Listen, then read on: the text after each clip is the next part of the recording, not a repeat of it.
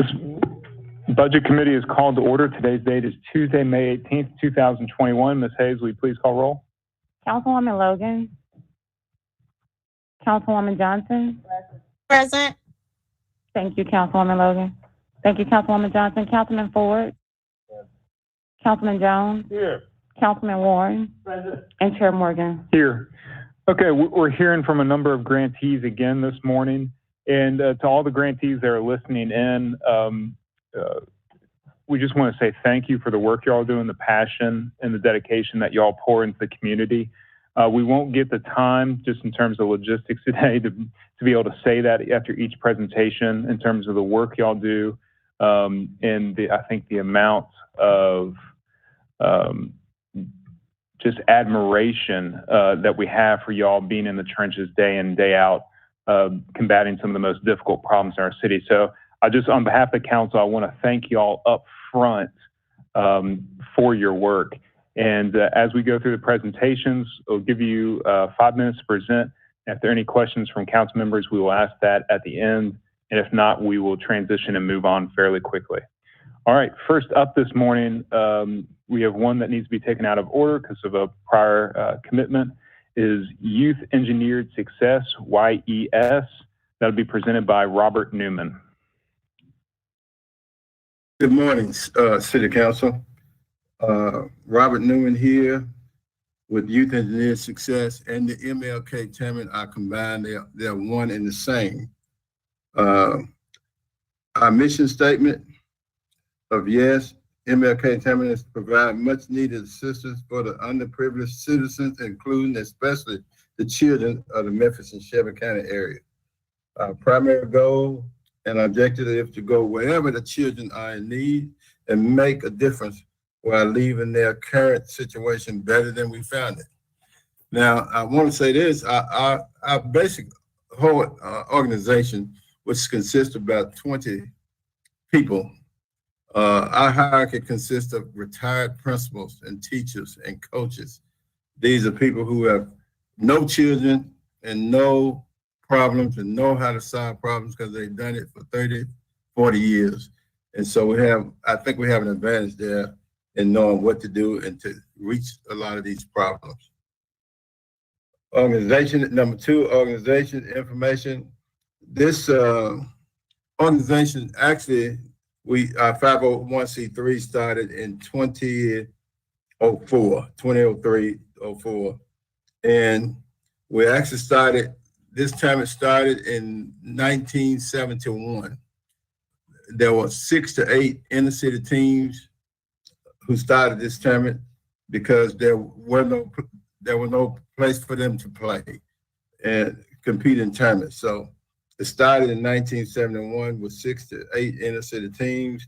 We're up to 75 teams now, and we have to really cut back on teams. We got teams from out of town. We serving about 1,500 players, but that's only a fraction of the people we honestly serve. But right now, that's basically what we're serving, 1,500 players.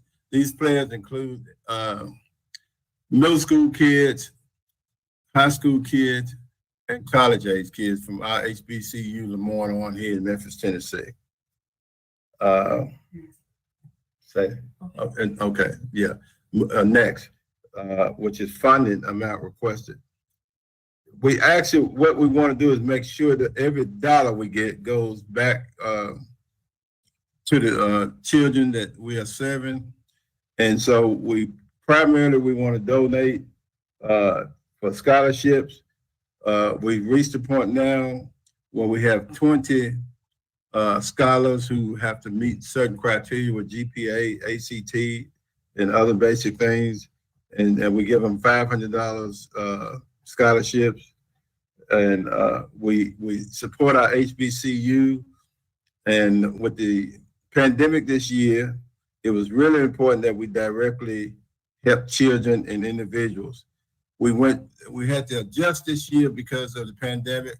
And so we didn't play basketball games, which was just a part of it because of the pandemic. But it gave us a chance to find out something using teachers and principals when it came to providing basics.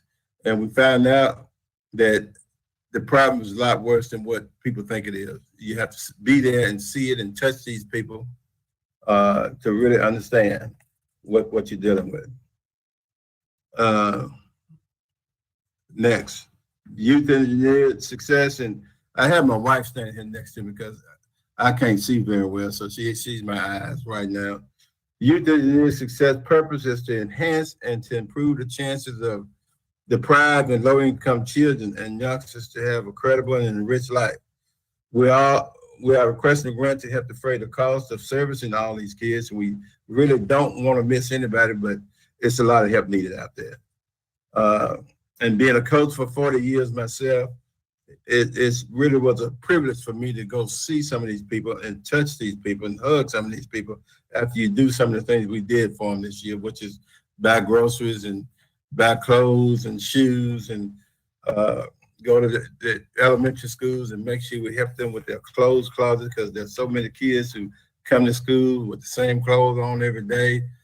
And it was easy for us to do it because of people like you who provided the help. And it's easier because when you got retired principals, they can go into these schools and sit down with principals and coaches. I can go to any school and sit down with the principal or the coaches or the people, the guidance counselors, and we can reach the people we need to reach. The solution, this is the 50th year for this tournament.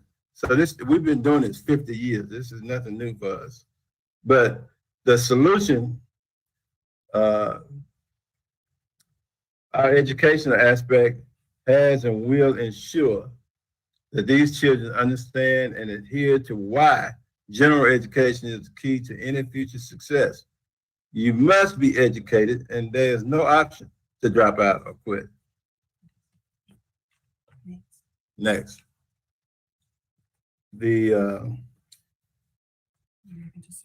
Okay, we're looking to serve more than 1,500 children.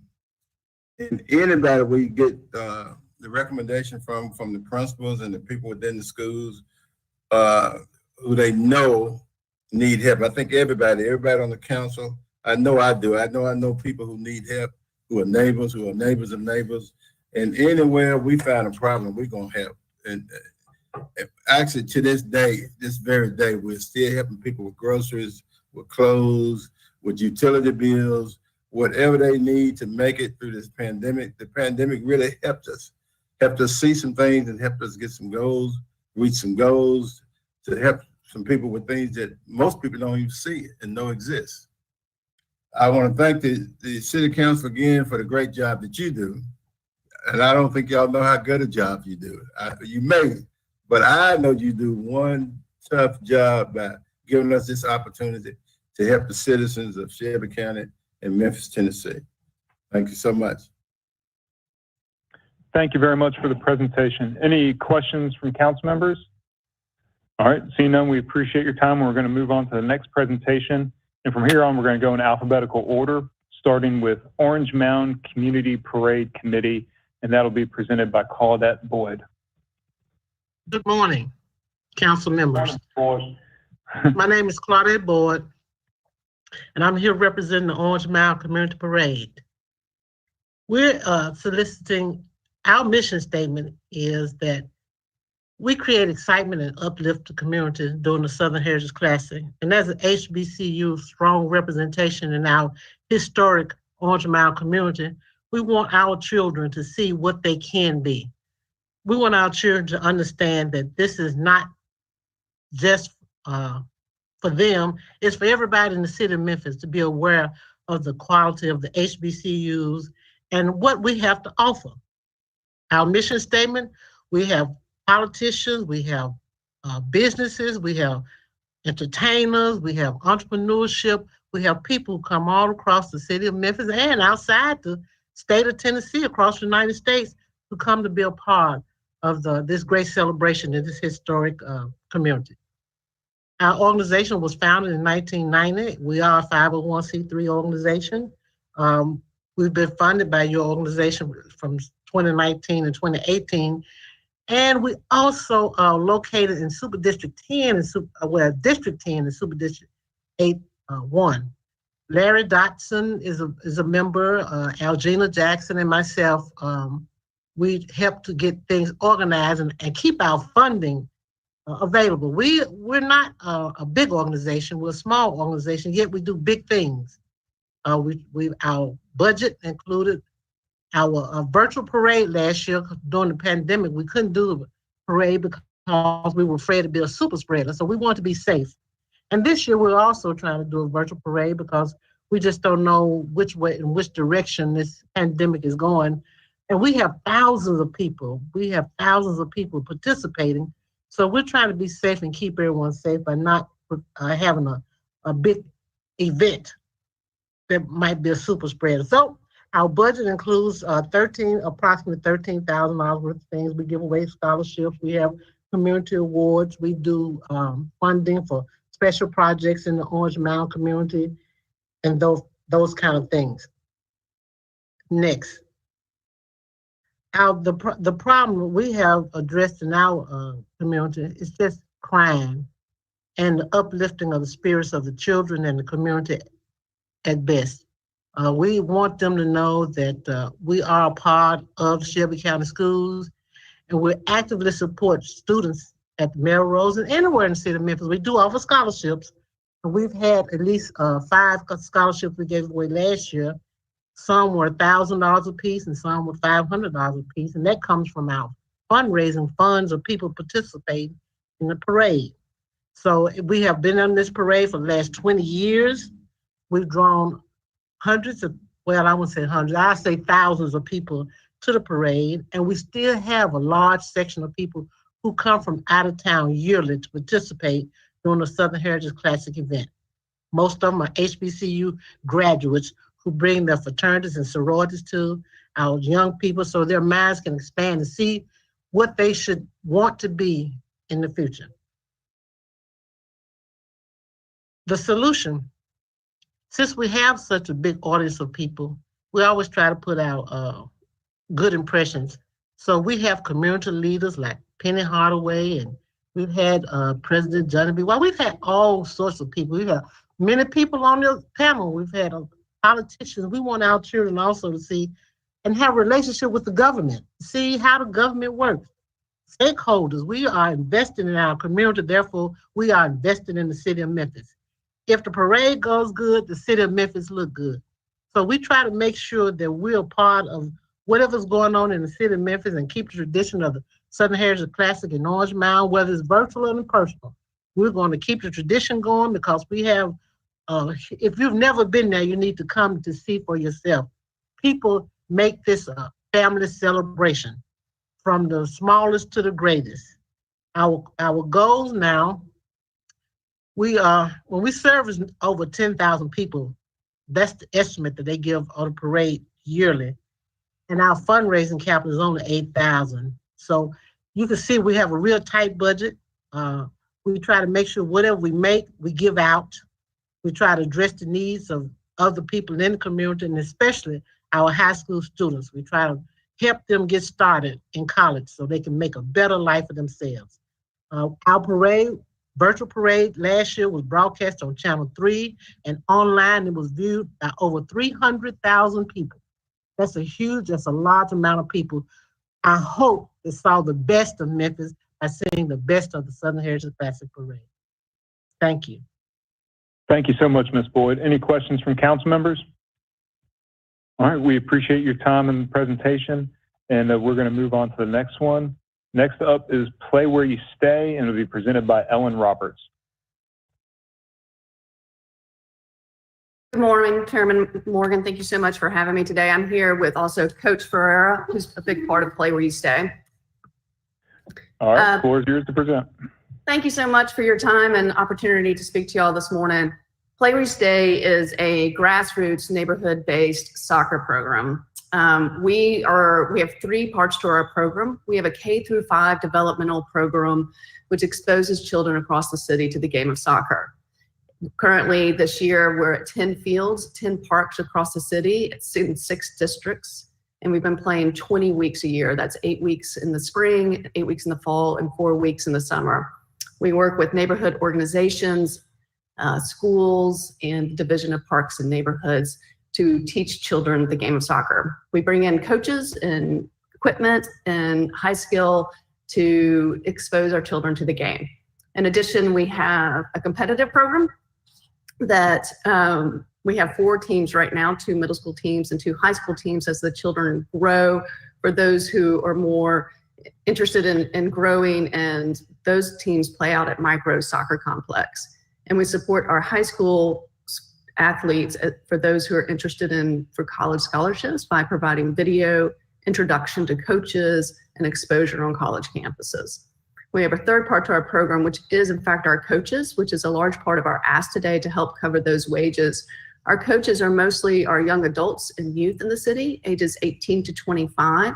And then we also have a coaches in training program where we train our high school players to be coaches, which allows them to have a job in their neighborhoods and a skill that they can carry with them wherever they go. We're interested in the game of soccer because it's a world sport, but here in the United States, it is often limited to those with disposable income, access to transportation, and lots of leisure. So we've been working with since 2018 and are in these districts and are excited about the work and the process that we're doing. Our K-5 program offers almost over 800 sessions a year from North Memphis to South Memphis to East Memphis. And then if you double that with our competitive players, we're putting 1,600 hours of soccer training across the city. Not sure what the next slide is. So our funding includes our coaches' wages. We do provide a competitive wage for our coaches, which really helps the skill level and makes it a dependable, reliable program for our children and the organizations that we partner with throughout the city, and also helps with the coaches in training process. In addition, our ask includes to cover soccer equipment and to help cover players' fees for our competitive program. Next. Again, so according to many statistics, those who are playing the soccer are usually middle or upper class Caucasians, and we are working directly with the refugee community, the immigrant community, and the African American community. Our partners include Knowledge Quest, Refugee Empowerment Program, Whole Child Strategies, and we're excited about the number of groups and individuals, both boys and girls, that we're able to reach and teach them the game of soccer and give them access to the game. So currently we serve about 500 total children and youth a year, and that's since 2018, where we began on 4 fields. And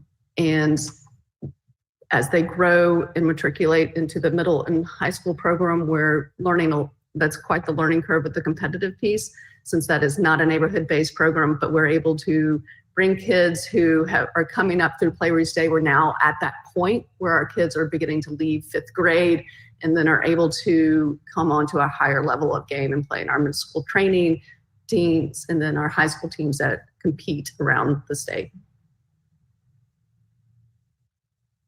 We're in 6 districts currently, and we are in a number of zip codes. And at last count, we were reaching 39 ethnicities, 50 coaches, 450 to 500 kids, and in 14 neighborhoods.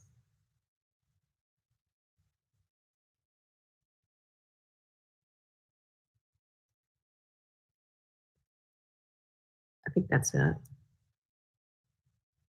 Okay, thank you very much. Any questions from council members? All right, seeing none, we appreciate the presentation. We're going to move on to the next one, which is Reach Memphis, which will be presented by Margaret Ryan.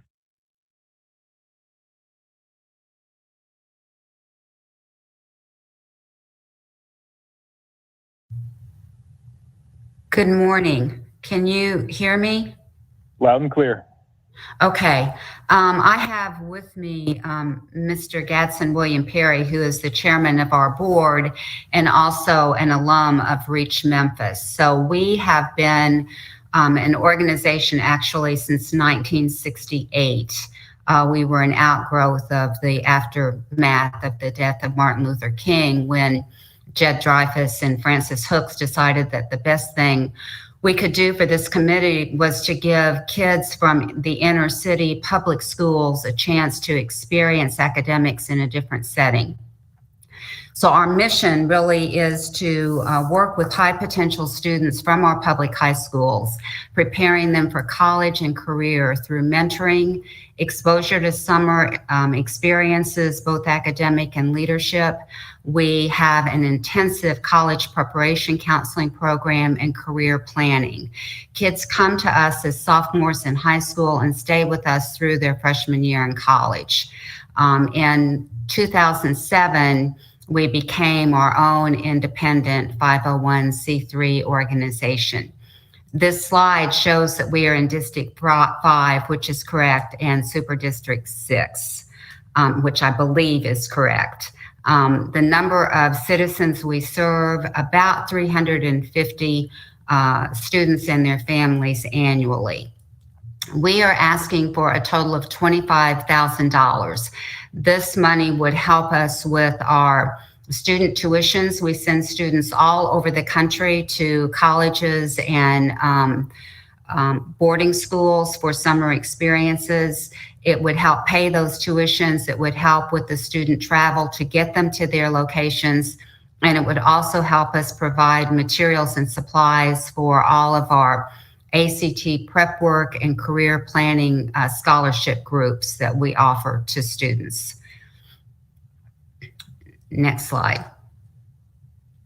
The root cause, as I said, we were an outgrowth of the problems of 1968, and education is a way to overcome the crime and the poverty and the lagging economic development that our city faces.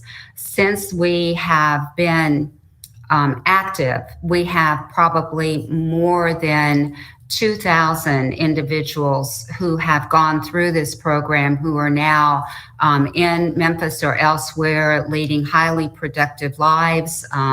They offer not only themselves through economic development, but they also come back and serve as mentors and serve as supporters to these young people who are trying to move up through the ranks. So we believe that education in getting a level playing field for kids in economically disadvantaged areas, to give them the opportunity to really understand who they are and what they can be and learn how to compete successfully, is key to their success. The solution is a series of programs, like I say, that begins when they're sophomores in high school. We send them all over the country for experiences. We work very closely with people throughout the community to expose them to different types of career opportunities. We do a lot of tutoring. We do a lot of college readiness training and a lot of life skill development. We want these kids to understand budgeting. We want them to understand conflict resolution. We want them to understand how they can best serve themselves and serve others, not only in Memphis, but wherever they choose to be as adults. We work with about 38 public high schools. Right now, we have about 29 zip codes represented. Of course, this past year was a bit of a challenge recruiting kids with the schools closed, but we're still working with about 350 kids annually. We have professionals, alums who are professionals in just about every major place of employment in this community, and Will is one of those. So I'm going to let Will, you sort of take it from here. Sure. It's my pleasure to address the council this morning. I'm a proud alum of Reach Memphis. I'm an alumnus of Craigmont High School. Reach Memphis was a much narrower program 20 years ago when I went through the program. I spent 6 weeks at Phillips Andover, which really did a lot for me in terms of exposure, showing me that I was equipped to compete on a larger stage. I then went to college at Wake Forest, and law school. I practiced law with Butler Snow here in town now. But the program is much more expansive now, as Margaret mentioned. In addition to the summer experiences, there's college counseling, there's tutoring through the Memphis Grizzlies, there are pre-professional programs. We have over 150 mentors that work with our students. It's just a really, really tremendous program. We just found out the other day that one of our students will be going to UPenn. We've got a kid presenting her senior thesis today at Dartmouth.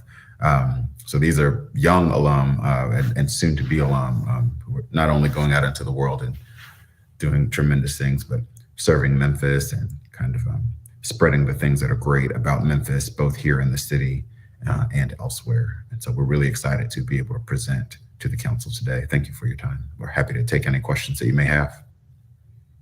Thank you so much. Any questions from council members? All right, we appreciate y'all's time and presentation. And we're going to go on to the next one, which is Relationship Unleashed, and that will be presented by Gwendolyn Clemens. Thank you. Thank you. Good morning, council members. I'm Gwendolyn Clemens, and I'm the Executive Director and President and Founder of Relationship Unleashed. And we are a 501c3 organization that's been in existence since 2014. And the mission of our organization is we fight inequality through educational programming. And our main goal is to transition the community that we serve from inequality, inequity, and marginalization into a space of self-worth and value. So the citizens that we serve in Memphis, Tennessee are often the most vulnerable and invisible citizens that aren't often discussed or brought before the council in this manner. And so our message contains information and programming relating to the devastating effects of HIV and AIDS in this city alone. And we serve the Black LGBTQIA community in Memphis and all over the southern region in this area. So our information, as I stated earlier, we've been in Memphis. We haven't had any prior City of Memphis funding. We haven't come before the council before today. And so we're located on in Pyramid Place, the old Medtronic building. We just secured office space there this year. And we're located in District 3 and Super District 8. And right now, we were serving the citizens of around 200, but we expect to increase that reach this year. Next slide, please. The amount of funding that we're requesting is $22,500, and that will go toward our core programming, overhead, logistics, event and engagement, and internships. And we're really seeking general operating funds for our program. We have funding, but it's specifically grant and project-based and restricted. And this would allow us to continue to do our work and to continue to do our work effectively to reach the community that we were created to serve. And so one thing for us, next slide, please. The problem that we know exists in Memphis, Tennessee is that we will attempt to address some of the crime and drug-related and issues that we have within the Black LGBTQ community, where Memphis has a rich history. And one of the things that has an overcast and a shadow is that there's a lack of intersection into this group that we serve, which is the Black transgender community, Black women living positively with HIV and AIDS, and also Black men that are living positive with HIV and AIDS and drug users. So we are committed to destigmatizing this approach and dismantling a lot of harm and rhetoric that is used to continue to discriminate disproportionately to this group of people. So one of our underlying commitments that we foster that this work is safe and non-judgmental, and that we honor the voices of all these people. And as we continue to play a role as being a grassroots, Black-led, community-based social reform and social justice organization, we reach outside of our community. We're nationally known for the work that we do. and that we bring in this space a place where it's a progressive, holistic care that's grounded in an inclusive framework. Also joining me today is one of the founders of Relationship Unleashed, and I will know if you would like to chime in, Dr. Clemens. Yes, thank you. Our solution to this, our organization, we're intentional about including those who are directly impacted with HIV and AIDS in the conversation and the work that's required to provide them with the proper support and resources. And without the help from the City Council, we cannot do these things that we aim within these solutions. So we have to continue to include individuals in these conversations to help in the goal to reduce HIV and AIDS stigmas, to provide our educational workshops, for which the end goal is to reduce HIV stigma and HIV within the Black LGBTQ+IA community. And so we will continue. We have the volunteers, 10 volunteers who invest 60 hours a month. We provide services to 200 citizens, and that number will increase. The amount of capital in 2020 was $75,000. I put the wrong amount right there in the slide. And so our support that will be deployed is health, healing, and workforce within Relationship Unleashed. And these are some of the programming and statistics that we receive from around the world and abroad here in Memphis, Tennessee. And before we conclude, I'd like to add that Memphis, Tennessee has consistently ranked in the top 10 in new HIV AIDS diagnosis. And right now there is a concerted effort to launch a campaign in our city to help the health department and other organizations reach communities and citizens that they haven't been able to reach. And that is done by connecting and collaborating with organizations such as ours that are trusted. We are part of the community, so therefore we are right there with them, and we know we're able to reach deeper than these organizations. So we do have collaborations with existing organizations working in the city, because we know from the over 25-year history of this epidemic ravishing our community that our citizens are still dying. My brother and sisters are still dying disproportionately, and it has to be an effort where all of us are connected and working together to solve this social issue that we have. And we will be glad to take any questions from the council at this time. All right, thank you so much. Davin, good to see you. I enjoyed that article that I read about y'all earlier in the month. Any questions from council members? All right, we appreciate the time and the presentation. We're gonna move on to the next one, which is the collective, and that'll be presented by Victoria Jones. Thank you. Good morning, y'all. I think on the title slide, it might be helpful to note, yesterday we went through a brand transition, so we are no longer the collective in that transition to tone. But our mission and everything else remains the same. So I'll jump into the mission statement. We are working on elevating Black artists, empowering Black communities, and shifting the culture of Memphis, operating in a space where we're thinking that Black creatives and artists are some of the most powerful change agents working in the city, and we're doing all that we can to uplift them and build out a platform that supports them and their storytelling, and using that creative expression to empower Black communities in all the ways that we can offer up opportunities for artists to work directly in their communities. And I think in doing both of those things, hoping to shift the culture of Memphis in a way that celebrates our culture, our heritage, and it centers it in the narratives we're sharing about the city's past, present, and future. Like I just mentioned, we just transitioned our brand over to Tone. The collective served us for a time, but Tone has become an opportunity for us to really center in this idea that we have an opportunity to uplift the stories and expressions of Black artists nationally. And in order to do that, we needed a name that was big enough to carry that weight.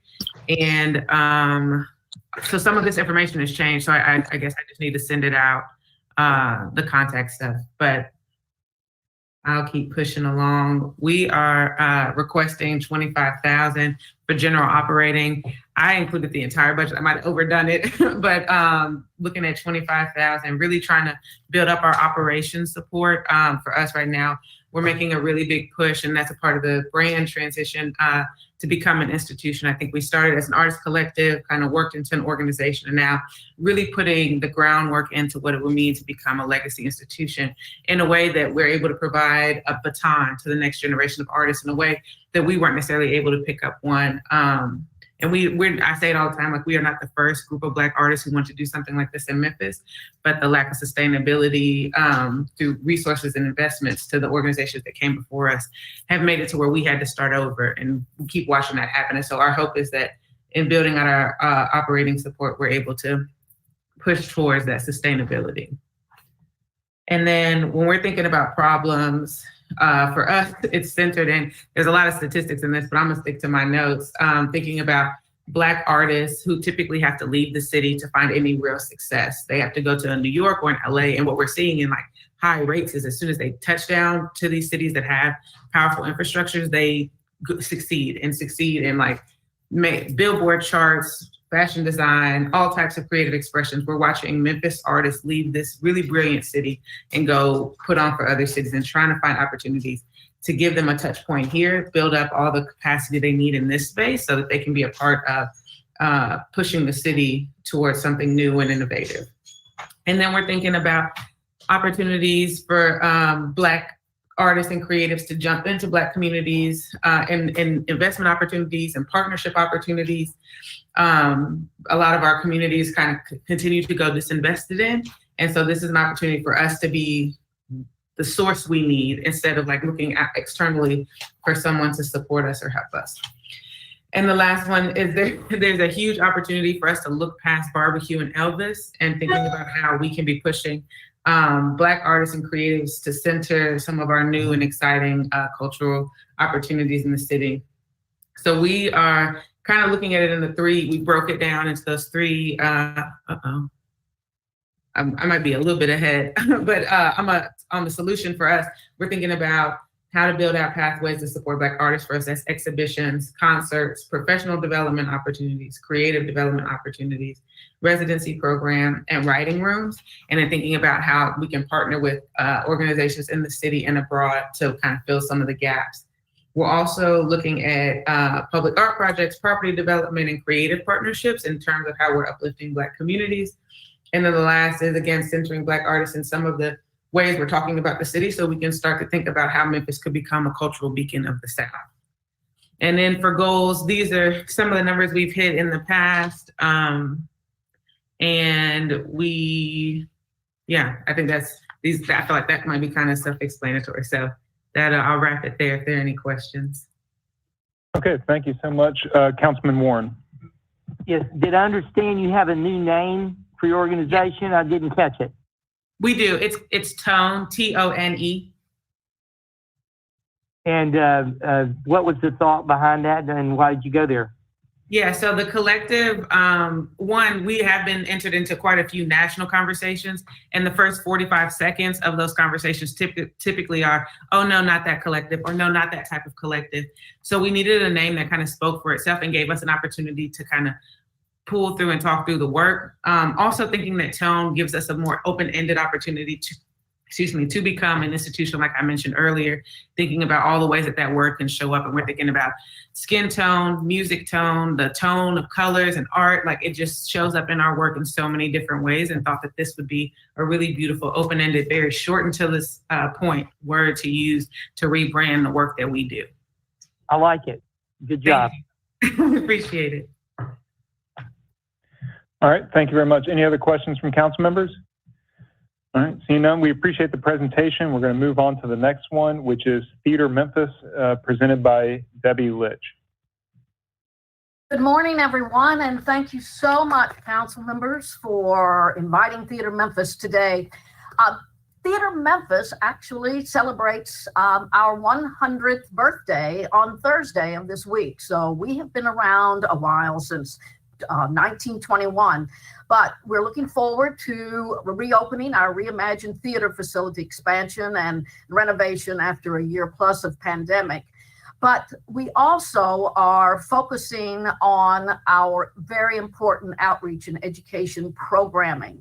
And one of the programs that we are very excited about and we feel will make a tremendous difference in our community that we have been involved in, but now we want to truly put a laser focus on it, is the Know Your Rights Theater and program. And it's in response to requests by many organizations so that we can come and talk with young people about their rights. And the Mid-South Peace and Justice Center developed this program actually in 2015, and now they want to transition this in order for educators and in our particular case, teaching artists to be able to come and conduct these workshops. We want to be able to help our young people be able to take a escalating situation, which we know is in many ways a pandemic, not only here, but also in our nation, and be able to maybe use the tools that Theater Memphis can teach through theater art, and that is to be able to openly discuss the social justice, as well as help the young person develop their confidence in communication, in their skills, their eye contact, speaking clearly, and to be able to respectfully be able to handle this situation. At the same time, we want to be able to de-escalate by hopefully being able to partner with officers in our community, in the police department, so that this way we can develop a relationship and be able to prepare both sides as they come together to communicate.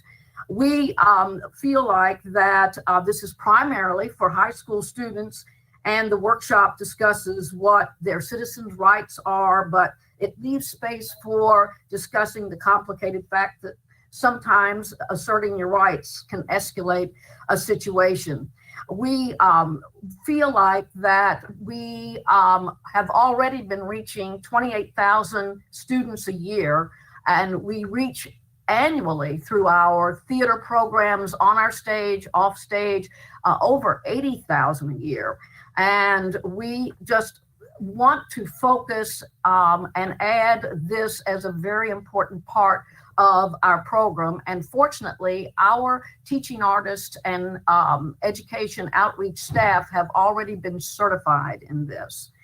We are asking $25,000. It is for the program itself. It helps to support and to train our teaching artists, as well as to invite and to take speakers to the community centers, to the schools. And since we have such a long history of partnerships with so many organizations, we feel like that we can make inroads and be able to make a difference and hopefully change a life. And even if we save a life, then we are doing what it is that is very core to who we are as a community theater and have been for over 100 years.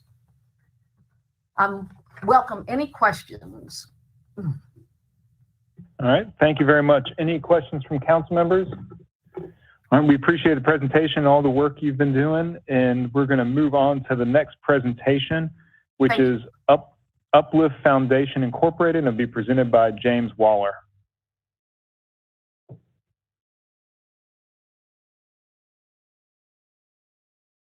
Mr. Waller, do we have you? Okay, well, if we don't have Uplift Foundation, we will go on to the next one, which is the Urban Community Ministries, presented by Donna Walker. Ms. Walker, are you online with us?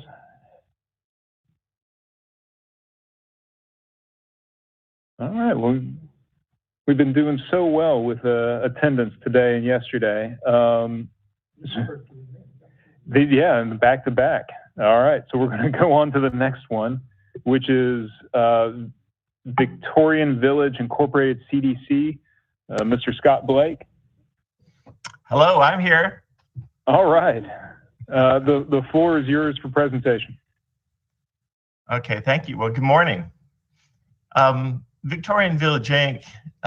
Is an organization that has been around since 2006. And today we're here to talk to you about a new program that we're initiating, a jobs program that is particularly targeted to the homeless community, many of which are located within our district. They would include Hospitality Hub, the Union Mission, Door of Hope, Dorothy Day House, Room in the Inn, Constance Abbey, and Catholic Charities. We exist to create a vibrant and diverse community in an urban neighborhood that treasures our architectural heritage and builds a community that's safe, clean, and prosperous. And for the last 20 years, we've mainly been concentrating on infill residential and commercial development, infrastructure improvements, parks, streetscapes, but now we're turning more to focusing on human capital and health and wellness within the community. Next slide, please. We have received quite a bit of City of Memphis funding. Some of it comes through Community Lives Foundation, through different organizations of planning. We received quite a bit of funding from Housing and Urban Development, particularly the Community Development Block Grants. We also received funding from the Department of the Interior and from Homeland Security. So I'm the executive director, and I've been around since we started. Our funding request is for $11,000, and that's directly related to this job development program.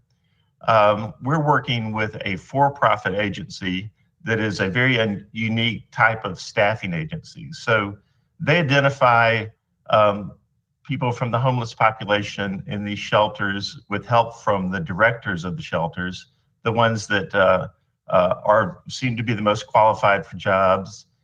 They go through mental health screenings, they go through drug screenings and interviews, and then they are associated with mostly small businesses in town. And what makes this an unusual operation is each one of the potential employees is associated with a mentor who helps remove the obstacles to finding a job. And that could be transportation, it could be childcare, it could be, expunging criminal records, any number of things that would keep somebody just re-entering the workforce, probably the most difficult to be unemployed. And these mentors stay with them for the entire time they're within the program, which is usually about 3 to 6 months. So as I mentioned, Victorian Village has a large number of homeless support services, and we're really proud of that. I mean, that's our heritage, going all the way back to the yellow fever epidemic and the Sisters of St. Mary's. So happy, is that my battery? Okay. We're proud of that heritage, including Collins Chapel and Collins Chapel Hospital. But these individuals that we're discussing have difficulty getting stable employment, and particularly transportation. So this $11,000 grant specifically goes to renting a van for 1 year to help, a 15-passenger van to help with this transportation. For instance, this morning, the staff was up at 5 a.m. taking employees down to a job in Olive Branch. So poverty conditions remain when jobs are inaccessible and transportation is otherwise unavailable to this marginalized population. The solution is to provide reliable private transportation to the residents of the homeless assistance agencies. This private staffing organization is called Empower Employees, and Victorian Village has had a business relationship with them for the last 6 months. So we really trust each other. And we've already done a test program that has about 12 employees in the program now. And once we get up to scale on this, we are hoping to have about 30 employees in the program at any one time. So you see the statistics there in terms of volunteered administrative hours. Citizens served is approximately 1,800 rides annually. The matching capital from local businesses is $10,934. Our Community Development Corporation has an average of $2.2 million in economic impact per year in our area, and that's been fairly consistent for the last several years. Okay, next slide, please. Is that it? Okay. Well, thank you. Any questions? Happy to answer. All right. Thank you so much for the presentation, council members. Any questions? All right. Seeing none, we appreciate your time and all the work that you do. We're going to move on to the last presentation for this committee, which is the Young Actors Guild. That'll be presented by Sabrina Norwood. Hi, good morning. First of all, thank you guys so much for the opportunity to present to you all on behalf of Young Actors Guild. I am the executive director. Young Actors Guild, founded in 1991 here in the city of Memphis. We are celebrating 30 years in impacting, engaging, and inspiring youth in the arts ages 3 to 17. We are excited about our unique niche in order to hone the natural talents of young people within the arts. Our program has provided youth an opportunity to explore the arts on a larger scale, from American Idol, So You Think You Can Dance, BET Sunday's Best, and our 2018 winner of Fox's The Four, Miss Evie McKinney. We've had a tremendous opportunity to utilize our programming and our arts in order to grab youth and to provide them a safe space in order to interact, and a positive space to interact with positive adults. Our funding ask is for $75,000, and this funding ask is for our programming to continue to extend an opportunity for students within the Orange Mound community to have an opportunity to be provided with after-school programming. This after-school programming, when looking at this community and looking at the young people in this community, there's a huge need for arts, and there's a huge need for out-of-school programming here within this community. There are a couple of things that stand out when I think about the Orange Mound community and when I think about Memphis youth overall. One of the things is we have a huge crime issue that is definitely hovering over our community. We also have issues with truancy.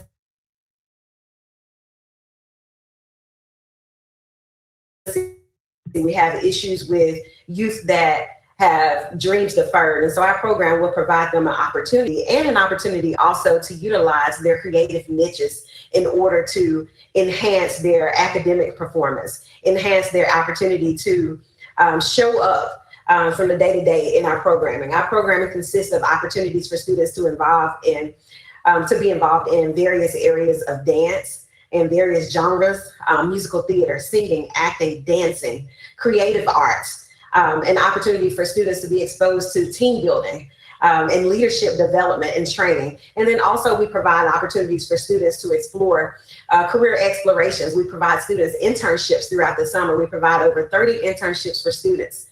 And then we also provide an opportunity for students to be engaged in our educational program, where we provide opportunities for them to explore college readiness. And so we take them on college exploration tours where they're able to see these colleges, they're able to discover their careers, and we're celebrating students being accepted into post-secondary opportunities. This year, we have graduated students. We have students that are continuing on their post-secondary education that are going to Duke University on full rise, Tennessee State University, Alabama State University.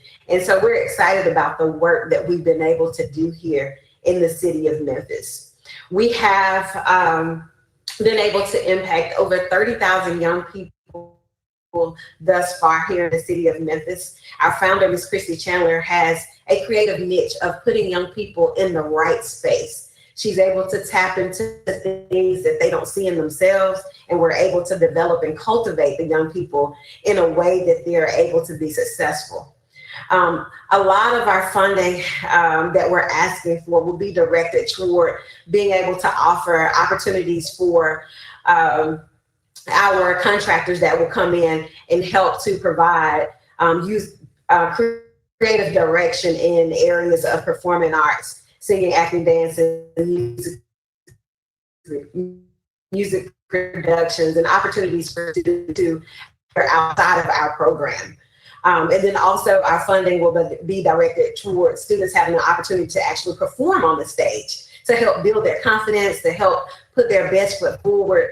Our programming will provide incentives, costumes, hair and makeup, the full gamut, to provide students an opportunity to feel as if they have being able to accomplish something. At the end of being involved in our after-school programming, they will put on culminating events where we hope all of you will be able to come out and celebrate the work that these young people have put in. In celebrating 30 years of arts here in the city of Memphis, it has been imperative to us that bringing the arts back to the community has really been huge. Seeing the arts leaving the school system and being able to provide a systemic opportunity for our students to have access to arts within their communities has been amazing for us. So we're bridging the gap. We currently have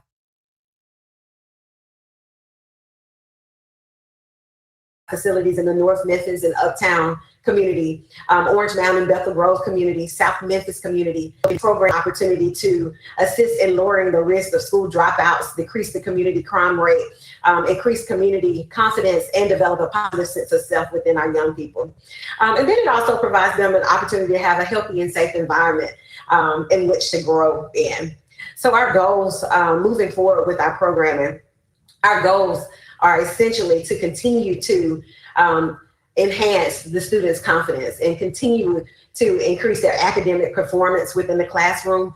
Arts provides that opportunity for students, and then also for 80% of our youth to attend the program on a regular basis, and 35% of our youth to develop confidence from arts engagement.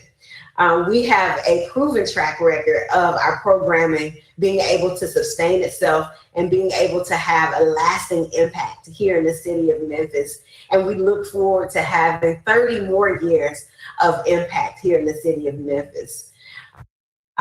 We thank you so much for your time. And at this time, we'll take any questions that you may have. All right. Thank you so much for the presentation. Any questions from council members? All right. Seeing none, we're going to give Uplift Foundation Incorporated or Urban Community Ministries. Are y'all still on? Have y'all come online? All right. Any other business before this committee this morning? Seeing none, we're adjourned. Thank you, everybody.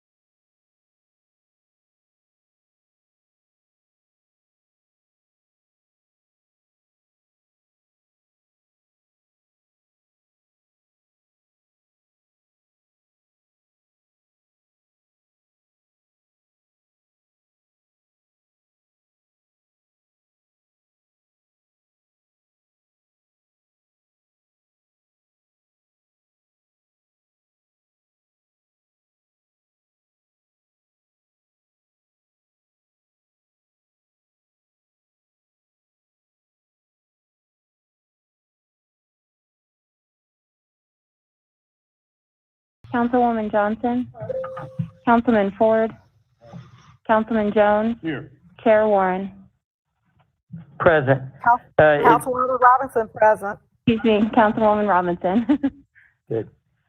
Thank you. We have one item for the committee today. It's a resolution transferring and allocating an allocation of $65,000 from FY21 Fire Station Improvement Cover to EMA Siren Project and appropriating $205,000 to EMA Siren Project number FS02032. This is all county districts and it's requested by administration.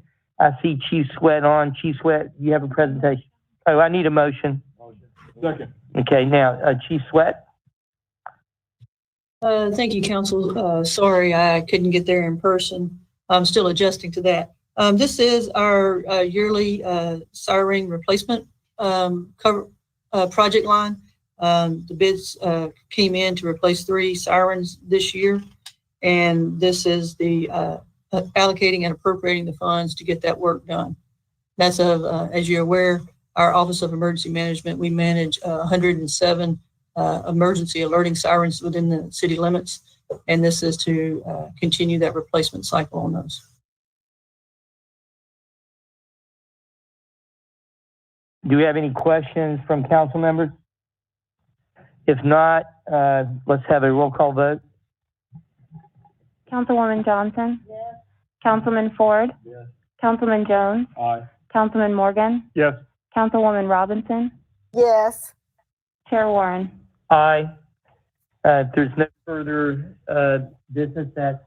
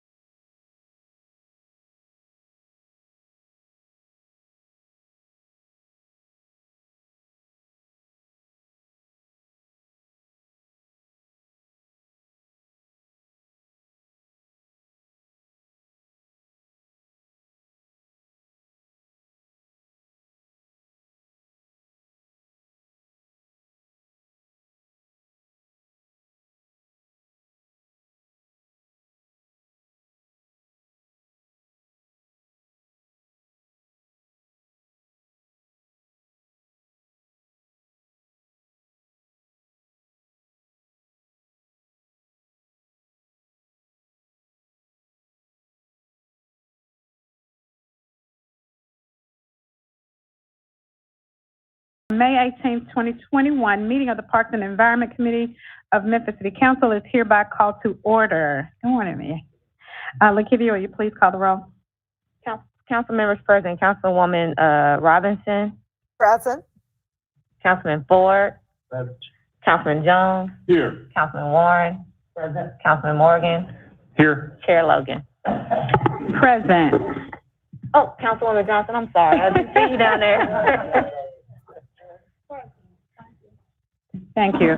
This morning, colleagues, we have one item on the agenda. It is item number 1 is the presentation of the Lethbridge Tenant Center, all council districts, requested by administration. And I see our illustrious mayor here today. You have the floor, sir. Thank you, Madam Chair. Really appreciate it. I am not asking for money to this, but I am asking for approval of a resolution that I'm not even sure you've seen yet. But I'll explain it, and hopefully you'll find it okay. What I'm asking for, and if you can go ahead and pass that out, What I'm asking for is approval of a loan that will be paid back 100% by private donors and the University of Memphis. And let me explain. Lethwich Tennis Center in Auburn Park, if you can picture it there on Southern Avenue, right next to the university. Right now, it has 12 courts, 4 indoor and 8 outdoor. It is not NCAA qualified. The university cannot play there. There's a lot more reasons for this than what I'm going to explain to you, but for NCAA qualified, you have to have a lot more room between the court and the fence, because I guess these athletes move around a lot more. So they cannot use the courts right now. They maybe practice, but not for a tournament or something. It is also not big enough, the 12 courts are not big enough for us to host amateur tournaments, which there's a huge world out there for amateur tournaments. A couple of years ago, we got approval from y'all for $3 million cash and $1 million of in-kind contribution. The university put $5 million in, and we've been raising private money ever since. What we're proposing is a new Lethwich Tennis. It goes from 12 courts to 36, 12 indoor, 24 outdoor. It would be home of Tiger Tennis, men's and women's. Expanded youth programming, more public play, and that's the busiest tennis center, by the way, and it can host tournaments. The total cost right now is $24 million. Like I said, the city's in for 4, university's in for 5. We've raised $12.5 million from private donors. So that leaves us a little short. Dr. Rudd's here, he can explain, but the university said, hey, we'll guarantee that last 2.5. We're still going to try to raise it, but and I'm pretty sure we're going to raise it privately, but if not, the university will backstop it. So we have $24 million pledged, but we only have $13.5 million in cash because the private donors, even wealthy people, want to pay overtime. So the private donors are paying over 4 or 5 years. So we only have $13.5 million cash on hand, but we can't start building a $24 million facility with $13.5 million.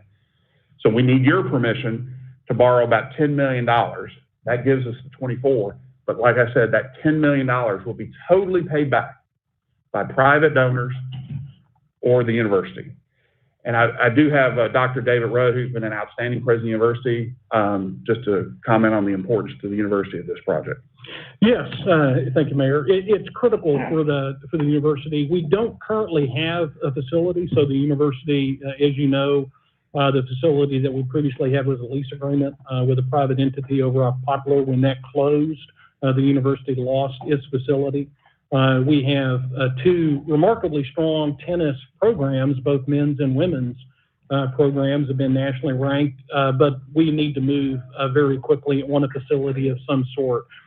This facility is ideal, one that arguably would be one of the best in the Southeast, and would have opportunity that reaches well beyond the boundaries of the university, would provide opportunities for the city. And I think both the mayor and I agree could be a very much a profitable entity on both our parts, but certainly one that feels a significant need. And I apologize for the late notice on the resolution. We just finalized the last private donor to get us to that total of 24. And the rush is construction costs are spiraling upward to the point where our original project we can't afford. The $24 million doesn't include an outdoor restroom or a overhang on some other touches that we had to cut out. Now, if we raise more money, we're going to go back to it. But the costs are rising so high, that prompted us to really try to push for this, and I apologize. I don't normally do that. All right, colleagues, can I get a motion? Second. Okay, it's been moved by Councilman Ford and seconded by, okay, Councilman Canale. See, and I also want to recognize my colleagues that have come in, Councilwoman Easter Thomas. Anyone else? Madam Chair, I forgot to mention one thing, if I may. Yes.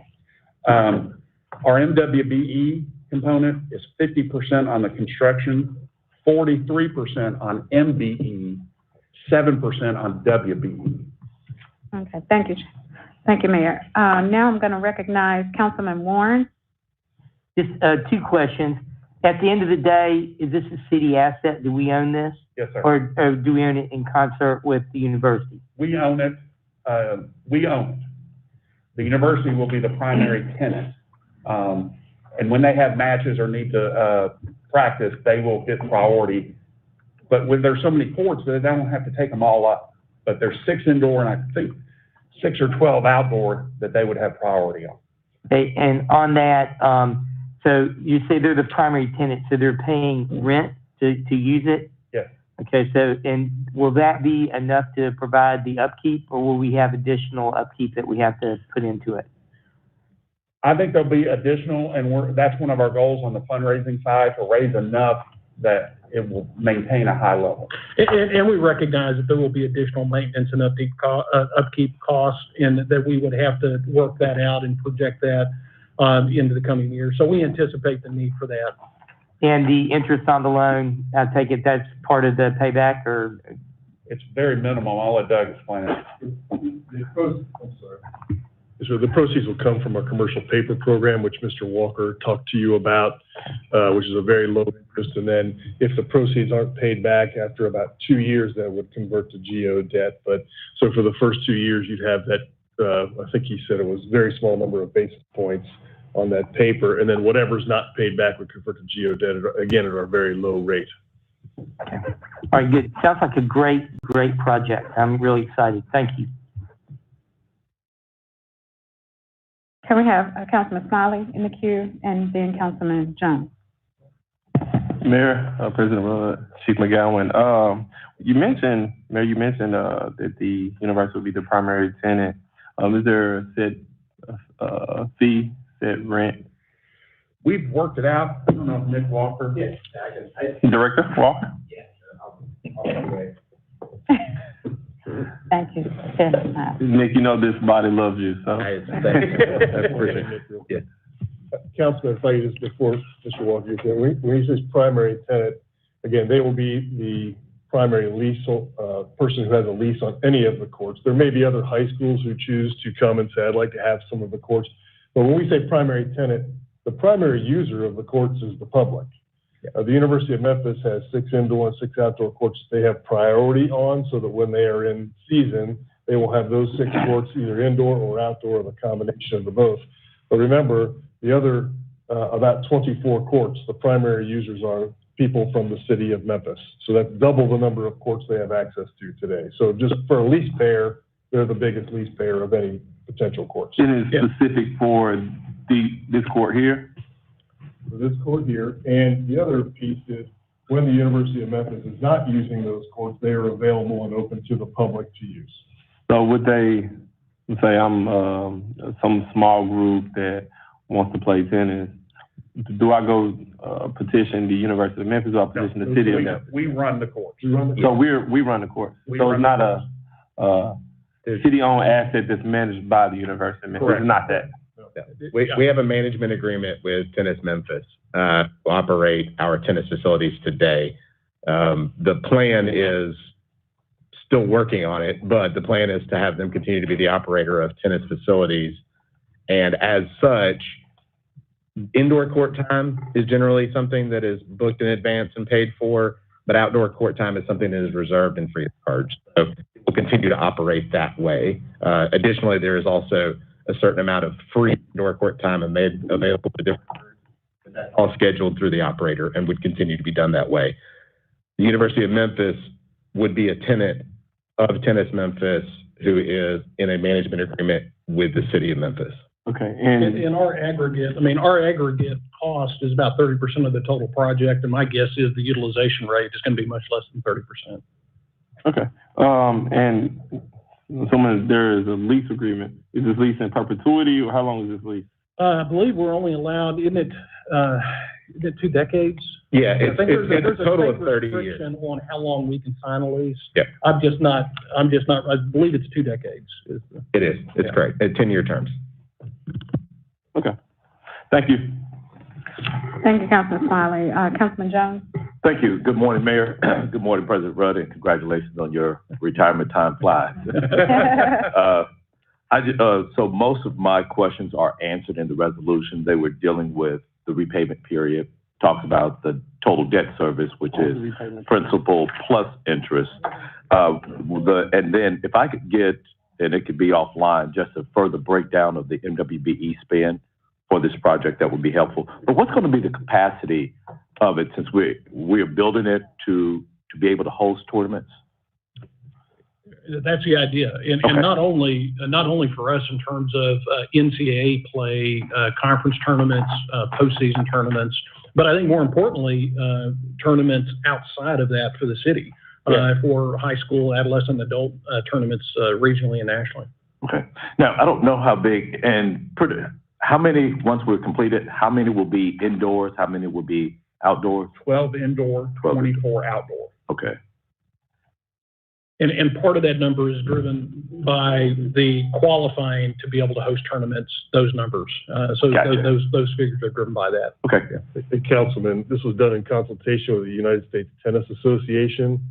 Our development team went to their headquarters and asked if we want to be a regional draw for amateur tournaments, what are the requirements? And so the USTA, they actually donated some money to the project, and it's also, so we will be complete compliance with USTA so that we can draw amateur, regional, and national tournaments here to Memphis. Okay. Now, that sort of takes me to another question. Were there any plans for any tennis facilities or projected to be at Liberty Park? Okay. No, sir. Great. I don't want any, no, sir. Perhaps any cannibalization. It's a very nice compliment to what will happen at Liberty Park. Great. Thank you. That's all the questions I have, Chair. Thank you. Are there any other questions? Councilman Morgan? Just a quick comment and thank you to everybody that's been involved in this for years. It's not been an easy project to put together and see to this level of fruition so far. And we've had a lot of generous people across the city to make an investment in one of our parks, and it's going to be transformative for the area. I think it's going to be really important for the users of the park and tennis in Memphis, as well as the university. And this is just an example of a project that's been a win-win-win all around if we can see it through and start breaking ground here pretty soon. So just want to thank everybody for all the time they put in on this. This has been a long process. Thank you. And Councilman, I would confirm it's been a long process. Madam Chair, may I speak? Yes, ma'am. Councilwoman Robinson, you're recognized. Thank you. I was in the queue, so make sure that I was appropriate. Good morning. I appreciate the presentation on today, and I'm with Councilman Worth Morgan. We had started this a long time ago, and I know the need. I saw the need. I visited that tennis center, and I even got Jackie Robinson out to go with me. I want you to know that I am so proud of this particular tennis center and what it will mean to our whole community. It is my hope that we can continue to have public-private partnerships like this for other areas of our community. Mayor, you all did a great job. Please continue to encourage people to invest in our community centers, our tennis centers, and all of our assets in Memphis. And it is to our best interest to encourage the public-private partnership. Congratulations. Thank you, Councilwoman. Any other discussion on this matter? Madam Chair? Thank you. Yes, sir. I just want to remind, and I'm mixing my metaphors, sports metaphors. We're talking about tennis.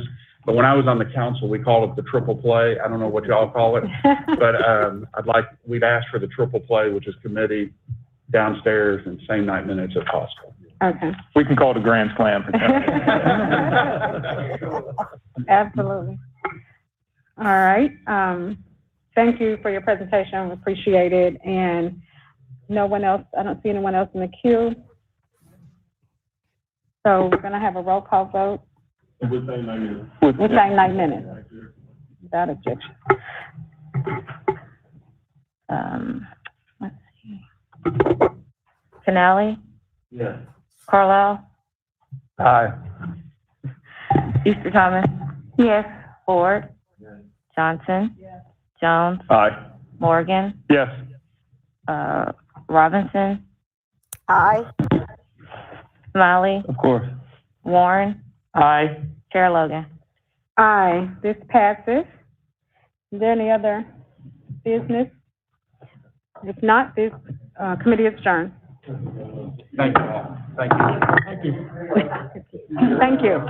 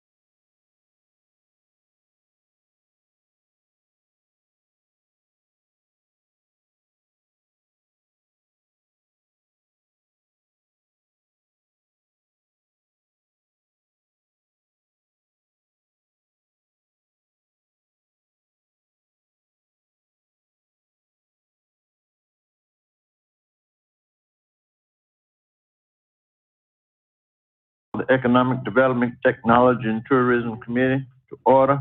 Please call the roll. Finale, Here. Carlisle, Present. Colbeck, Easter Thomas, Johnson, Jones, Here. Logan, Morgan, Here. Robinson, Riley, I'm here. Swearingen, Warren, Ford. Present. We have one item, a resolution seeking approval of a second amendment to the Economic Impact Plan for the University District, Highland Strip, Council District 5, Super District 9, sponsored by the administration. Okay. Second. Got a second.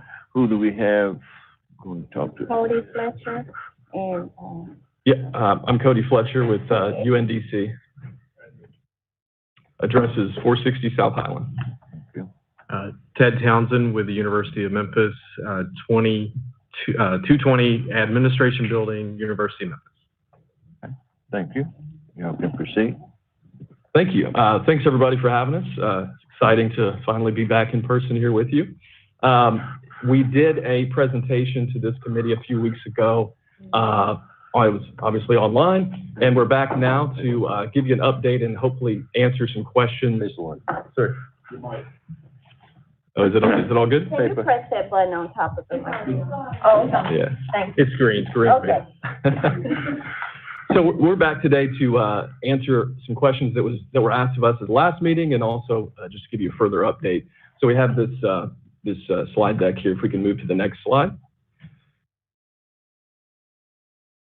Do I have control of that? Oh no. Okay. I'll move through this quickly because you've seen this before.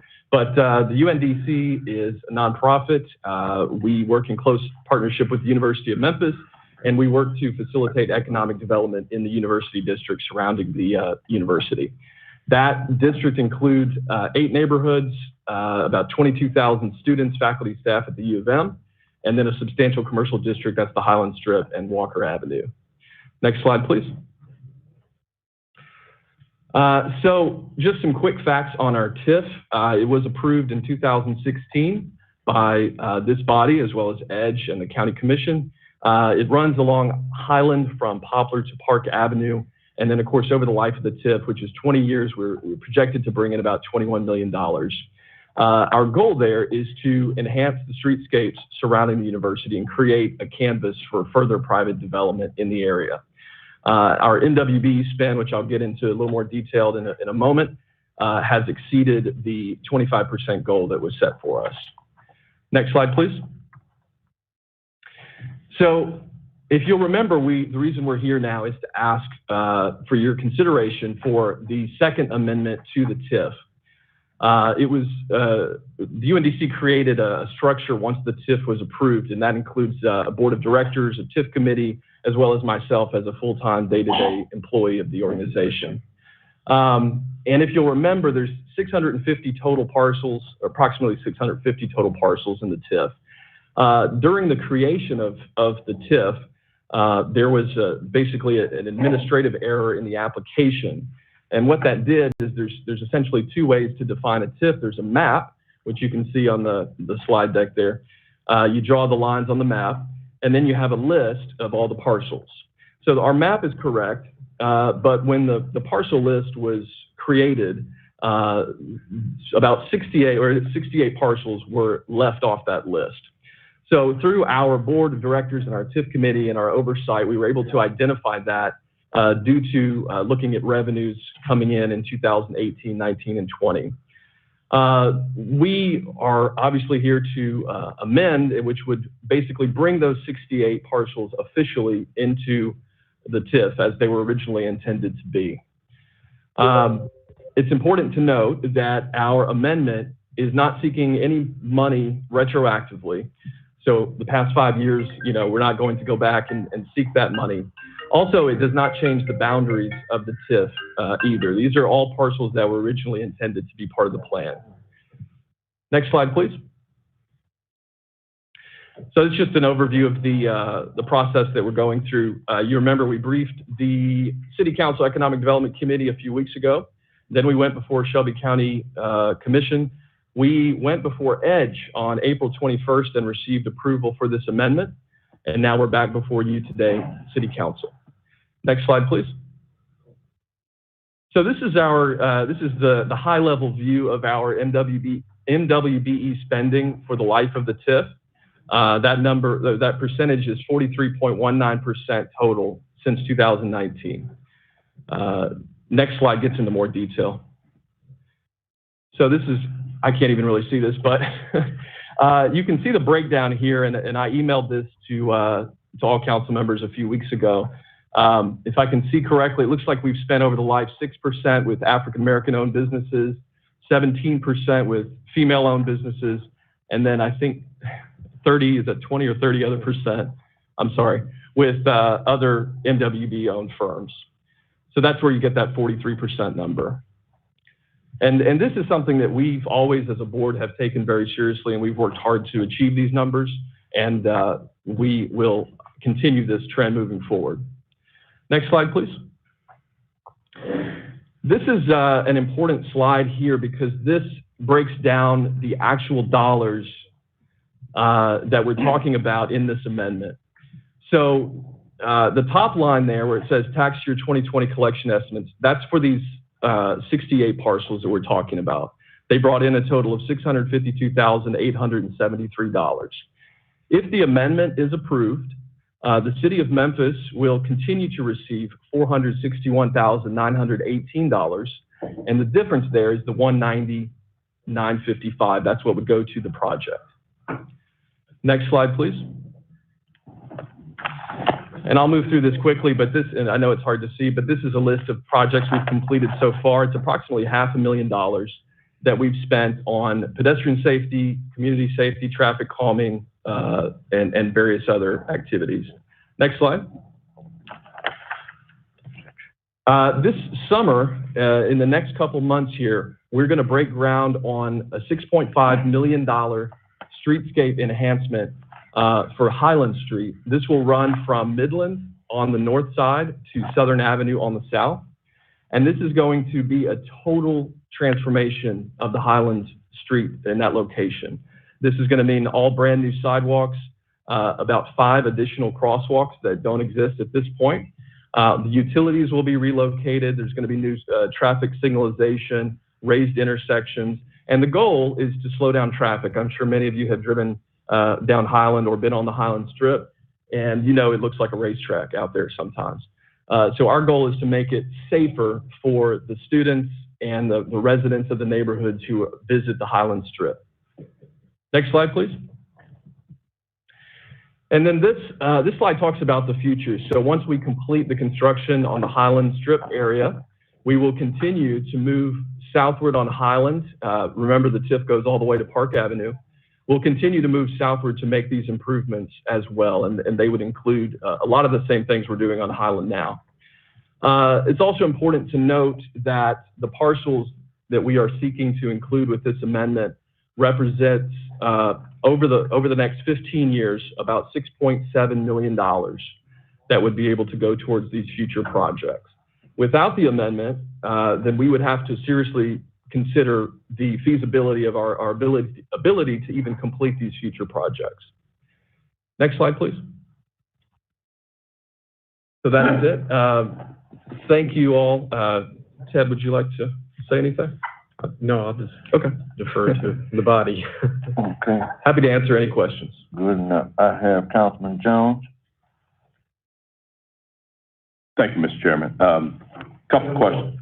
Yeah, a couple questions that I have. The first one being, I guess I'm still not satisfied of why the location at Central and Highland, which, you know, the plot or the parcels that include Buster's, being which would probably generate the significant or the most tax dollars out of there, was how that was omitted from this particular plan. I just don't buy that it was an oversight, and what I don't fully understand what are the implications of having it in now versus leaving it out, with that being probably the one that generates the most tax dollars. So that's still a concern of mine.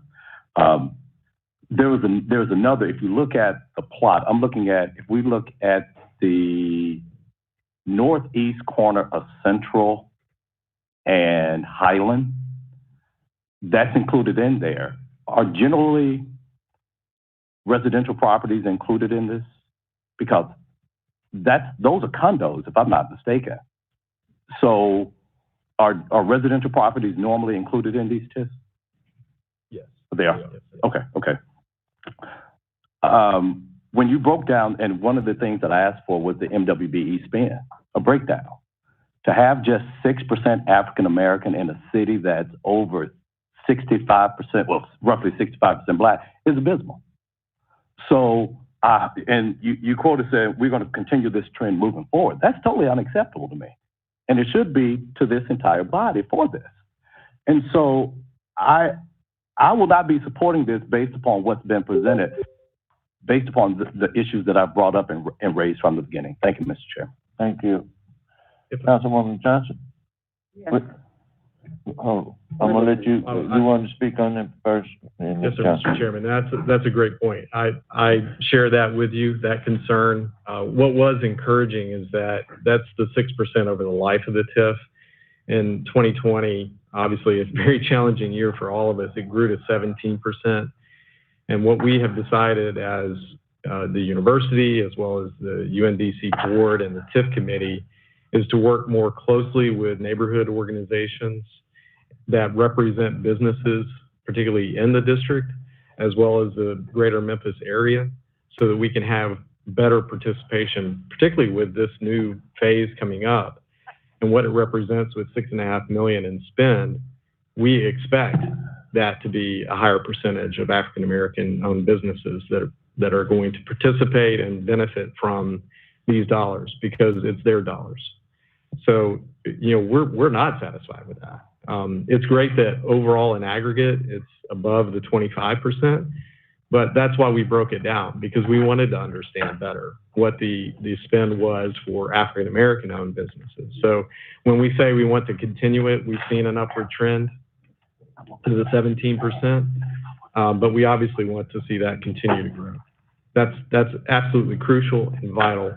And we won't be satisfied if it remains at an average of 6% over the life of the TIF. That's not good enough. So, well, the other thing too with this, and based upon the presentation and the timing of this, can someone explain to me what would be the difference of approving this now versus when the reappraisals take place? And so, with that being the case, I think it's more beneficial to us as a body and the remainder of Memphians if this is done after the reappraisal takes place versus now. Is there anybody that's knowledgeable enough to explain that to me? Okay. Councilwoman Johnson, there you go. She's next in line. The reappraisal is based on January 1st of this year, so this would occur. You should be using current reappraisal value. They can't backtrack. I know. So, but what they presented though. I don't know if those are the current values. They use 20 values. Right. That's what I'm going with this. And so for me, colleagues, we don't have enough accurate financial information to base this decision today on this. And so, I don't know whether it's 2 weeks. I would say after budget that we bring this back and make a decision then after we've approved the budget, because if the tax rate is adjusted, there still could be further or additional monies that the rest of the city is missing out on for this. Thank you, Mr. Chairman.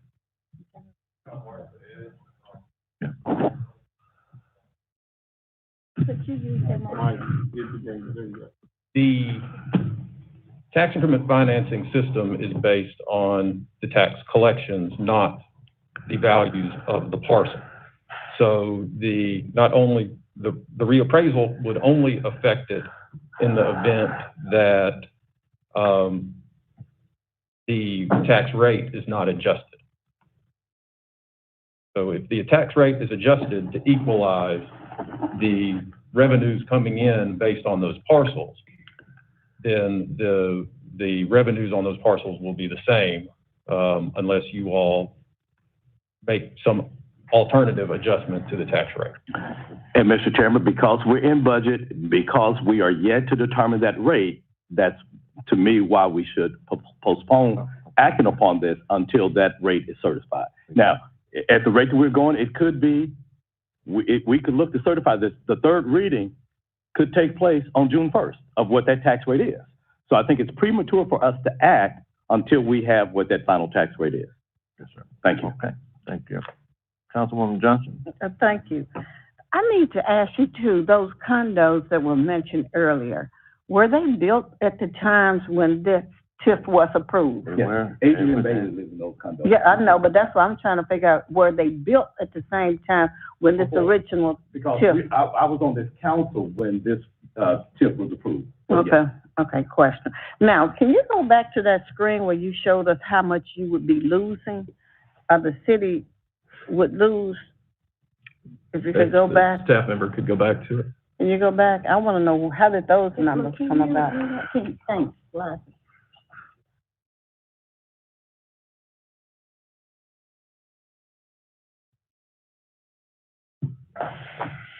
Okay, what will it cost? How did you come up with 190,000? Is that million adjustment? I can't. No, it's just 190,000. So these numbers were provided to us by Edge, but what this is just a collection of all the 68 parcels. That's their 2020 tax revenue there, the 652. And then in the TIF, we don't receive the entire amount of the tax collection. So the city of Memphis would continue to receive the 461. And then the money that would be set aside for the TIF would be the $190,000. Okay, but you don't know where, okay, they did say 2020, so you don't have 21 up there, so that's what I guess. No, we just used the most recent year that we had complete data on. Okay. That's what I was concerned. Where's your major funding source? How are you funding your projects? All of our projects are funded through the TIF.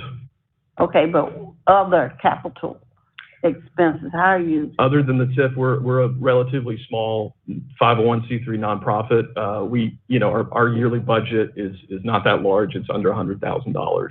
How are you building the projects? I want to know where your funding source.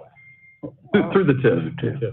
Yeah. So you're able to get enough funding over this short period of time to support that activity? So over the life of the TIF, it's projected to bring in anywhere from about $21 million. What we're doing now is we're taking out a construction loan with the bank, and then we use the TIF funds to pay the loan. All right, thank you so much. But I do have some concerns too about those values. Okay, thank you. All right. Councilman Warren? Yes, how many of the properties that are going to be put back in after we correct the initial mistake in the area, how many of them are private homes and how many of them are commercial properties? Do you have a general idea? I have a general idea. I think that's all I want. Yeah, so I think it's approximately, if you're just going by the numbers, the condos that are at Central and Highland, I believe there's about 35 or maybe close to 40 of those. And then the other 25 or 23 parcels would be commercial. What about the area that, I thought there was an area southeast of there that was being included too? Is that also additional, or was that in the original TIF? Southeast of the Central Highland section? Could we like look at that map again? Are you talking about the intersection or the neighborhood? I'm talking about the neighborhood. Are we adding extra neighborhood? Like, I guess you see the red. Is the red what you're adding? No. So that map. Can we mute that caller? Okay. Okay. So the map you're looking at here, the red line is just the original boundaries of the TIF. We've used that bright lime green color. That's to identify the 68 parcels. So the boundaries of the TIF are not changing. Okay, that was sort of confusing to me. I wasn't sure because you had that sort of yellow line in the middle. I wasn't sure what we were doing. So that's the original boundary. We're not doing anything, but somehow those properties were left out when we did this even though they are in that boundary. Correct, that is correct. Okay. And through the analysis of the performance of the TIF, after we were able to collect from the city and the county, we realized that we thought that it was underperforming. And once we dug into it, we realized that it was missing parcels that should have been in there from the very beginning. From the very beginning. Okay, so do we have any idea what caused that particular lapse? Any thought process at all with that? What happened there? We wish we knew. Okay. I would characterize it as an anomaly, Councilman, but we're just glad that we caught it because, the original intent were for these 68 parcels to be included. They were not. It's through no fault of anyone. It was an oversight. Yeah, it does look sort of strange that, you look at the boundaries, it makes no sense that you would omit those things right in the middle of it. So it's got to be some sort of clerical error. We would never have done that. In fact, it would be the preference, obviously, to go back in time and have those included in the TIF because it gives the ability to collect and then reinvest those dollars into the projects that we've shared with you. But we're not asking to go back and collect. We're just simply asking for these parcels to be included moving forward, regardless of the assessment values or the tax that's assessed on them. The fact is these were originally intended and approved by this body, by County Commission, and by EDGE to be included in the district. The map is not changing. We're just simply asking for the omission of these properties to be included. That makes sense to me. I guess the other question I have, and I don't know if you can answer this, is people who are living in this TIF, okay, do you have any data that shows them how being in a TIF will improve their property values as they move forward? That would be a good way to sell this, I think, to people, knowing that if I've got a TIF and they're improving my neighborhood, my house is going to be worth more when I get ready to sell it. So my investment in Memphis is worth it. This TIF is helping me. So I don't know if y'all have any data like that, but that would be interesting to know. Thank you. I yield back, Mr. Chair. Thank you. All right, I got Councilman Carlisle, Smiley, and then Councilwoman Johnson. Thank you, Mr. Chairman. I'll answer that to Dr. Warren. That's the entire purpose of a TIF. The entire purpose of a TIF is to improve the neighborhood and the values around it. By taking a specified district, taking the dollars from the base year and the incremental increase in value and reinvesting that money back into the neighborhood in things like infrastructure, public safety, lighting. There's a number of things, sidewalks, stopping traffic. So the entire purpose of these tax increment financing districts is to do just that. Anecdotally, I was speaking to a young lady who's a junior at the University of Memphis who is from the area, and I asked her if she lived on campus or around campus, and she said no. She lives out in East Memphis on the Germantown Memphis property line, and I asked her why, and she said it's because she felt unsafe in and around the University of Memphis. And one of the reasons that this TIF was created was to address some of those things throughout that neighborhood in order to attract people to want to come and live and make the University of Memphis a 4-year university. So that's just an anecdote on why this TIF is important, because what's good for the University of Memphis is good for the city of Memphis. To my colleague from Super District 8, all of the financial analysis in my book is moot. It has no bearing on what we're doing here. This body approved a TIF. An error was made, and now we're trying to renegotiate and hold them over the barrel for that. It is clear to me, especially to Dr. Warren's point, it's not like Buster's was left out or the Poplar Plaza shopping center was left out on the edge. There are properties in the middle, and most of them are multi-tenant properties where if you're not very careful when you click, if you use the GIS system on the Shelby County Assessor's website, it's very, you could see how very quickly in a vertical building you would get lost in the parcel ID numbers. So I'll be voting in favor of this because we're correcting an error, and I appreciate the TIF, the UNDC for not asking for retroactive payments and for agreeing to reduce and match with what's left in the pilot instead of extending these certain properties another 5 years or the full 20. So they've been very amenable, even though an error was made. And I think, again, all the potential analysis, the tax rate, what we could say, what we couldn't say was moot because it shouldn't have been there in the first place. An error was made, and we should do the right thing and correct the error and let them continue to improve the district. Thank you, Chair. I yield back. Councilman Smiley? I appreciate those comments, Councilman Carlisle, Mr. Fletcher. What, I guess, one of the questions, what was the date the TIF was approved? I'm assuming. It was in 2016. Okay. All right. And I guess my next question would be for Councilman Jones. Based on the information that you heard from Councilman Carlisle, Mr. Fletcher, would you still be in the position of, not voting with this project? And if so, the reasons why? Well, first, I see the 6% is terrible. So if we can just start there, it's terrible. that's one.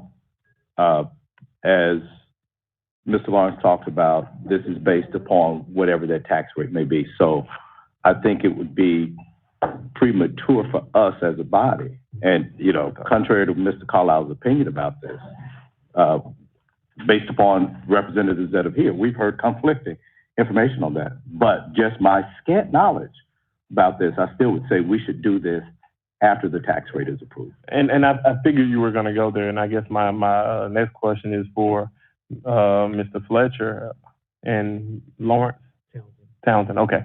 Mr. Fletcher and Mr. Townsend, if this body is of the opinion that we need to hold this item, how would it affect the overall project? We are in the process now of trying to secure the loan of $6.5 million so that we can begin phase one. And the financial institution is waiting to see if we can have the potential of collecting on these in the future, but not beyond, but just in the 15 years that we have left. So it could delay substantially the commencement of construction on phase one. And of course, we're trying to be careful in monitoring the costs of construction, which are always going up. So the delay I think it is material. Okay, I think that kind of answers my question, but you did use the word could. Could is not certain. So if this body says we're going to hold this thing, just assume this body votes that we're going to hold it, would you still approach the bank? We would absolutely approach. We've already done that. Okay, and let's say this body holds, and when you approach the bank, say, okay, can we go ahead now?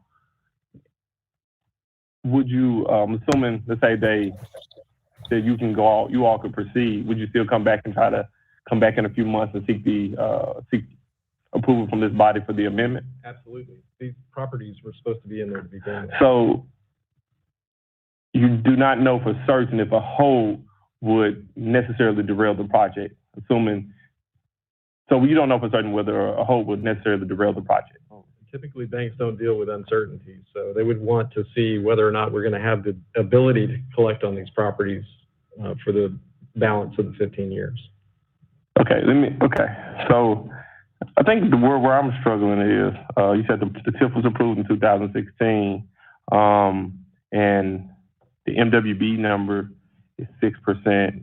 You expressed the fact that you were dissatisfied with that number, where you're dissatisfied with the number, but you're still asking for this body to approve an amendment to the TIF, although we're dissatisfied with that number? Well, what I said was that we're not satisfied with the average of 6% over the year. The 3 years essentially we've been collecting. What we are encouraged about is the growth to 17% just in the last year alone.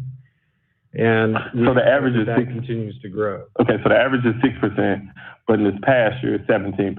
Yes, sir, correct.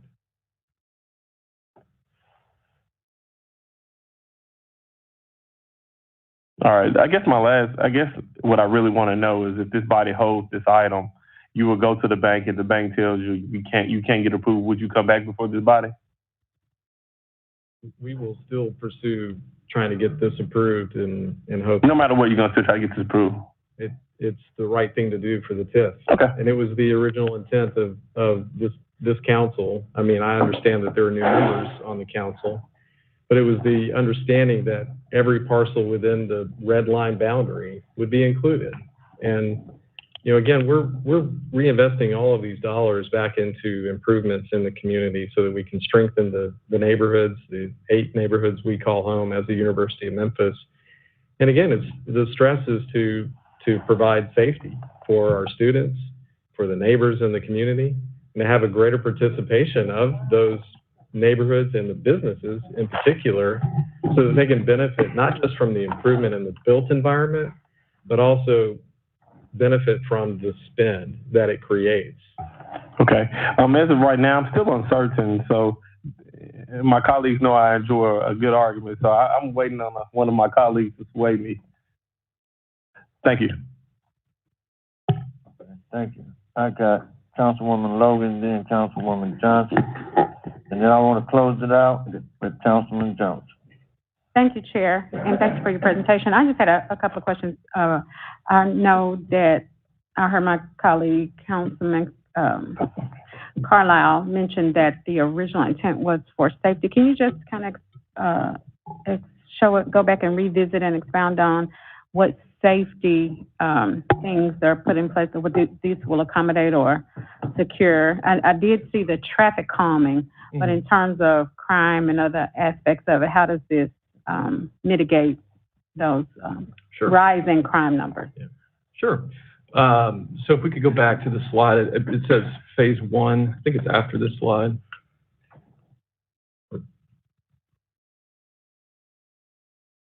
Yep, there it is.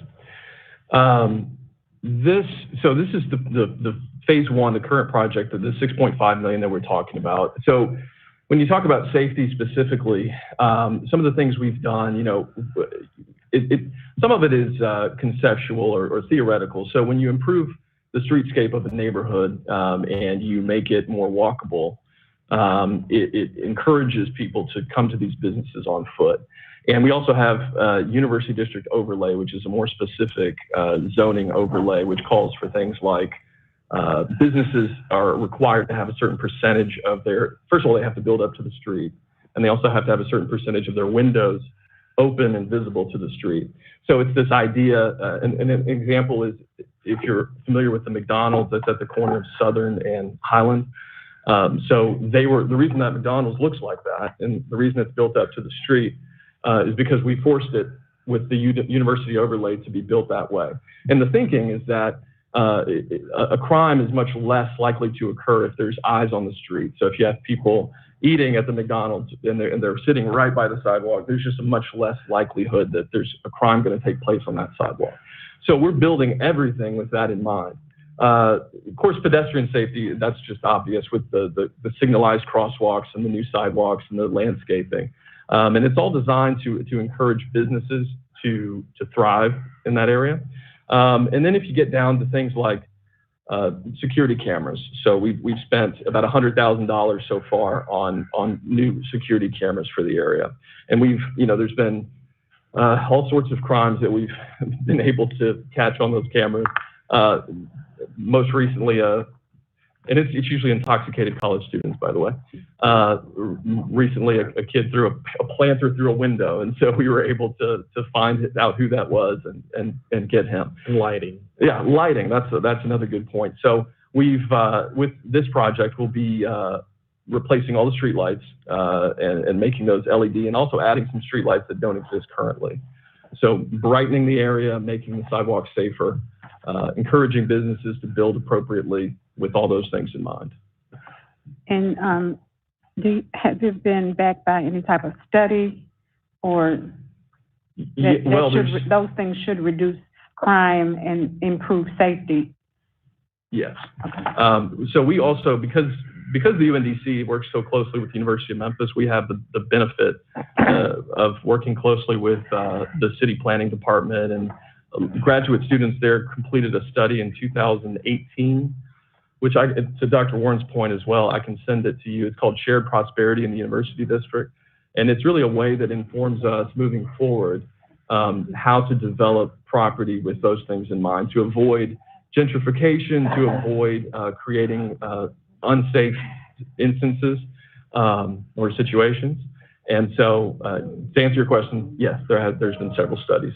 Yeah. Is that something they did as part of this? Was it donated to the project that studying that information? Yeah, the university actually underwrote the cost of that study.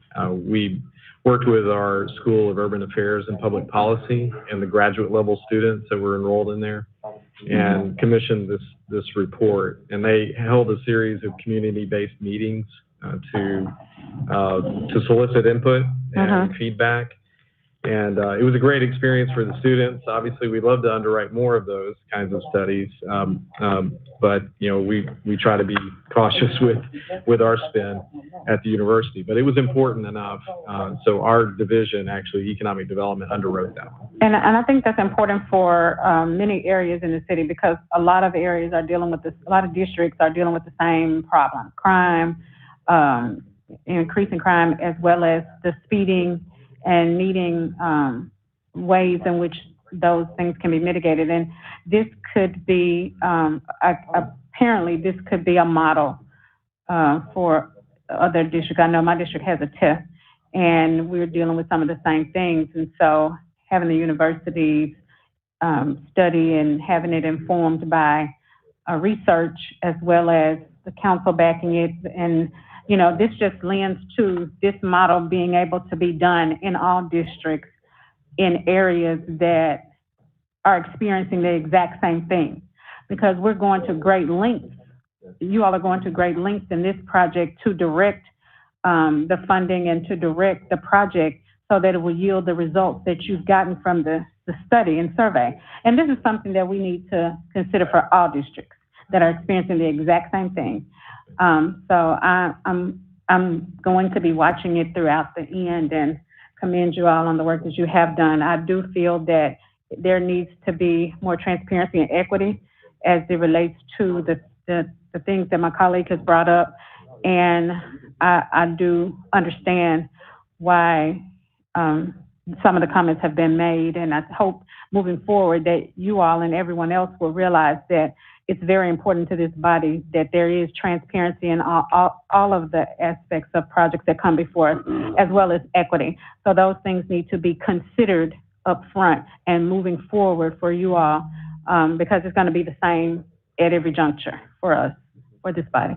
But with that, thank you for the opportunity to ask the question. Chair, you're back. Thank you. Before, I'm going to call Councilman Morgan. He hasn't spoken. Then Councilwoman Johnson and Jones. We overtime already, everybody. And then we can make it safe. Go ahead, Councilman Morgan. Thank you. I'll curtail my comments and just, I'm frustrated that we're here deliberating on this issue again, because it is quite literally a clerical error. I wish I knew how it happened. I want to dig in on that a little bit more and know who not to trust with the paperwork next time, or just to double check.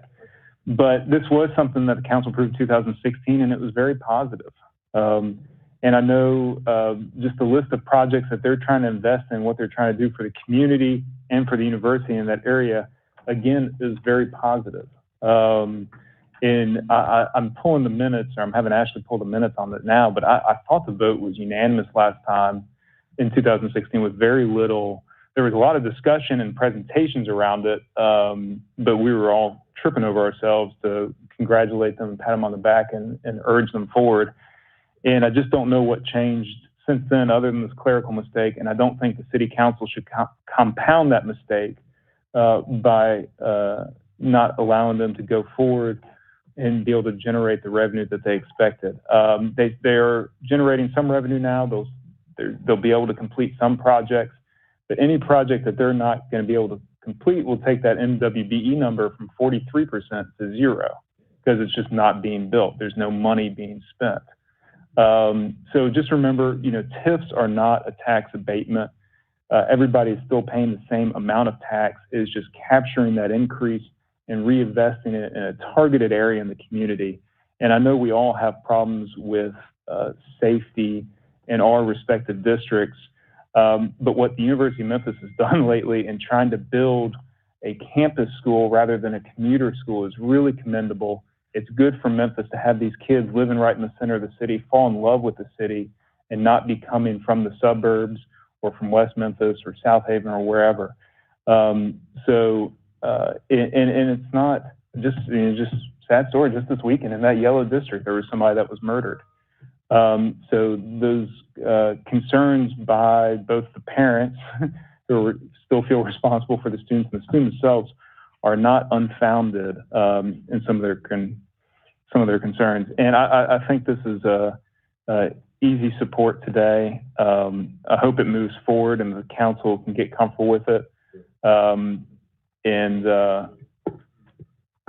can go on, but I know we're short on time. So I appreciate it, Chairman, and I really hope we don't double down on a mistake that was already made in the past. Thank you. Councilwoman Johnson and Councilman Jones. Thank you, Chair, so much. Would it be difficult for you to provide a yearly report to us on your spending? We would be pleased to, in fact. Okay, we would like to honestly request a more regular cadence to come back, if not before the full body, at least this committee, to report on the activity, to report on the spend. We're planning with this phase one project, we're planning for opportunities to host potential partners and vendors, again, with the intent to increase the African-American owned business participation rate. We did that and we saw the results of it, getting to 17%. Again, not where we want to be, but we wanted to amplify that opportunity. And approving this allows us to begin that process right away. And so we're hopeful that we can continue to do that. We're happy to come in and provide reports. I think transparency on the utilization of these TIF dollars is paramount. Okay. The other question is, how many people do you think you have been employed as a result of this project? I don't have the exact number on that, but the projects we've completed so far, about $500,000 worth. So, this TIF was not designed for direct employment of jobs, but it is, the money obviously goes to these firms that conduct the design and the engineering, the architecture, the general contractors, folks. Yeah, like but that. I think that was a consideration at the time that the TIF was awarded. Do they not look at jobs creation? I'd have to defer to Edge. I think it's different on each one. Ours specifically, like, for example, myself, I work for the University of Memphis. That's how I'm paid. Okay. So this particular TIF is not a direct, we're not hiring people with this TIF. We're using the money to hire firms. Okay. Well, let me just say in general too, that it's not that we're just questioning and everything, but I was not here in 2016. So what you agreed on in 2016, we're just trying to get some clarity on processes and what type of obligations we're given. I always telling people, I think 30 years is far too long for any project to last, but I understand they're telling me the financial obligations are set like that and it's necessary. But we just still need to see where the funds are going. I personally, I guess, would like to see a copy of the original TIF to see the actual border, because it's just strange to me, just like you're telling us a projection on how much should be received. I'm sure you have a projection. And was that not the same amount, or did you not receive that the first year? That you would not have caught this within the first year? So I'm just concerned that if there was any exceptions made at the time that maybe someone had forgotten about. So I think I can answer some of that. So the original projection, $21 million, right? So it was approved in late 2016. We didn't receive our first dollar until late 2017. And that was I think it was actually a partial payment from the county. It was like $30,000. It was very small. Spring of 2018 is when we started receiving large payments, as you're supposed to with the TIF. I was hired in the spring of 2018. That's when we put a structure in place to monitor this. It takes a little while for that increment to build up and for those payments to start coming in. So we had a couple years worth of data at this point, and that's when we looked back and said, this doesn't seem right. We don't seem to be getting the right amount. And this was, 3 or 4 months ago, and that led to us sitting here today. Yeah. All right then.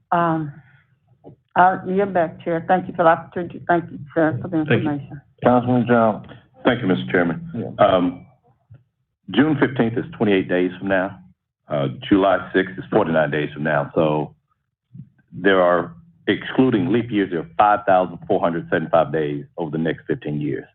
So I refuse to believe that if we hold this until July, that it's going to drastically or materially damage this going forward.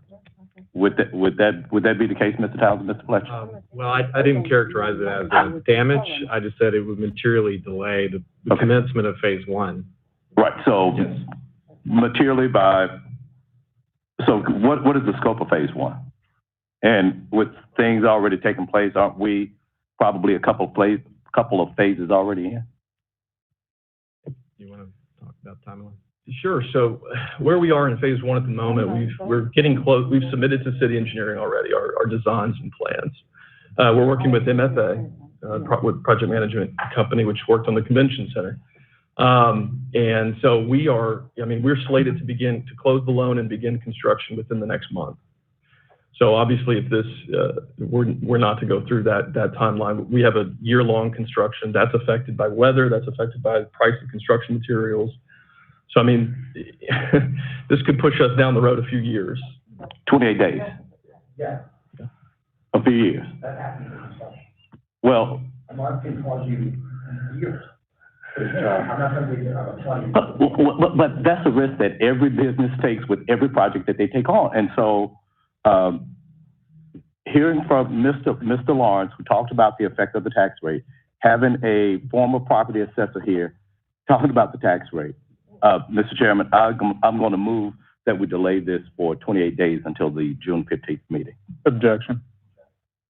Okay. I got an objection? No, I would like to discuss that. I just have one question, so I can kind of know what I'm. If I may, Mr. Chairman. Go right ahead. So, because one thing, let me just say this to everybody right now, okay? We're over time.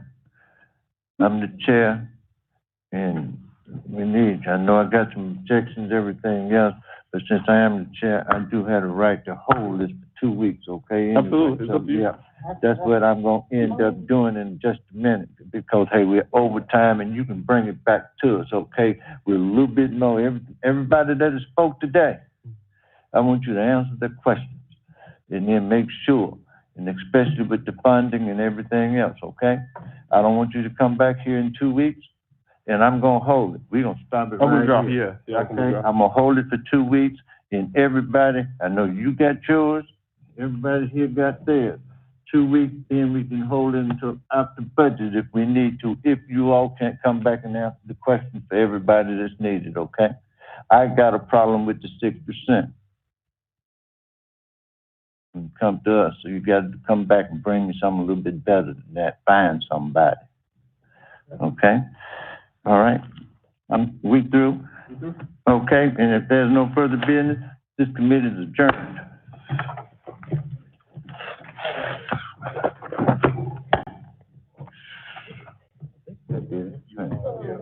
So,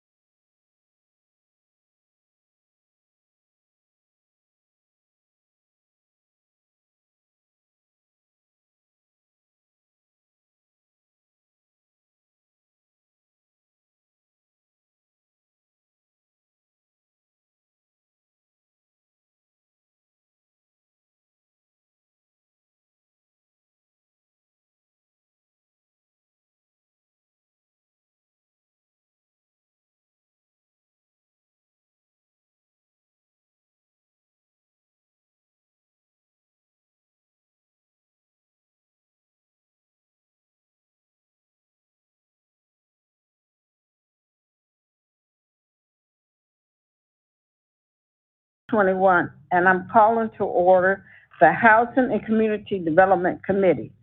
Can I have a roll call, please? Canali. Carlisle. Colvett. Easter Thomas. Present. Johnson. Present. Jones. Here. Logan. Present. Morgan. Robinson. Smiley. Here. Swearingen. Warren. Present. Ford.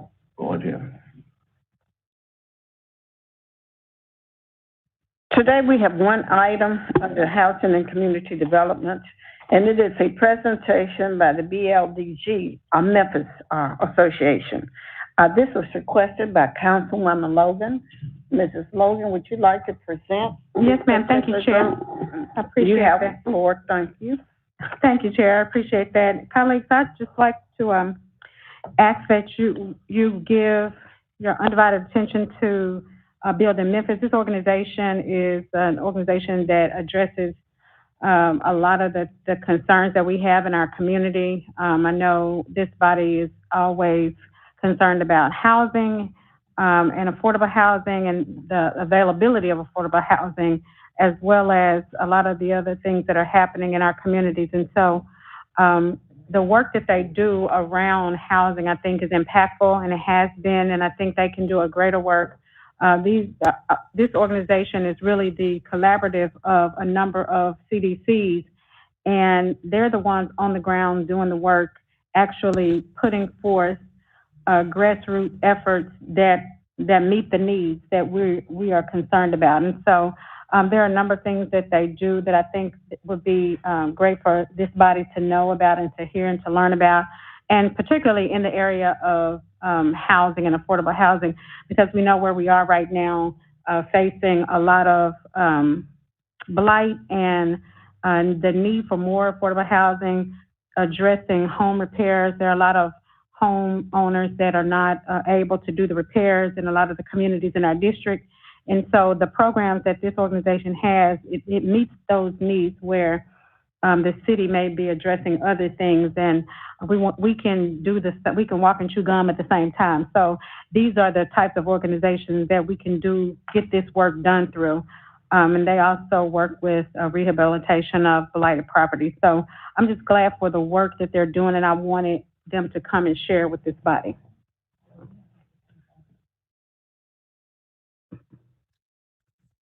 Okay. Mrs. Perry? All right, thank you, everyone, and good morning to City Council members present. My name is Devaney Perry. I'm the Executive Director of Building Memphis, and I am here today to present to this body on behalf of our membership of community development corporations and community development partners in Memphis. With me today is Courtney Thomas, the Building Memphis Advocacy Manager, Damon Williams, the Executive Director of Fraser CDC, and Greg Webb, the Director of Construction for Habitat for Humanity of Greater Memphis.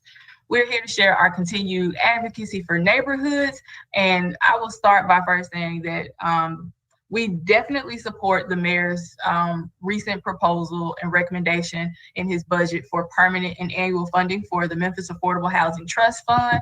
I will talk more in this presentation, as will those who are with me, and really discuss how CDCs utilize this funding and the importance of it. So, of course, the Memphis Affordable Housing Trust Fund is administered by HCD, and this iteration of the trust fund began in 2019. This trust fund, it allows for nonprofit developers, our CDCs, to increase housing development and repair in low-income neighborhoods in Memphis, whereas many developers will not build in high-poverty neighborhoods right now. And this leaves our CDCs to do much of this needed work. While CDCs are building new developments, they're repairing homes and rehabilitating homes. Many of our CDCs could rehabilitate up to 300 affordable homes per year if they had the necessary investment. The investment that they need is mostly for the appraisal gap, which causes them to operate at a loss when they are developing new properties. And Fraser CDC, Damon will get more into that, but the loss for developing a property is about $25,000 to $50,000. So the funds of the trust fund would go to CDCs and other nonprofit developers being able to kind of fill that gap. And also Building Memphis as a coalition, many of you guys, our city council members, have received a policy brief from us. Our coalition has our own recommendation for the city of Memphis government, in which we would like to see $11 million of annual investment from public dollars, as well as the trust fund being able to leverage private dollars. Again, why we need the trust fund, our federal funding for housing has declined in Memphis over several decades. To build affordable properties, we do require a subsidy, as 1 in 5 families are not able to pay for the income costs of housing. And we have a shortage of roughly 38,000 affordable housing units in Memphis. And as you guys may know, 56% of Memphis households are renting households because of all of these reasons. So when we look at the Affordable Housing Trust Fund contributions across the country, especially in peer cities, there are over 700 affordable housing trust funds throughout the country.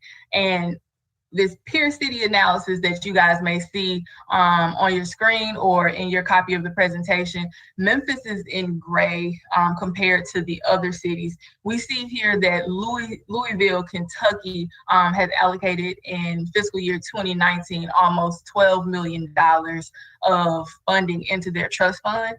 Louisville has done the data, and they found that every $1 million of investment into their trust fund, it yields 84 affordable housing units, as well as significant growth in revenue for their job markets and things of that nature. So when we talk about the investment of $1 million, how far can that go into Memphis? And then how do we scale that funding on an annual basis? And at this time, I will hand it off to Damon Williams, the ED of Fraser CDC. Good afternoon. Just really quickly want to go over some work that we've been doing at the Fraser CDC and why the Affordable Housing Trust Fund is so important to us. Here we have a couple of developments that we've developed recently. Most recently, a project at 1915 Whitney. The total project cost, construction and soft costs, total $137,857. Our market is still growing, but right now, the max we could sell that property for is $112,500, which leaves a gap of $355.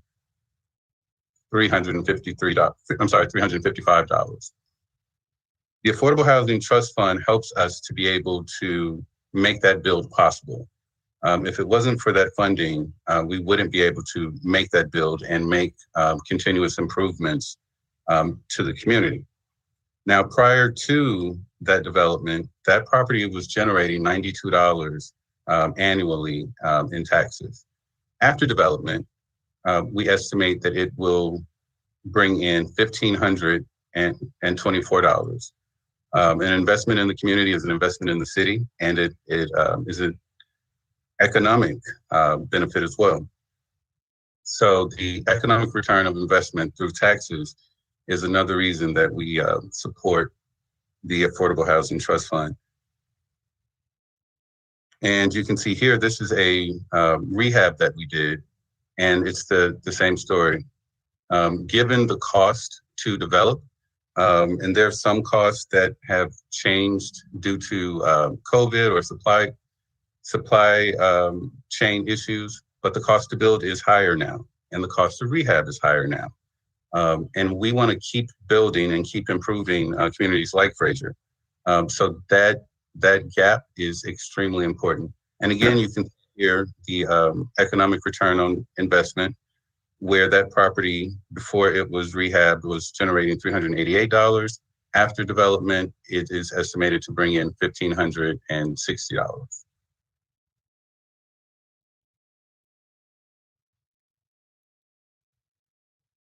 All right, thank you, Damon. Next, we have Greg with Habitat for Humanity. Hey, Daphne, can you hear me? Yes. Thanks. And thank you, council members and all who are listening and allowing Habitat to come in and speak in support of the Housing Trust Fund. I'm Greg Webb. I've been at Habitat for 13 years as the Director of Construction. And some of you may have worked with us out on job sites or know who we are and what we do. Most of you know of our new home construction. Damon was just speaking of new home construction. And so I was asked not to speak of that today, which is kind of our wheelhouse, but also in our wheelhouse now is our Aging in Place program, which many folks have not heard of. All of us have probably experienced aging parents or aging grandparents or aging friends, and some of us are aging as well. So there are many, many people out there that are in need of remodeling or rehabbing of homes that are aging and just can't do it themselves. They're on fixed incomes that are less than $10,000 a year. They can't think about putting a roof on a house or repairing their plumbing or a new heater. So that's what our Aging in Place program has been about. And you would see from the slide, we do all kinds of repair projects. And as a construction person, I could go into all the details, and nobody ever likes to talk to the construction guy. They want to talk to our CEO, Dwayne Spencer, if you've met him. But he's allowed me to come in here and talk about the Aging in Place program.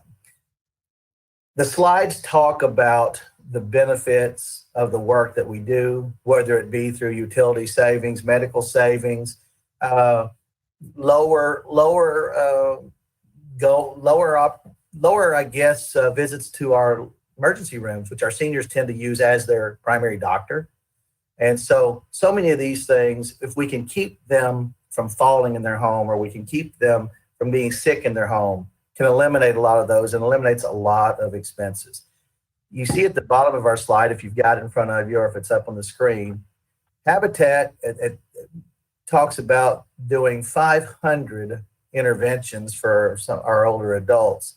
And in those 500 interventions through the economic impact study that we had done, it generated more than $26 million in savings to all of us, the community, the people, everybody, because we reduced all of those things that we just mentioned. And I think the one thing that I want to talk about, which is a little odd for the construction guy to talk about, is the human element side of what we're doing. We had one situation recently where we went into an older gentleman's home, and he had pretty much accessibility to everything in his home except his bathrooms. And so our team went in and talked to him, and we went in and devised a plan to make sure he could get into his bathrooms. Before we came in, 2 times a day, he had to have a relative or a friend or somebody come to his house and help him go to the bathroom because he could not do it on his own because of the condition of the house. After our intervention, we rehabbed the bathroom. We made the doors wider. He had full accessibility. Now he gets to go to the bathroom when he needs to and wants to. And that's a side that I think sometimes we often forget in the construction world. We're doing good for people, and the Housing Trust Fund can continue that.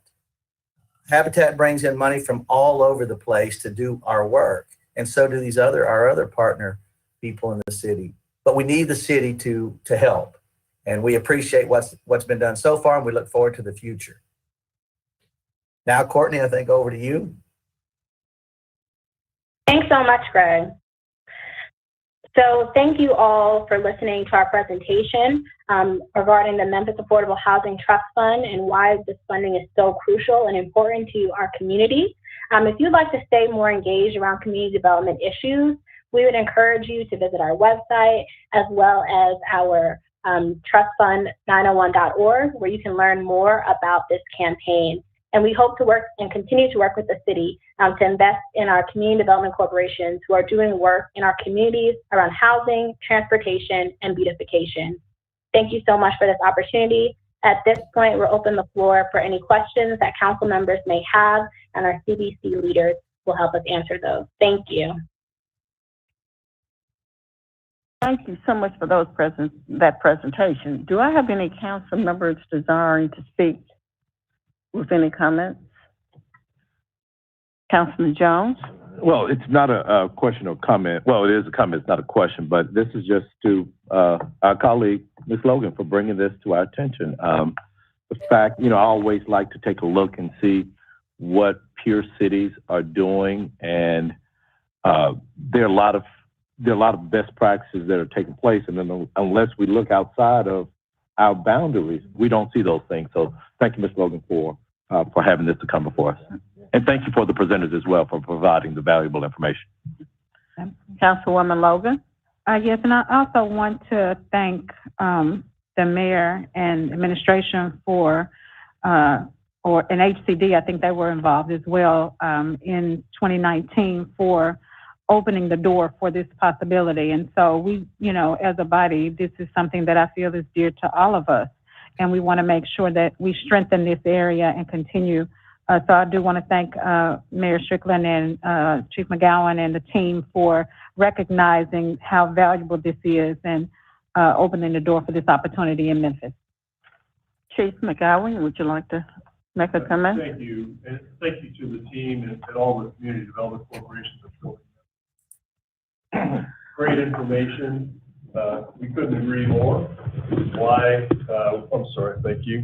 This is why we established the community, the Affordable Housing Trust Fund, as well as the Community Catalyst Fund. We seeded it when we had the very first opportunity.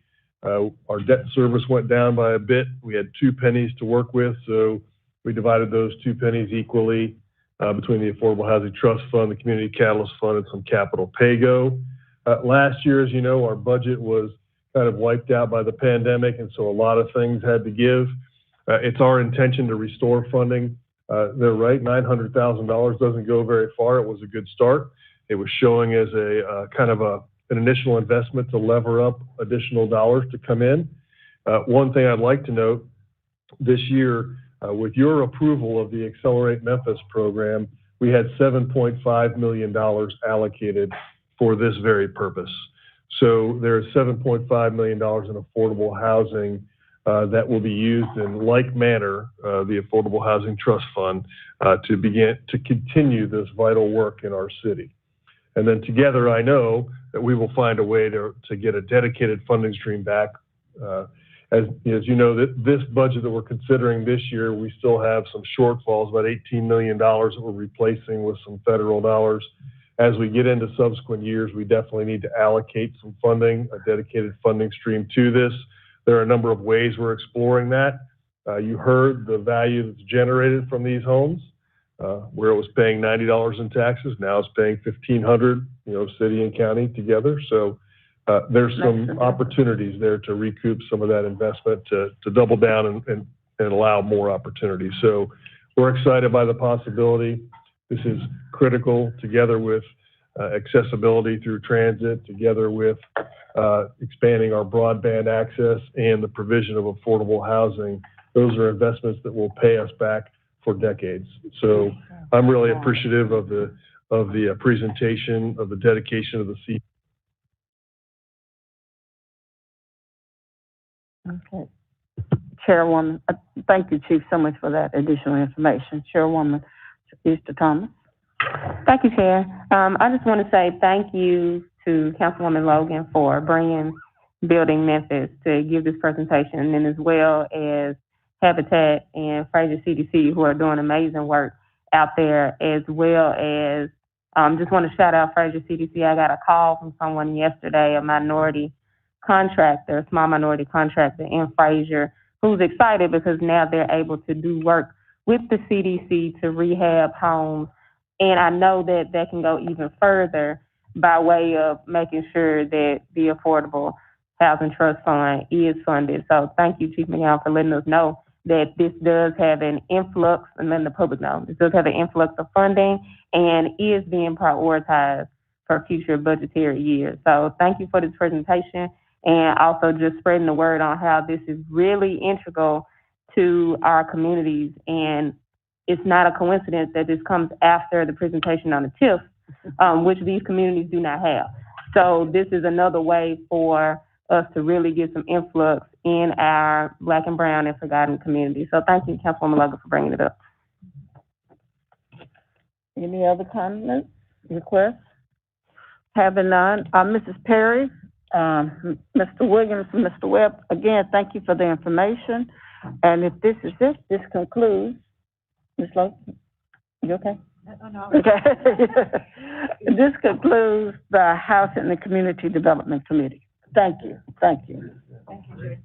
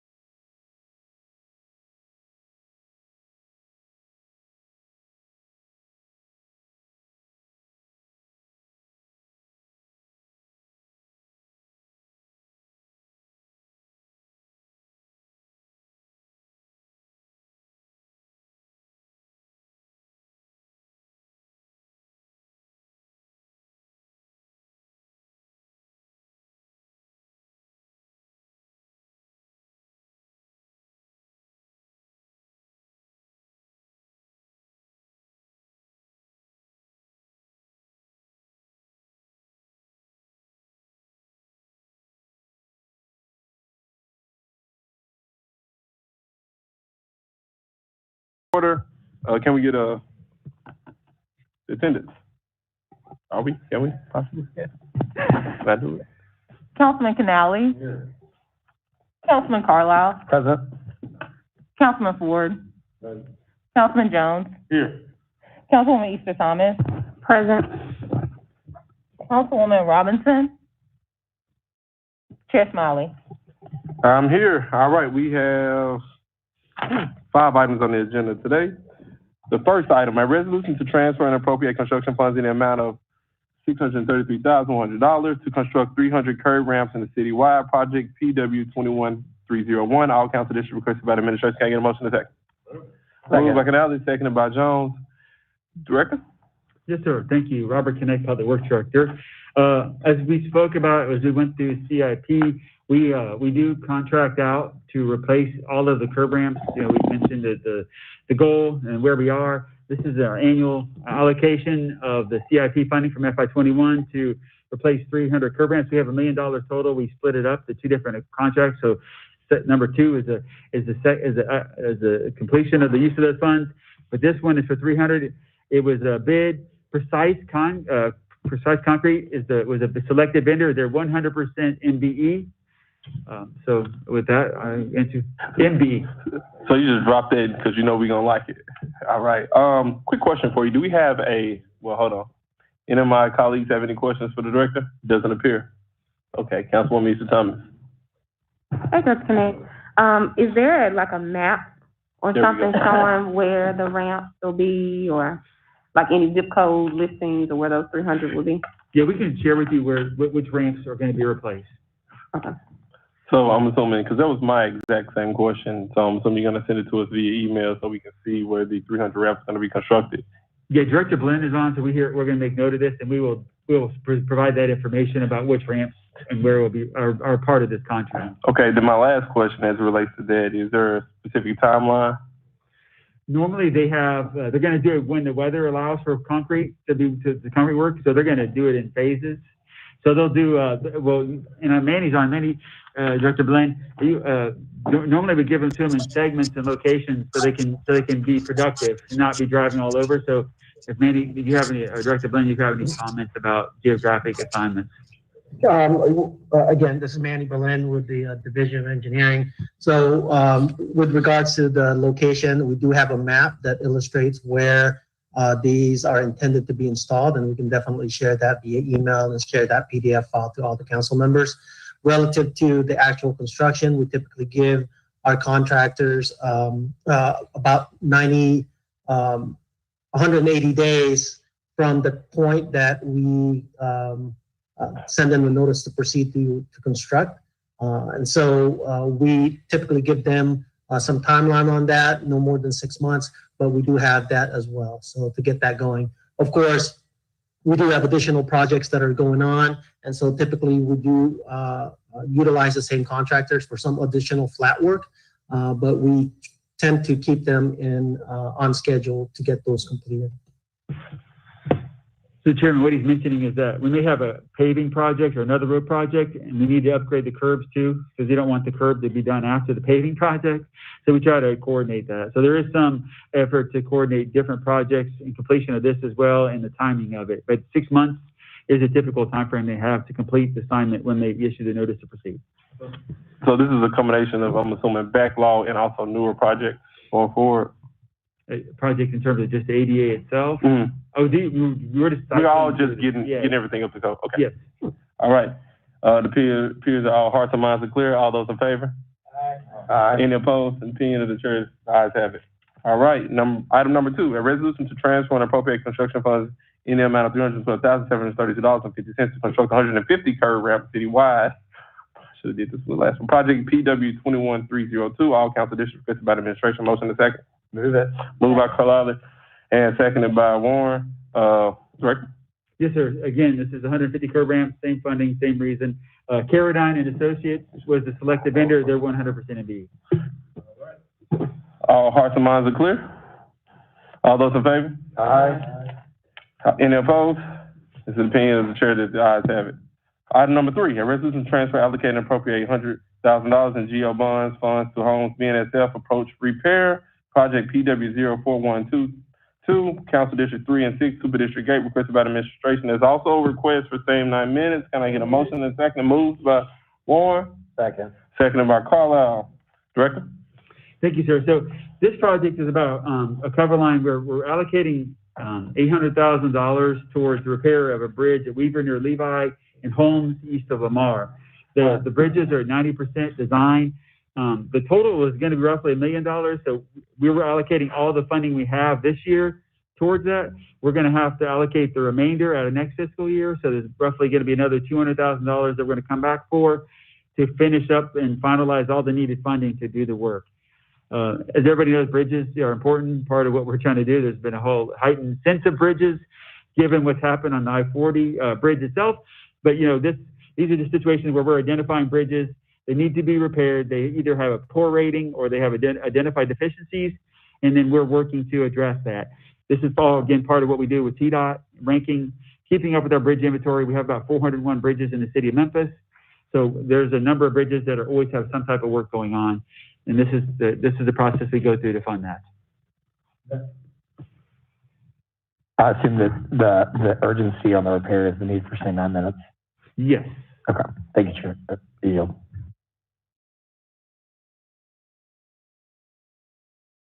Thanks, Chairman. Director, could you describe what the work's being done as you get on to Sam Cooper as it crosses over Holmes and then up onto Sam Cooper? So we funded the contract to do replace most of the decks on all the Sam Cooper bridges. So most of them have tore surfaces. Many of you have driven over the bridges over across the Sam Cooper Boulevard. Those bridges have concrete decks. We've tried to patch them and work on them to make them drivable, but they just need to be replaced. So that's what they're doing. This is the contract work for all those bridge deck replacement projects. So the contractor is setting up and working at those locations and doing the process of demoing and then repairing or replacing the bridge deck itself. Thanks, sir. That's all I have, Mr. Chairman. Thank you. Anyone else? It appears that all hearts and minds are clear. All those in favor? Aye. Any opposed? It is opinion as the chair. The ayes have it. Item number 4. Discussion regarding the status of recycling requested by Councilman Carlisle and Warren.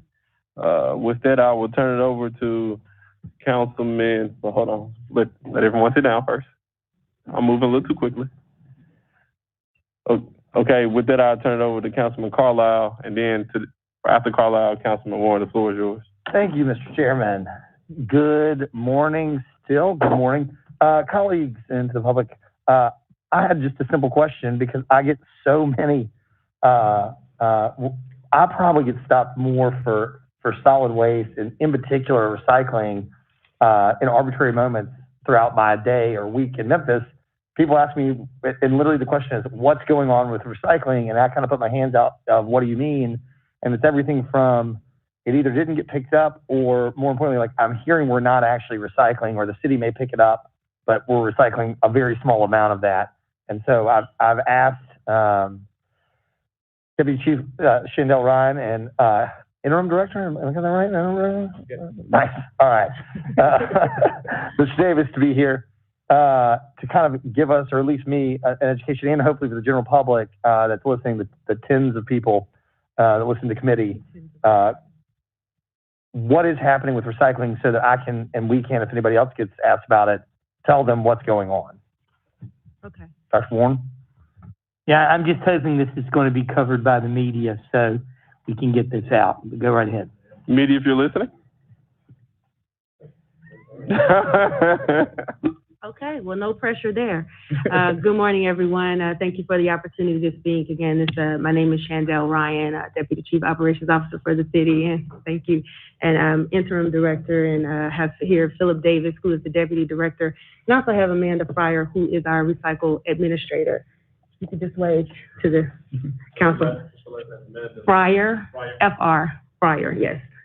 So if you turn to the next slide, just wanted to give a bit of background of how this all came to be. So in December On December the 7th, we began commingling recycle with garbage due to absenteeism issue that we had.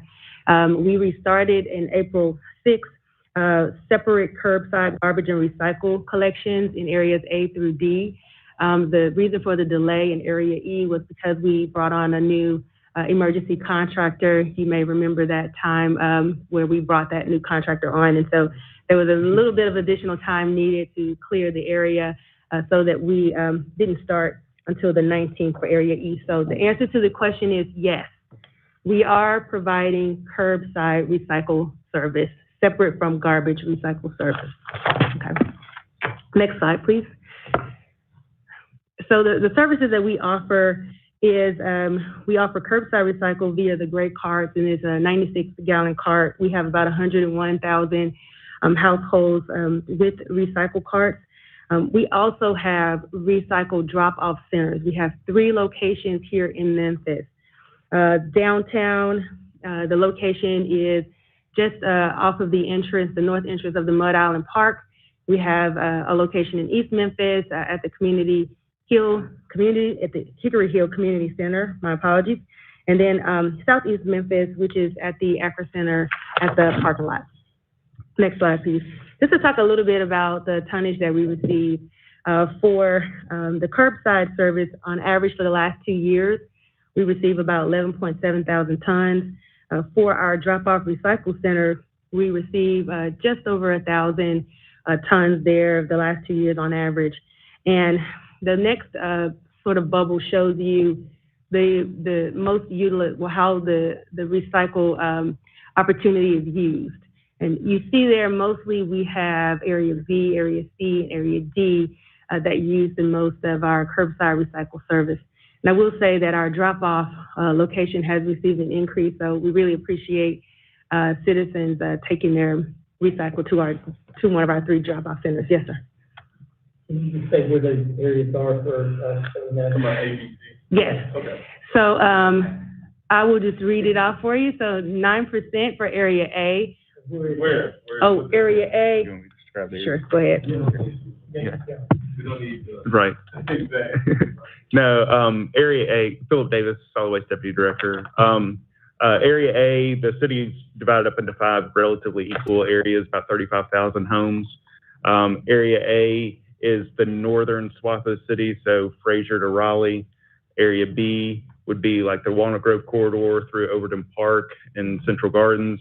Area C would be south of Poplar, inside the loop from Sea Isle area through Orange Mound towards the river.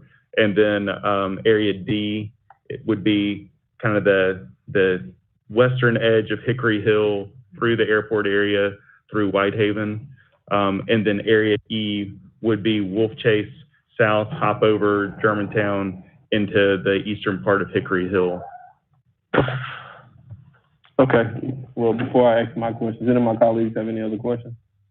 Is that it on the Okay, y'all. presentation? They're still going. Are y'all still presenting? Yes. So we just interrupt the presentation? All right, go ahead. Next slide, please. So what we know is that we are current as of over this weekend for service in recycle. We did work a little bit of overtime on Saturday to catch up for the week. What we are experiencing is delays of about 1 to 3 days in areas B, C, and D starting about midweek since we've restarted. And just to talk a little bit about why that is so. We see that volumes increase starting midweek for those particular areas. I do want to mention a little bit about the garbage alley service.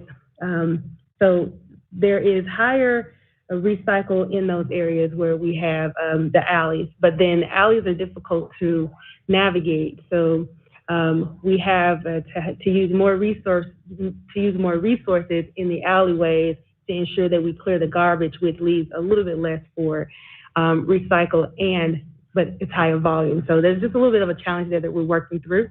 And then absenteeism is another issue that we are dealing with. So also I want to talk a little bit about contamination. So sometimes when you see a cart that is still at the curb after a service day is supposed to have been given, that cart may be contaminated. So there's a process that we use, and we use these OOPS tickets where we are alerting the customer that there's something about their recycle that is contaminated, and the cart remains outside the home, and you may see it and you may think that it was missed.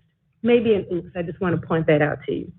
Also, this concept of delayed versus missed streets. I know we get a number of calls saying, the whole street was missed here or there, and not to say that that we are not that we don't have errors, as sometimes we do, but on many occasions it is because we are delayed. And so we know that the street is there. We're just coming back to that street. And then cart placement. This is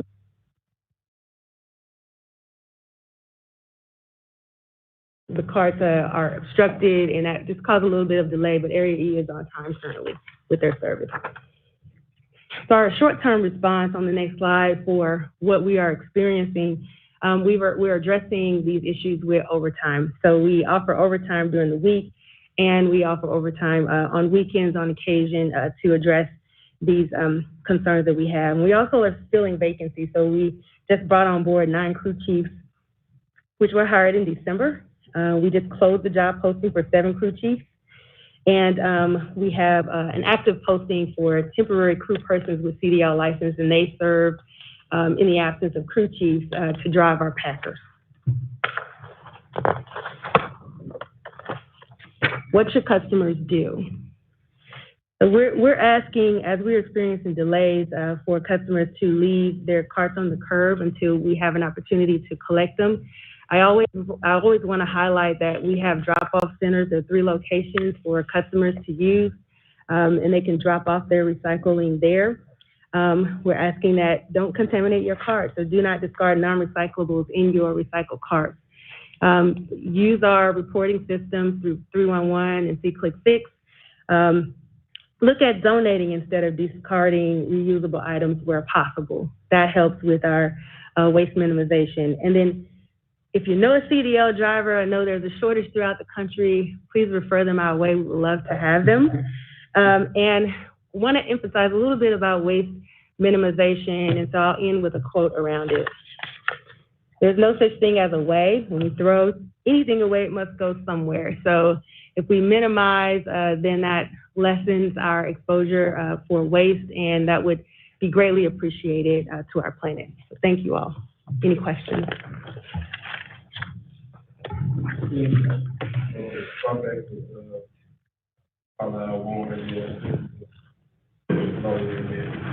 Thank you. Yes, I'll be interested to see if anybody tries to go zero footprint. I've seen it. I've seen a documentary on it. It's crazy. All right, I'll try to be very, very quick. I was surprised by how low the recycling is, and kind of to that point, what happens when people place non-recyclables, or they have a recycling trash bag, like they have a trash bag in their house and it's all recyclable and it goes in the bin? Like, how do we sort? What's the end result of that? Like, what happens at the cart and then when it gets to the sorting facility? So when there's, I guess, are you asking specifically about contamination, or are you talking about just in general what happens, what goes in your cart, and then speak to contamination? Yeah, let's do at the cart first. Okay. Like, mainly again to Doc's point, we're hoping some of us can kind of get out there. Like the general homeowner, there's like 15 different types of plastic, right? Like numbered on the bottom. Right. There's things that people end up in, or just sometimes maybe somebody's kid throws something in the recycling bin that mom didn't know was there, or dad didn't know was there, and it goes in the cart. Like, what happened? Right. Well, we are fairly lenient on contamination. I mean, we allow, eyeball it, maybe 10, 15% contamination. We're not going to reject a recycle cart for, when it's predominantly recyclable material. But what happens at the curb is recycle cart is evaluated by the crew person that's collecting the cart. If it's, looks like good material, it goes in the truck finishes the route, goes to the materials recovery facility that's co-located at on Ferris View Boulevard with one of our solid waste facilities. That material is then ejected from the truck, sorted, and then it goes through a mechanical sort. You guys are welcome to come visit anytime. but they'll separate it out into the individual commodities. Those commodities are baled and then sold on the market. When we encounter contamination, plastic bag material, we like anything that's put in a plastic bag, that bag is not going to be broken open by the sorting facility. They've had too many needle sticks, too many OJI related to unknown materials inside a plastic bag. That's just a policy that they have. They do not break open a bag to sort. But tanglables, people will put a garden hose. People will put wire hangers. Those things, when they go through the mechanical sort that gums up the machinery, causes a lot of damage, and it also ends up shutting down the facility while they have to do that maintenance. So people will confuse organics, so grass, leaves, things like that. Those are compostable material, but not recyclable material. So they start using that card as that material to recover that material, but it's not recoverable in our recycling program. So when that stuff is encountered, we have an OOPS sticker. It's about a 5-inch square sticker that has spots saying, this was rejected basically for, contamination. It goes through several different items that it could be contaminated for. That sticker is placed on the cart to notify the customer that that's why it wasn't dumped. We place up to 3 stickers on 3 collections. We allow the customer the opportunity to remove the non-recyclable material. We'll come and collect it the next week. If they don't, after 3 weeks, that card is removed from service from that location, and we will make note of it, and we will not allow that location to recycle for the next year. Interesting. That's very helpful, by the way. I put stuff in plastic bags all the time. I'm glad you told me that. I'll just have to walk it out there. I want to put a pin in this because I know there's other council members and we're running behind, but I noticed absenteeism is still an issue for us, and that seemingly is a recurring problem. And we've got to have a more meaningful conversation. Today's not the day. It seems to be throughout. I know we've got staffing issues, but there doesn't seem to quite be a clear answer of what's going on. And maybe there is, but today's not the day. But I want to put a pin in it and come back to that. The background started at December 2020. I assume prior to that we were full steam. Okay. Yeah. And then I'll make a general note again that yes, donating Salvation Army for anybody listening, Sam. Like a group like Salvation Army will come pick up at your house any usable materials like electronics, couches, and stuff. They're amazing about it. They're happy to do it, and so I would encourage, to your point, people to utilize a service like that, if not them directly. Thank you, Chair. I yield. Yes, that's a great take home as far as the plastic bags. I think that's huge. I think the vast majority of people have no idea. Fortunately, we never put a plastic bag in our garbage can that we actually have in the kitchen for our recycling.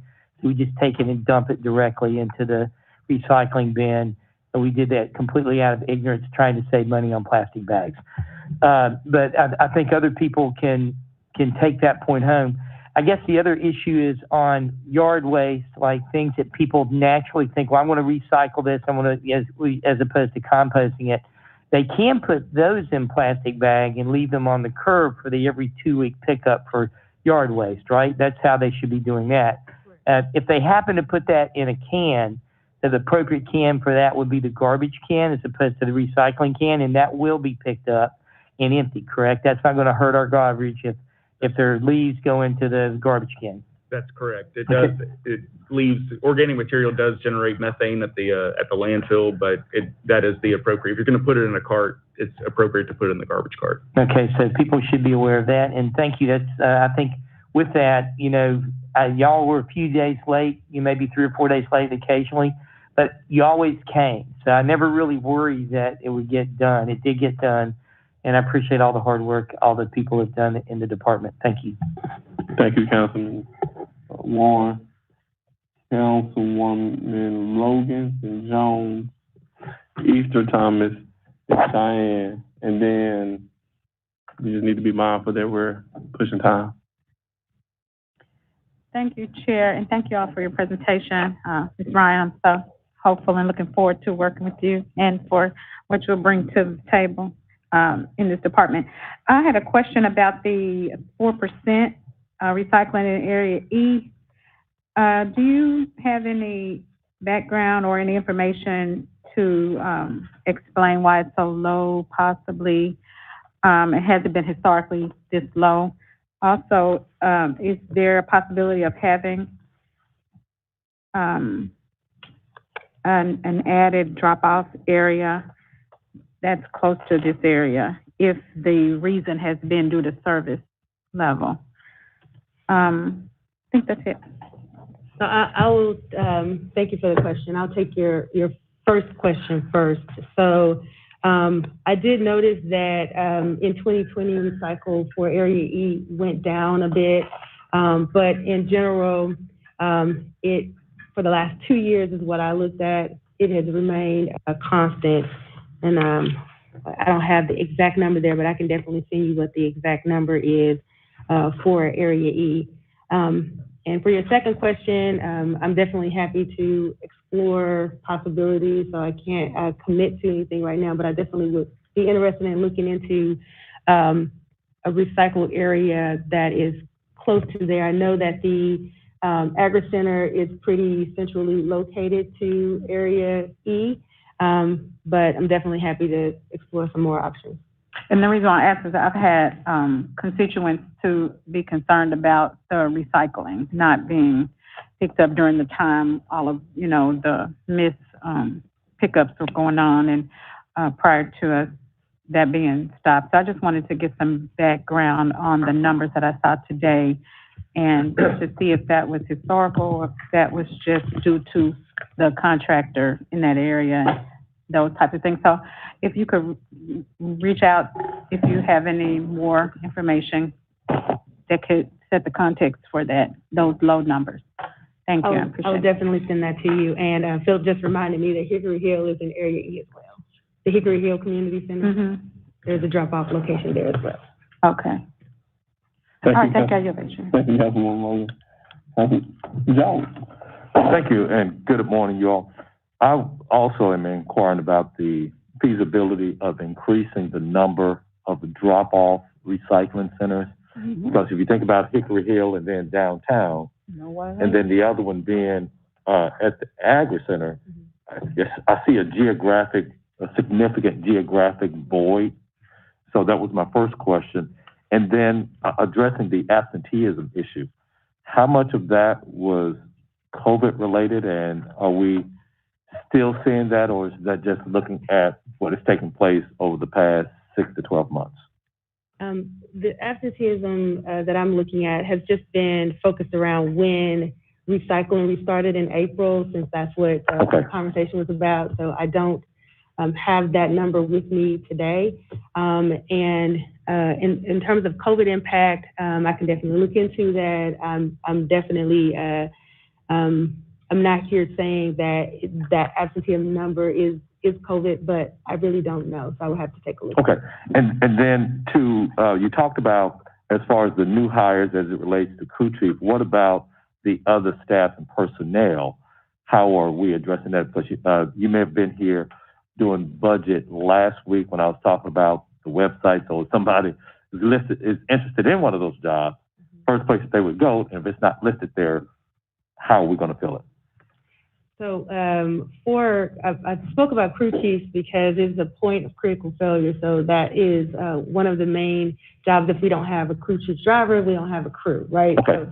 So that's why I've focused on them a little bit. And we do have a posting that closed recently for crew chiefs. So we're actively promoting or hiring into that role. And we maintain an active crew person posting on our website to backfill those roles as well. But the largest area where we can see great impact is the crew chief role, and we're really active around that. Thank you both. Thank you, Mr. Chairman. Thank you, Councilman Jones. Thank you, Chair. First of all, let me just thank you for the job that you're doing. I think the citizens are aware and see a major change. And everyone here on this council will do their part to let people know what has taken place and to, again, let's start promoting the services that the city does and let people know what their tax dollars are really being used for. I have a question. In regards to your drop-off location, are you having any issues with the type of items that's being dropped out? Should that be something that the citizen needs to be made aware of when they go and make a drop-off? We are having some issues with contamination at our drop-off sites. One of the things that we've talked about in the team with the recycle team is being more planful around the education that we're providing to citizens. So I think you'll see in the coming months more energy around how we educate citizens on what they should be doing in their households and then how they should be using our drop-off centers. We also have seen on occasion the wrong materials being dumped on our sites, and we are addressing those as they come about. But then we're also looking at what can we do to prevent those from happening as they occur. I would definitely love to have more opportunity for us to educate the citizens.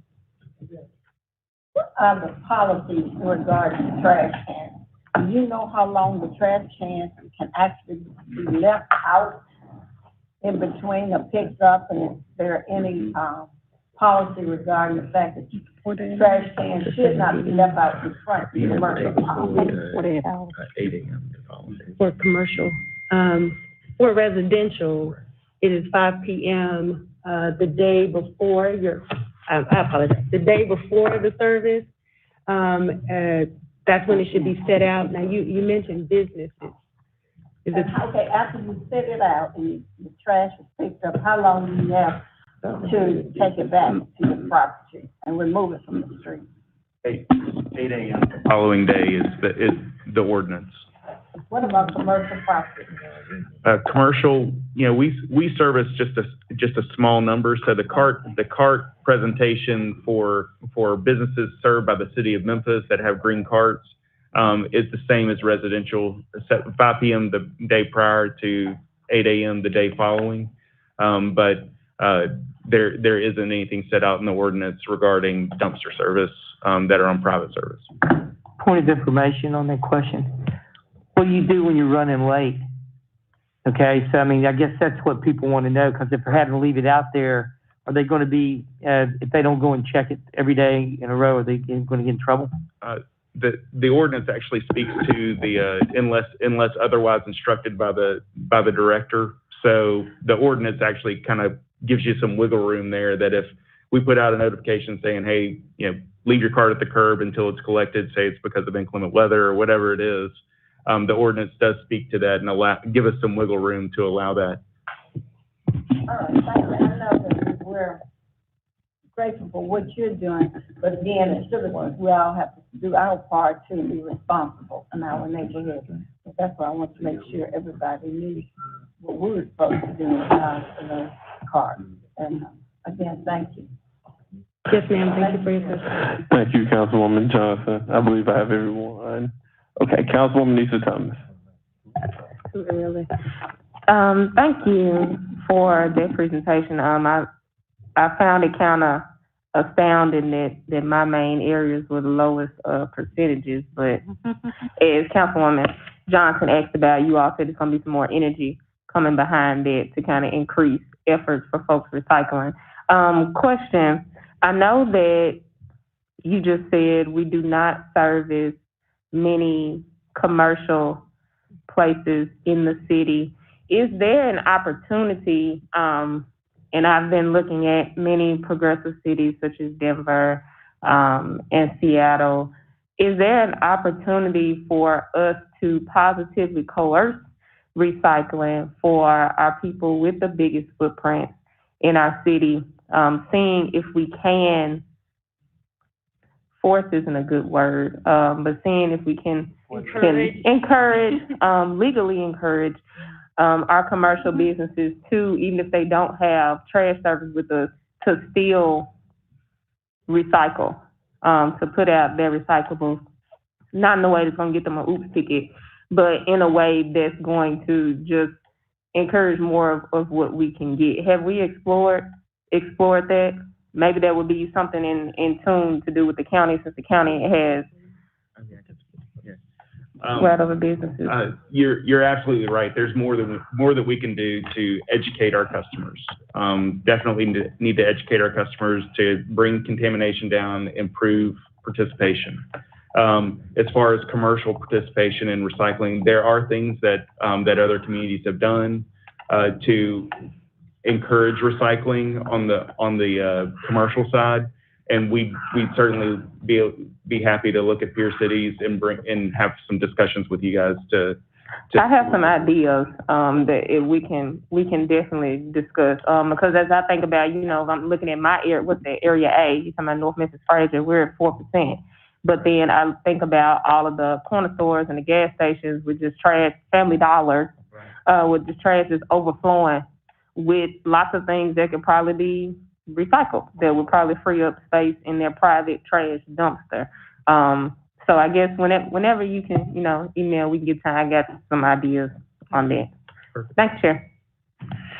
Thank you, Councilwoman. Quick question for me. I think I maybe missed it, but what area would South Memphis Orange Mound fall in? Orange Mound would be Area C, and then South. I guess if it depends on what you consider South Memphis. So, okay, South Memphis is pretty long. If you're grade 1 through 6. If you're between south of Poplar, inside the loop, that kind of stripe of the city, that would be Area C. The I-240 loop south of the state line, that stripe of the city would be Area D in Dog. Okay, gotcha. All right, and then my next question, I know there was a period in time in which we were commingling trash and recyclable. So if the general public is still commingling, what happens? That cart should receive an OOP sticker and be left at the curb for the customer to sort it out themselves, sort the garbage back into their garbage cart, and only have recyclable material in it. If they don't do that for 3 weeks, get 3 stickers. The 3rd week, we will arrange for it to be dumped and remove the cart from service. Okay. And what, other than the OOP sticker, is there anything we're doing to notify the general public, hey, we're not doing this anymore, please stop? Because, my thinking is I wouldn't, if you're dumping your trash and you're recycling, because we, at one point we're commingling, I'm just thinking about, how nasty it could get, just digging into it, and you don't really have the gloves to do it. So I just want to know what we're doing, and then I'm going to be done. So we made announcements via social media. So I'm assuming it's like next door, and also there was a time period when we first started up that we didn't immediately use your OOPS tickets towards your 3 that will get your cart taken. So we used that as a way to educate the folks who were maybe still commingling. So there was just like a ramp up period that we had. Okay, how frequent do you see the OOPS stickers going out? I'm assuming we see it pretty frequently. We're putting them out a lot. We've used quite a few stickers. And we're also, we've used quite a few stickers. So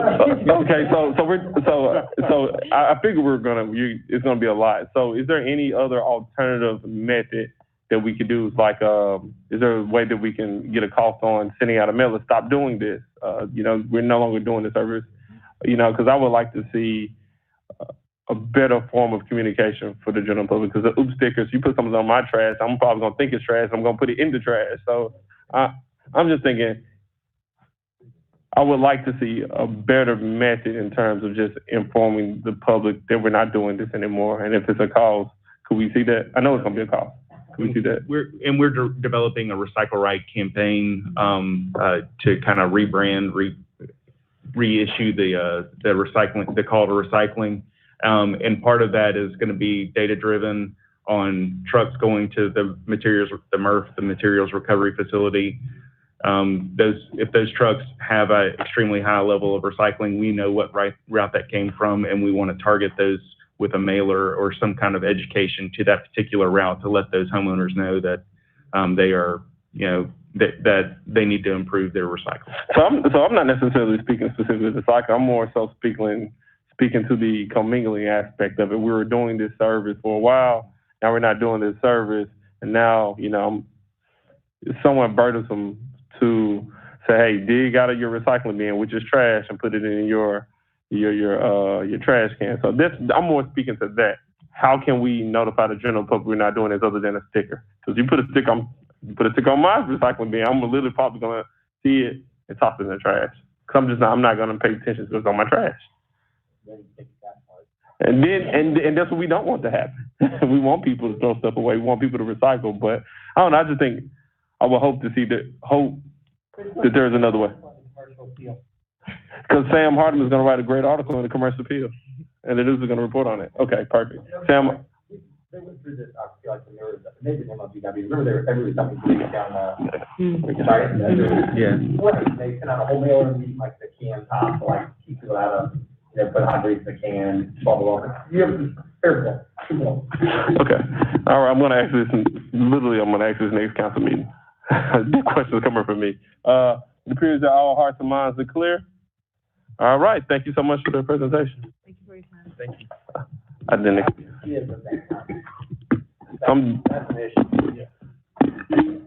Come on down.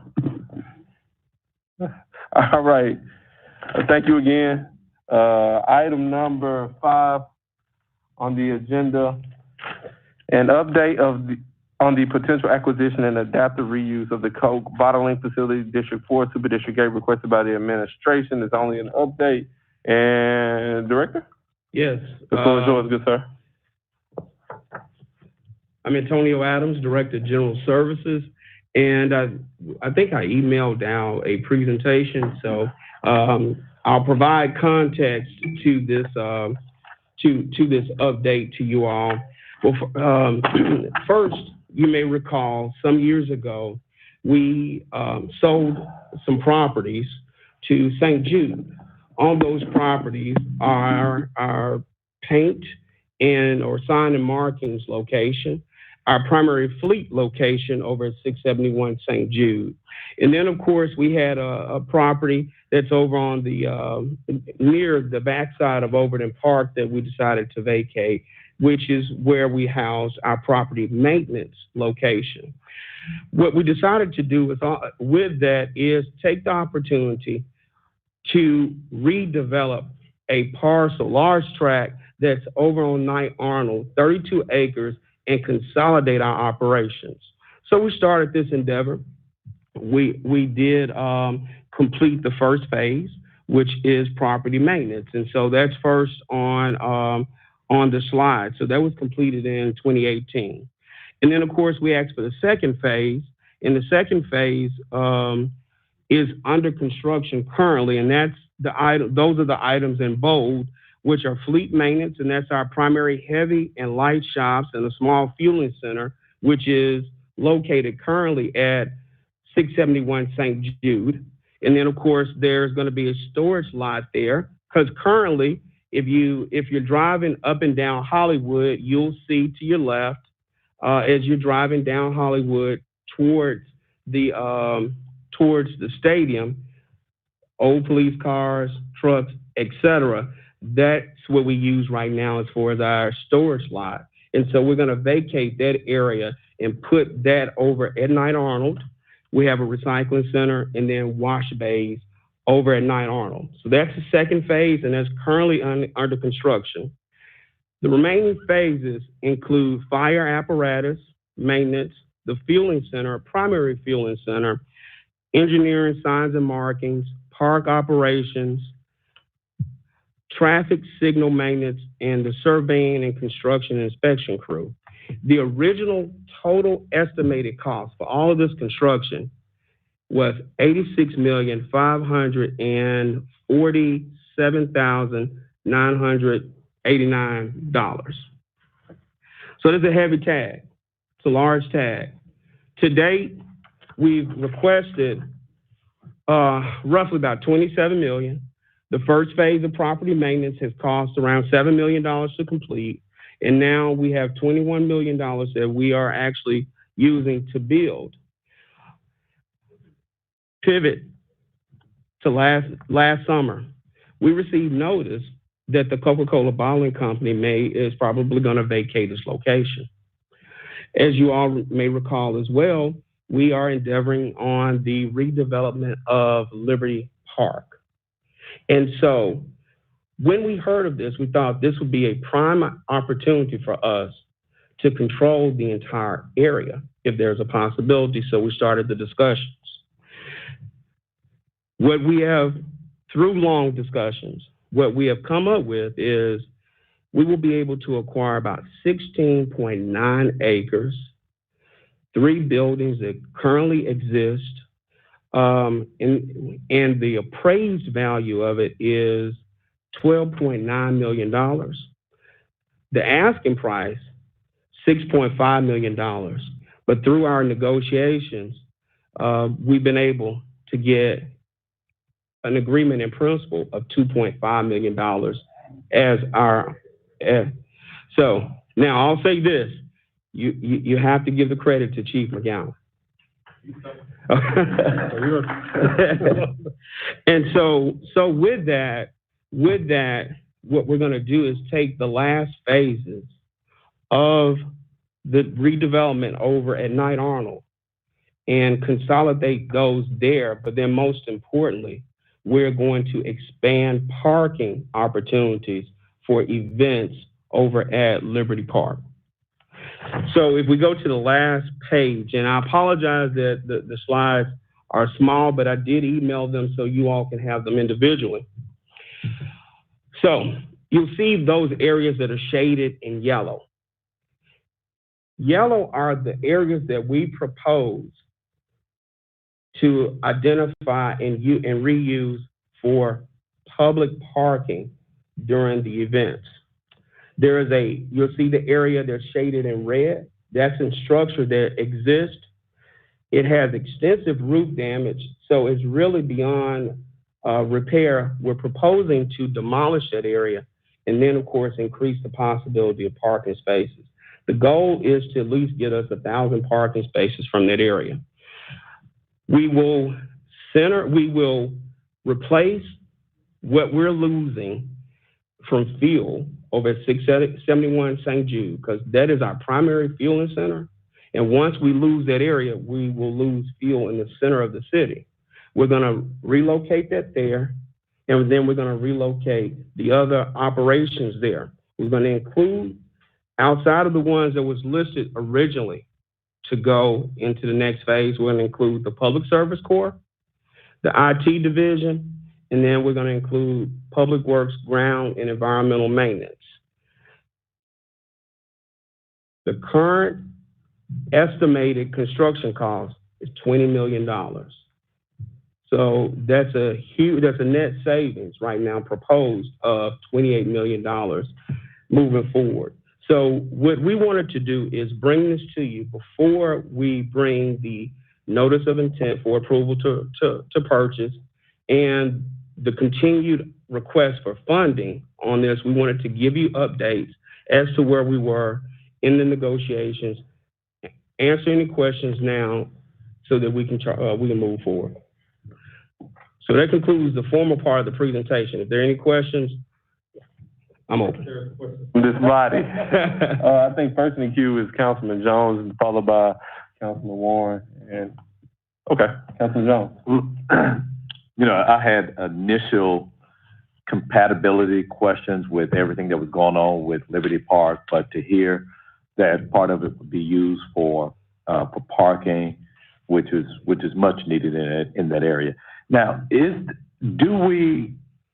there a self-storage facility, or has that been abandoned that's a little bit west of there? There is now. That's not owned by the Coca-Cola bottling company, so we won't acquire that. Okay. Now, it doesn't mean that later on we won't have negotiations or discussions with them to acquire that, but that's not included in this particular transaction. Yeah, and then so my my compatibility issues will overcome once I heard that new price. So good job, y'all.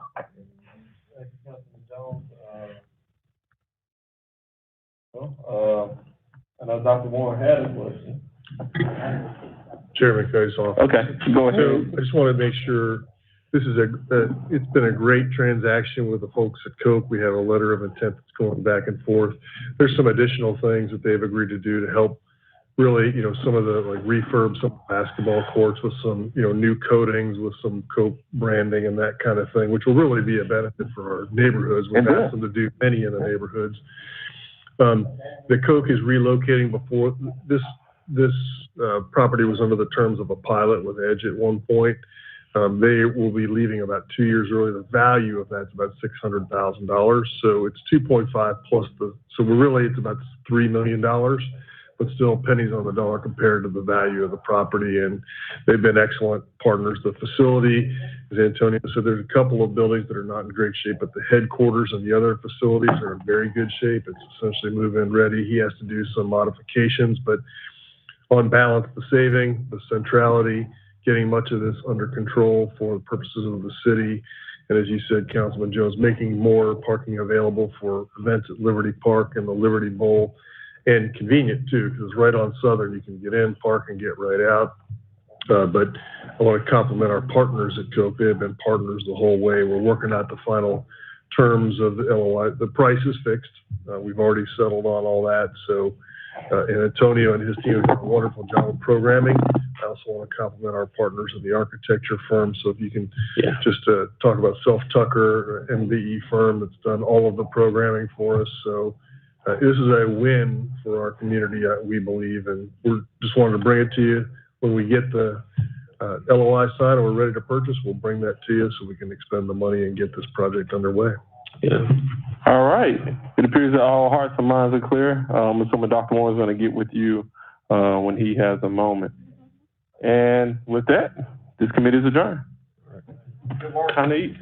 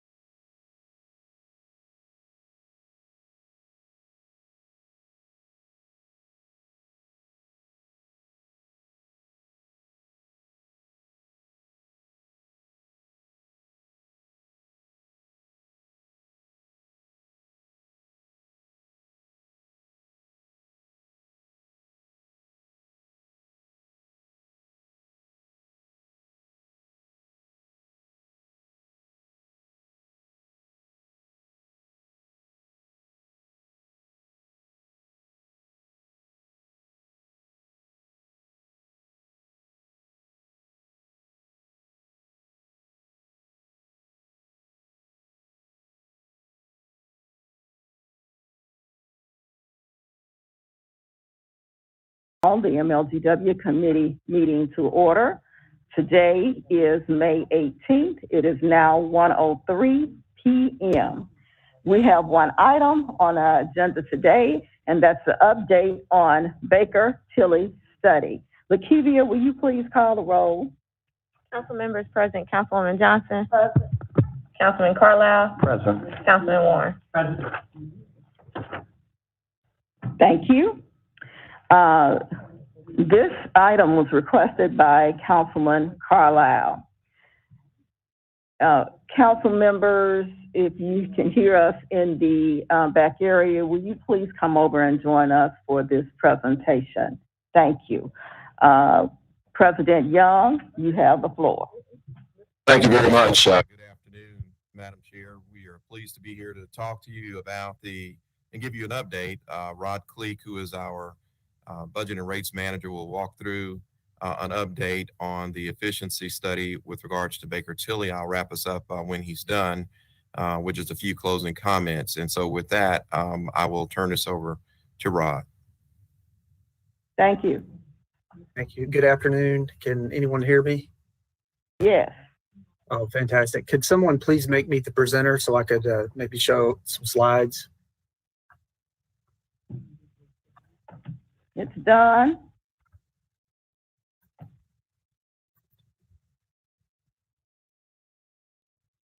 It's still showing that I am not a presenter.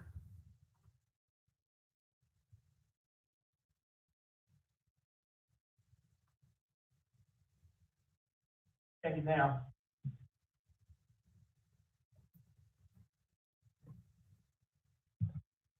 Check it now.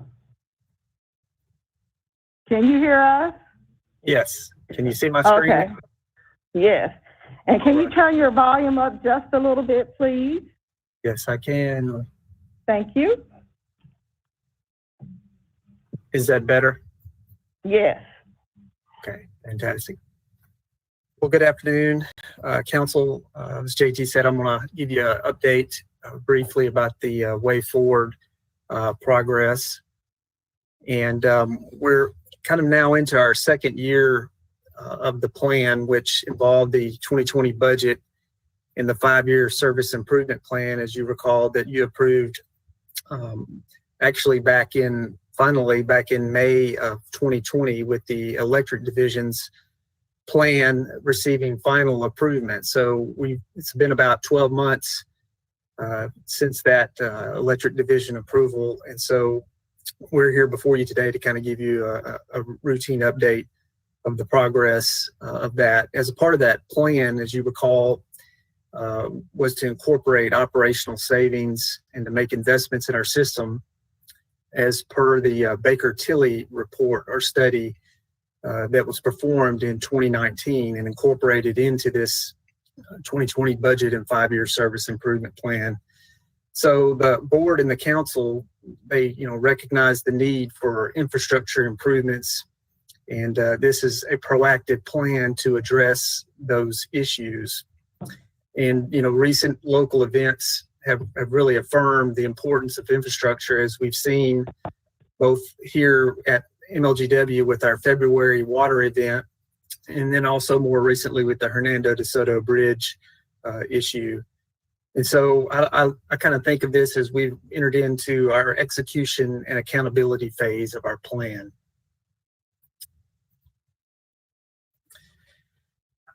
As a part of the Way Forward team process, our team meets monthly to update and discuss many items that are outlined in the Baker-Tilly study. And this particular slide that you're seeing there is very busy. There's a lot of metrics on here, but these are a select few of the items that we initially had incorporated as a part of our savings plan. And so we wanted to report on those. We'll start on the far left-hand side. You can see, hopefully you can read that. It says labor reductions, and then the column over is labor savings. And those two components, the labor savings is a significant part of our savings plan over the next 5 years.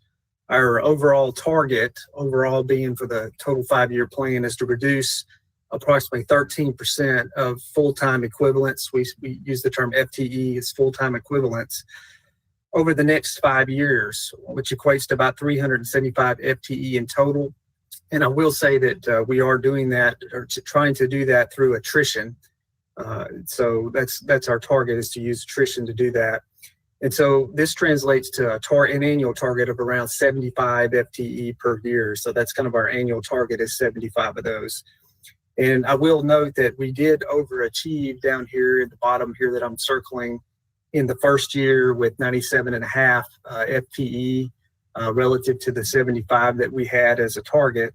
But so far this year, we don't have any reductions. But I will say that this exercise of finding positions is usually best performed during our budget labor process, which will begin in a couple of months. So I'm still confident that we'll be able to achieve our target of 75 for this year. And to the right of that, you can see the dollars that are Excuse me, associated. Rodney, let me make the council members aware. This presentation was sent to you this morning by Lakivia, so you can pull it up and probably see it better on your screen rather than trying to, because we can't see it here. We have over 40 eyes, some of us. Thank you. Go ahead, Rodney.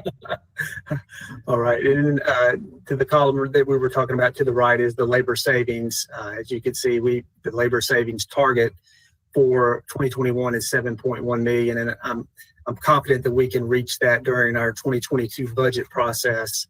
And down below, you can see the cumulative total savings target for the 5-year period in labor is 67.2 million. So we're well on our way in the labor savings portion of this particular metric.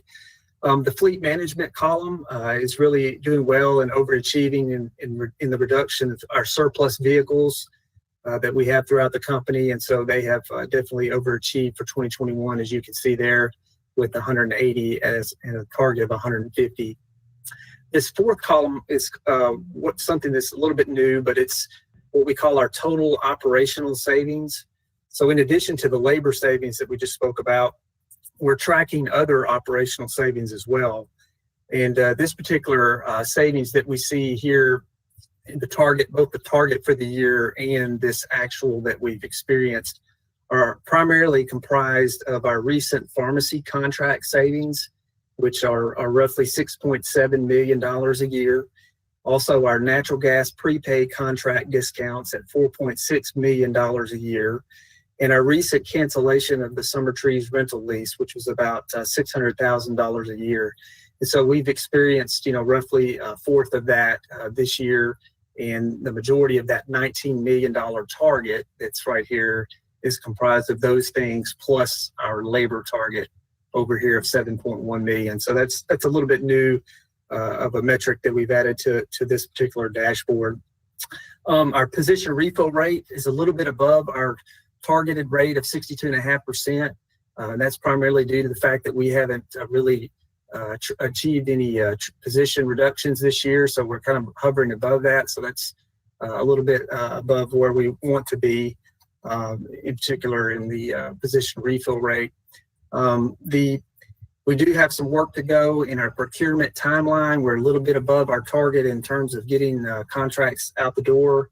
And also in terms of our number of bids per RFP, we're pretty close at 2.65, so it's not too far off there. But we do have some work to do in our inventory efficiency turnover rate. We're pretty far below our target there. So I'm going to switch to the electric division projects dashboard that we have here. So, even though the first one that's listed here is not particularly a capital project, it's more of an O&M item. That's tree trimming. And we just want to emphasize that because, as we've said in our 5-year plan, that, tree trimming is very important to the reduction of outages. In fact, tree trimming is the number one cause of outages when they fall under the power lines. So we are behind a little bit in our tree trimming miles. This year, we're at 95 miles trimmed. We've got to get to 1,400, so we're a little bit behind there. However, I know you can't read these notes over here, but we have made some changes that we think will help us to get back on track for tree trimming as it relates to our tree trimming contractor. So I think we can be able to meet our 2021 tree trimming miles target for this year. Moving down to the wood pole replacements, we did get off to somewhat of a slow start, but the recent addition of the contracted crews that y'all approved, I think a few weeks ago, is going to allow us to meet our target of 600 for the year. We're currently at about 22 poles, and so the contractor just got on site here in April, so we think they'll ramp up very quickly and be able to help us to achieve that target of 600. The distribution automation project is really getting into gear. They are doing a fantastic job. As of this report, I'm reporting that there are 24 commissioned units. And again, these distribution automation is what I really call a smart switch, if you will, being able to redirect power from different circuits to get people back on quicker than otherwise with manual switching.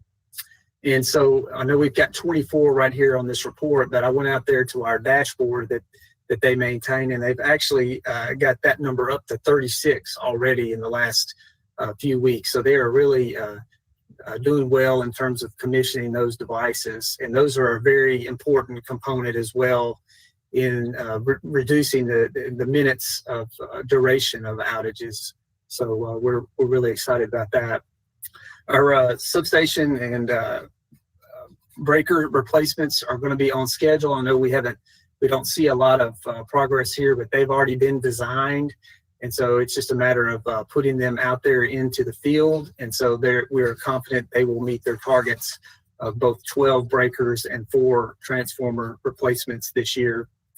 And lastly, for the electric division, the underground cable replacement project is still kind of a little bit in a holding pattern, if you will. We do desperately need some resources to help and assist us to be able to do the 90,000 feet of cable that we have here for 2021. So right now we are working on an underground contract in discussions with the union right now, and hopefully that will become before the board and the council here over the next few months.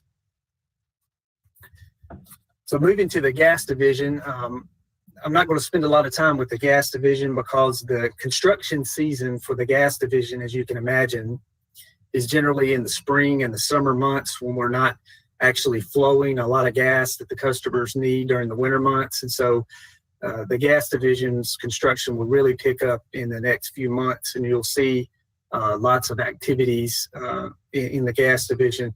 I will say that, as the notes say over here on the right, that all of the design work associated with these jobs are complete. And so it's just a matter of getting it out in the field and getting it installed. So there has, been significant work done, even though we're showing zeros here. We could probably do a better job of showing something other than zero, but the work has been designed and the work is going to get done. There's no problems in the gas division that we can foresee for 2021. All right, moving to the water division, this particular dashboard is a little bit different than the ones that you've seen before, and it's a little bit different in look from the electric and gas, but we will fix that for next time to make sure that they're the same. But I will note that up here at the top, the first one, production wells, we've already surpassed our target for our production water wells with 3 wells. We had a target of only 2. I will say that we did have 8 wells that were almost finished, and we did complete 3 of those 8. So overall, we hope to have a total of 10 actually completed during 2021, the 8 that were almost done, and then 2 more. So our goal is to actually have 10. And, as you heard during the February water event, we saw the critical need of wells and well capacity during that event. And so we placed significant emphasis on getting more wells online. The second item here is our lead service line replacement. And this particular project continues to be on target month after month after month. The last 4 projects that we have listed here, the digital process control systems, the filter media, the VFD that stands for variable frequency drives, and the Mallory Washwater Recovery Basin. All of these projects are generally tied to pumping stations. And so we wanted to kind of give you an idea of some of the things that go on, associated with a pumping station that aren't necessarily structural station rehabilitation. So we've kind of listed these here, and the majority of the spending that we've done has been related to the Mallory Washwater Recovery Basin. If you drive by the Mallory pumping station, you see a lot of work going on out there outside. It's related to that washwater recovery basin associated with the Mallory pumping station. And then this is a new slide as well that we wanted to show you related to the water pumping station rehab project. In previous presentations, we've always had a TBD or a to be determined kind of metric. And so this is the first time we've really kind of tried to put some meat on the bone, if you will, related to that project. And so you can see here, up here at the top, and down the left-hand side is a list of kind of the sub-projects within this particular project and the phases associated with each sub-project going across the top here. And again, we are very early in this project. This is a massive project in scope, but you can see that the majority of the phase one scoping here, is complete for about 4 of the 6 sub-projects here for this water pumping station rehab. And so the end product of this particular project and sub-projects is going to dictate where and what will be done to specific pumping stations. So this is a very critical component that will feed into the water division plan over the next few years. So I just wanted to give you that because in previous presentations, we really haven't given you any detail as it relates to this particular project. So I hope that helps to illustrate that. And then this is just a outline of the spending that we've done on these particular selected projects that we've mentioned. We have other capital projects that we do and other capital spending, but just for the ones that we have listed here for our dashboard, you can see the electric division is spent pretty close to its target for the first 4 months. And then overall, we're about at, I think, 69% of the target spending for these items that we've mentioned.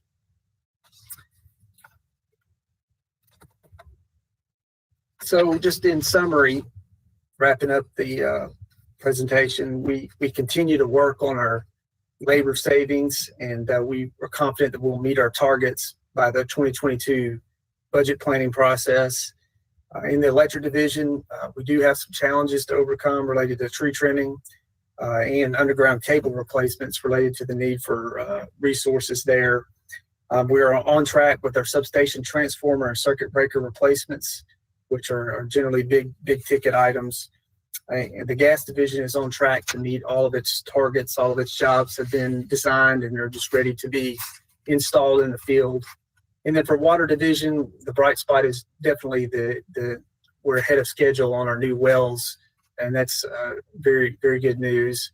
And then lastly, we wanted to emphasize our new water station rehab project metrics that we showed to you on that slide that we've developed to kind of assist with the transparency of that project.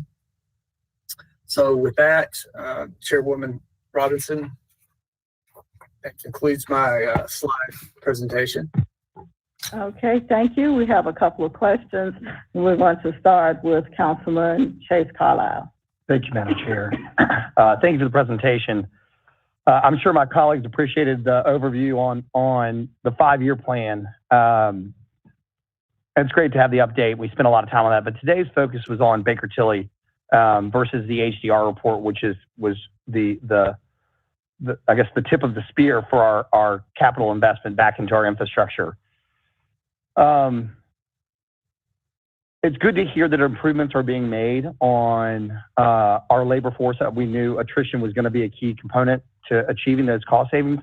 But I'm more curious on some of the other items that were in the report. Have you guys completed a compensation study? We are in the process of completing that as we speak. I think JT can probably elaborate more on this and he knows more about it than I do, but I believe we're probably a couple of months away from being able to have that wrapped up. And it's definitely more to it than just compensation. I think we're trying to reduce some of our job descriptions and get more efficient in that area as well. But I think we're still a couple of months out from having that wrapped up with our vendor. Yep, that's correct, Rodney. Rod's correct on that. And Korn Ferry, of course, as you know, has been brought in to conduct that. They've been working with us for the last few months, and we are nearing the end of that. As Rod said, making some great headway on not just compensation, but on some rationalization of positions and titles and job descriptions and what have you. So I think it's going really well.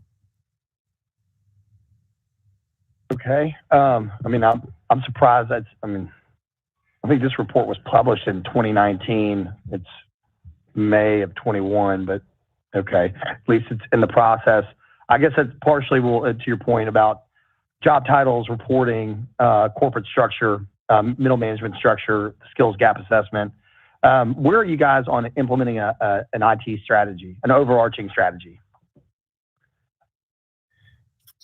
So that's ongoing as well. There's a team that's been pulled together. I'll ask Dana Jeans to chime in on this as well, but there has been an IT team that's been put together. I don't think Lachelle Vaughn is on, our CIO, but Dana can probably address that as well.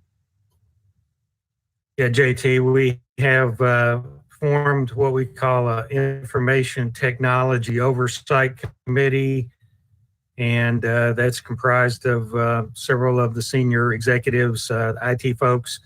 And really what we're trying to do there is prioritize our projects. So we have, a lot of different types of work, a lot of different enhancements to systems that people desire. And this group is really intended to reach across the whole company and, just try to determine what is the most important thing that gets us the biggest bang for the buck. One of the things we're working on right now is some technology enhancements that will improve our contracts management process, enable us to be able to track where projects are at any particular point, look for any bottlenecks, help resolve those, and just improve the overall management. We have a number of projects that we're looking at as well, just in terms of improving our technology and keeping it up to date as well. So when will the plan, the strategic plan, and call it could be a 5-year plan, when will that be available? So when you refer to the Baker-Tilly report and their section on IT, obviously they've got some windows, generally speaking, but just for the strategic plan alone, they believe that it can be done in roughly less than 6 months or somewhere around 18 months. And it sounds like you guys are still in the process of putting the plan together. And then the portfolio management piece of that, which to your point, Dana, is more of the project-specific priorities. The day-to-day, obviously can take longer, more than 18 months, but putting together having a chief technology officer and a chief information officer put together an overarching strategy should be complete.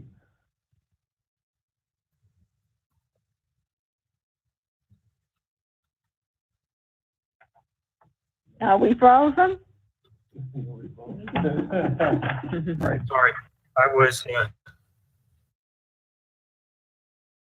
We couldn't hear you. Dana, I think you're muted. Yeah, there you go. He's muted again. His mic is red.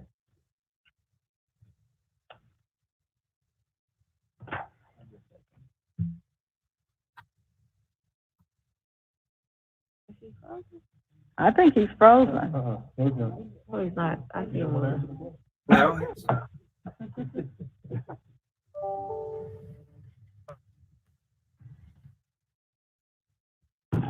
Maybe they can't hear us. Let's do this. I don't think Dana's going in and out. Are you able to hear us, Dana? But apparently you can't hear me. That's on our side as well. I hear you now, though. Okay, how about now? Now I can hear you. No, you can. Yes, I can. Yes. You can't hear me? Okay. Yes, All we right. can hear Sorry you. about that. I'm sorry. I wasn't sure what was going on, but essentially, I think we can be complete in another couple of months with this. We just really are trying to get the priorities of the projects and build that into the formal plan. So we are in the middle of a Oracle upgrade that has taken some of our resources away for a short time to make sure that project goes well, since the Oracle functions kind of run the core part of our business, but we will get that completed as soon as we can. Hey, JT, do you guys have a chief technology officer? I know we have hired some. We have a CTO. Okay. Yeah, we do have a CIO. We did back in 2018. We transformed the role and created the CIO position. And in reality, her role comprises, if you will, sort of both of those functions in a sense. And so we do not have two, but we do not have a separate named CTO and CIO. We just have a CIO. All right. And more to just kind of the specific things that were in this report. And I'll say one thing, the council has a responsibility in this report too. I know, and I'll just throw it out there to say that I'm not trying to point the finger at just you guys, so to speak, of where are we on some of this stuff. In inventory, or not inventory management, and procurement, one of the issues that was brought up is that for everything over $50,000, you have to come to the council, and it creates kind of a little bit of a nightmare scenario in time and material. And they made a recommendation that we increase that threshold. And certainly, I'm sure we can have some discussion at another council date about that. But, you brought up fleet management. And one of the issues with fleet management wasn't necessarily the number of vehicles. It was also the internal controls within the fleet itself. Basically, let's see here. Poor oversight in the motor control pool, reimbursement costs would be a factor, mileage reimbursement, et cetera. We started implementing those controls in certain divisions that were specifically stated in the Baker-Tilly report. Yeah, I believe we have, and Dana can address that. That's in his area as well. We did have, will mention last year during 2020, we had to make some adjustments on our fleet side because we had to make some adjustments to sort of keep for safety reasons. So we actually ended up using more vehicles. We were trying to do some rationalization around reducing some of those vehicles, but the controls and whatnot, I think we've even had an internal audit around that. But Dana, you want to address that as well? Yes, we've taken a look at those processes, and I believe we made some improvements. Internal audit has also looked at them. And again, what we're trying to do there is make sure that we control our expenditures, make sure that we use vehicles properly, that they are used for the life that they are intended to be used for.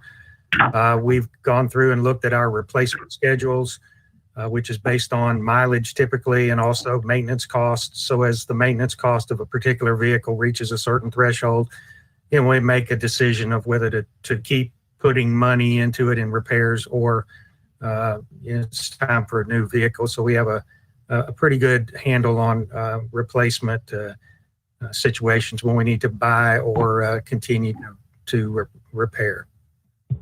All right. I'll yield the floor here in 1 second. So I'm sure there are others that may have questions, but I guess I'd say we'll see you in a couple months to hear an update on the comp study and the workflows. I know there's a new chief people officer that's going to weigh heavily into that, and she needs time to get her bearings on that. But a lot of the areas that were noted in the Baker-Tilly study have to do with a lot of the internal workflows and controls and the things that you're looking at. And so I know that I'm very eager to see that work completed. And I think often the public is as well, as us as an oversight body. So I appreciate it. I appreciate the update. Really excited to see some of the movement on the electric grid. But certainly we'll see you in a couple months. And if I've got any follow-up questions, I'll just send it in an email and I'll copy the council in a memo form. Thank you, Madam Chair. I yield. One thing I Thank will, you. just to piggyback, if I might, on one of the points you brought up, Councilman Carlisle, on the what was included in the Baker Tilly. So one of the elements included in the Baker Tilly study did have to do with contracts. And from a procurement standpoint, you might remember, even in Rod's presentation, the metric around days on contract execution. We are planning to present to our board tomorrow, have a discussion around that subject. So you may hear from us on that sooner than later, because it'll certainly depend on the direction we get from our board.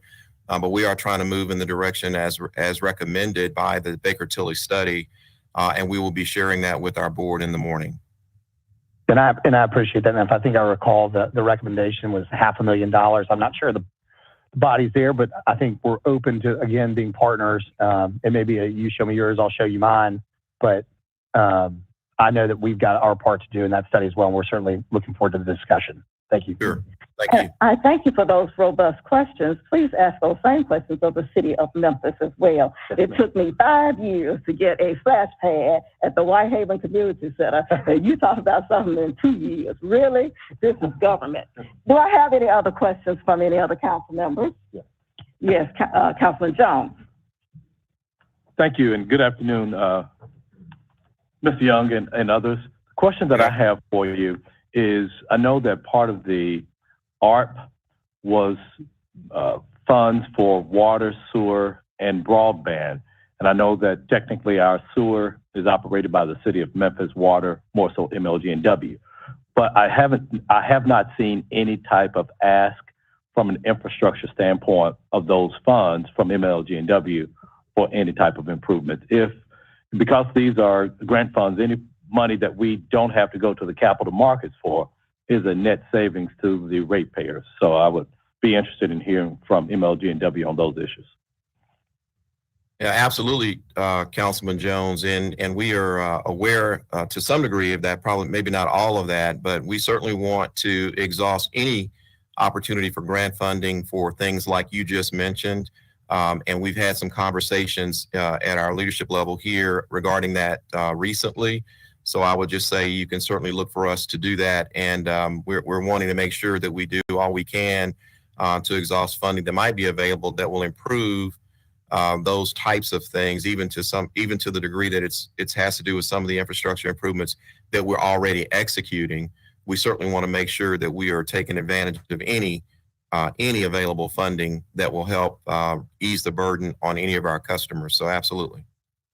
And along those lines too, I reached out to your CIO, Ms. Vaughn, because in the area of broadband, with there being a significant amount of money that Shelby County Schools will receive, Shelby County government, the city of Memphis, along those lines, although there's not a direct allocation for MLG&W, to have any type of coordination between those three bodies and an organization that touches all of those is MLG&W. So, like I said, I would welcome, we have a couple of years to spend that money. There's a tranche that's coming down this year and another next year. I would love to see how there can be better coordination between all of those bodies. We'll be happy to join in and do what we can on that. Absolutely. Thanks. Do I have any questions from any other council members? Mr. Young, will you please prepare us a date with Lakivia so that we can hear the water report? Okay, specifically, Madam Chair, the water report for, are we speaking? The one that the University of Memphis just completed. Yes, the Caesar, right, absolutely. Yes. We can do that at the next meeting if you'd like. Yes. Okay, we will be glad to do that. All minds, hearts clear. No other questions of this committee? This committee meeting is now adjourned. Thank you. Thank you. Thank you.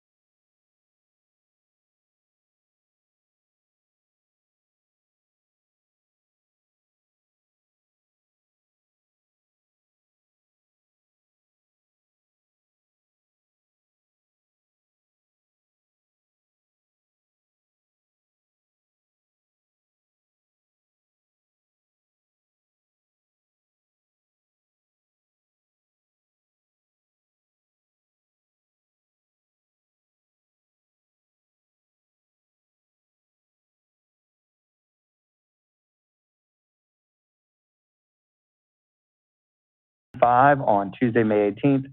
I hereby call to order the Personnel Committee of the Memphis City Council. Ms. Crichton, would you please call the roll? Councilwoman Johnson. Councilman Canali. Here. Councilwoman Logan. Present. Councilman Jones. Here. Councilwoman Robinson. Present. Councilwoman Easter Thomas. Present. Chair Carlisle. Present. We have a quorum. Colleagues, we have 3 items on today's agenda. The first is the appointment of the Director of Housing and Community Development, Ms. Ashley Cash. May I please have a motion and a second to hear this item? Moved by Councilwoman Robinson, seconded by Councilman Jones. Mr. Mayor, you have the floor. Thank you, Mr. Chairman. I am really excited to present this nomination to you. I'm sure everyone knows Ms. Cash, but I think her career has led to this very great opportunity. As you know, HCD is very important to the city, and we had a fantastic director. But I think Ashley will be perfect to take his place. Just most recently, working in the city of Memphis, she was the main driver for Memphis 3.0. So she planned it, now she'll execute. And her work with Habitat for Humanity and Community Lift all fit into community building, affordable quality housing, everything that we want in a person. She's a good leader, easy to work with. I think if you haven't worked with her, I think you'll find it a rewarding experience. And I'm excited to present Ms. Cash to you. Ms. Cash, would you like to say anything? Yeah, sure. Thank you, Mayor, and thank you, Chair. I'm just very grateful for this opportunity, this nomination. Housing, affordable housing has always been near. I have worked in planning and community development for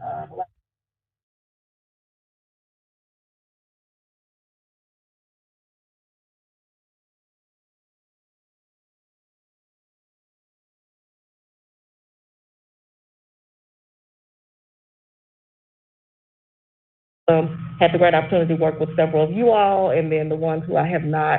As Mayor said, I'm looking forward to working with you all, implementing 3.0, implementing other ideas and strategies, and continuing the great projects that we've got in the pipeline. Thank you. Colleagues, any questions, comments? Were you raising your hand, Councilman Canali?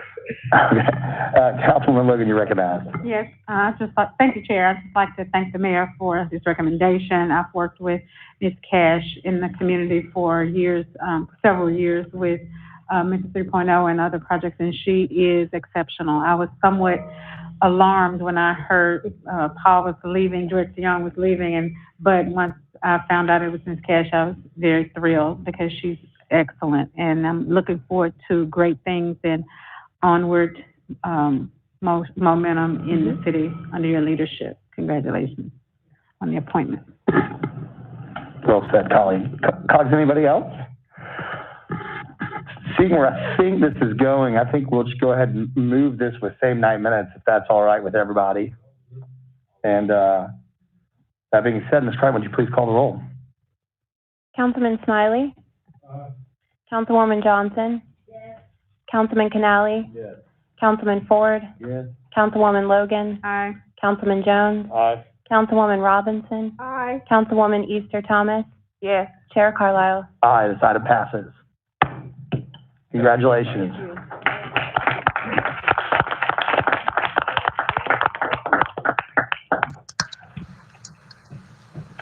All right. Colleagues, item number 2, reappointment to the Center City Revenue Finance Corporation Board of Mr. Kevin Woods. May I please have a motion and a second to hear this item? Moved by Councilman Canali and seconded by Councilman Jones.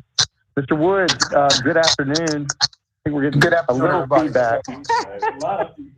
There you go.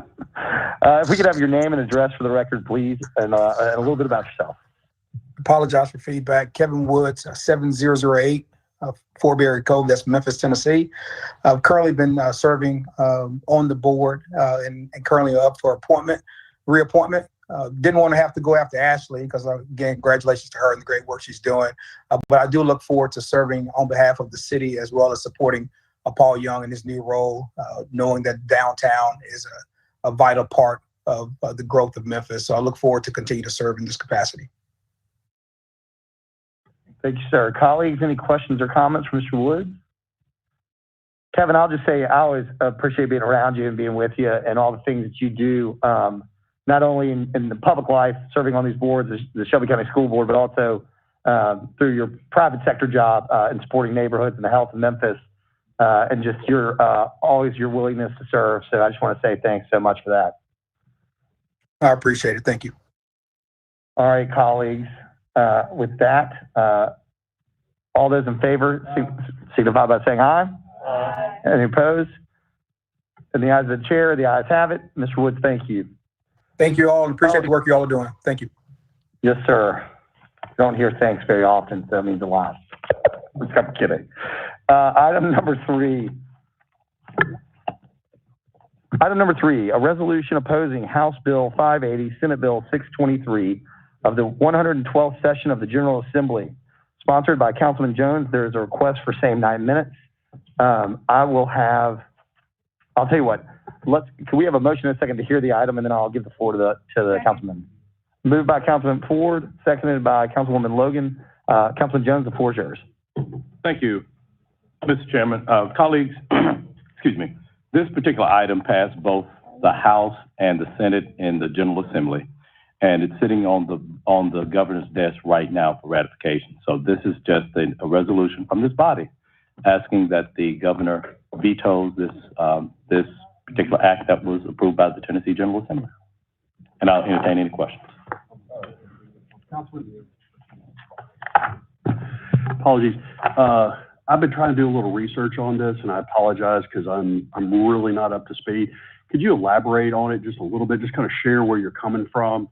Nothing more than just please educate me on what all is going on. Yeah. So there is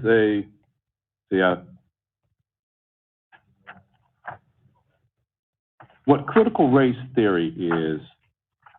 It recognizes that systemic racism is a part of American society and challenges the beliefs that allow it to flourish. So that's just a high-level description of what it is. What may have garnered some attention is this whole concept of teaching 1619. Excuse me.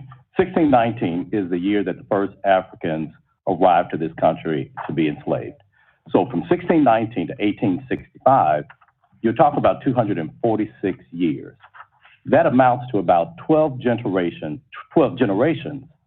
of Black Americans who were chattel property to other Americans. Now that's just from 1619 to 1865. We talk about 1865 to roughly 1965. We're talking another 100 years where you had Jim Crow laws, Black laws that were specifically designed and targeted towards Black Americans. So to talk about this, so what the General Assembly is proposing to do is to withhold funding from any local education authorities, which are basically school districts, that teach anything about critical race theory.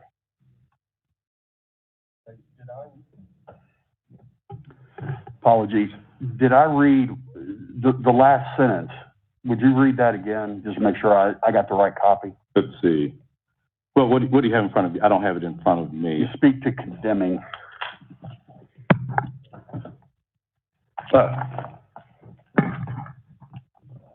Yeah, condemning any further movement to whitewash history, to deny what inarguably has taken place in this country as it relates to the treatment of Black Americans on a historical basis here in the United States.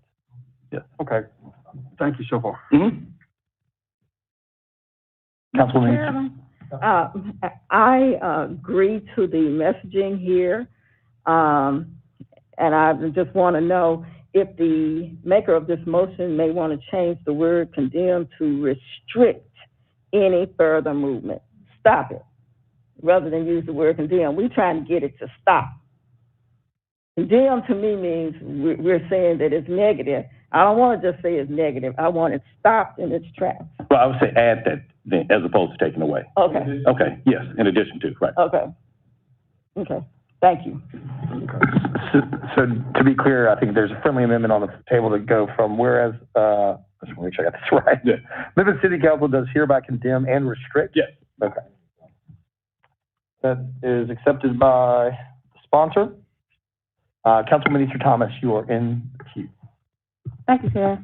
I think hopefully it's not too early to assume the notion of the body, but hopefully that you all will join me in also being a co-sponsor of this for Same 9 Minutes, as I think maybe the only high school history teacher on the council, just coming off of maybe not but definitely seeing this as what may be referred to as a copycat bill coming across nationwide. So this is not something that has derived in the state of Tennessee, but something that we have seen coming from state legislatures across the country as it refers to not only just critical race theory in a concept, but the actual teaching or notion of anything that contradicts the thought of race being an issue, a reasoning, or an impact for how we now live in our current day and society.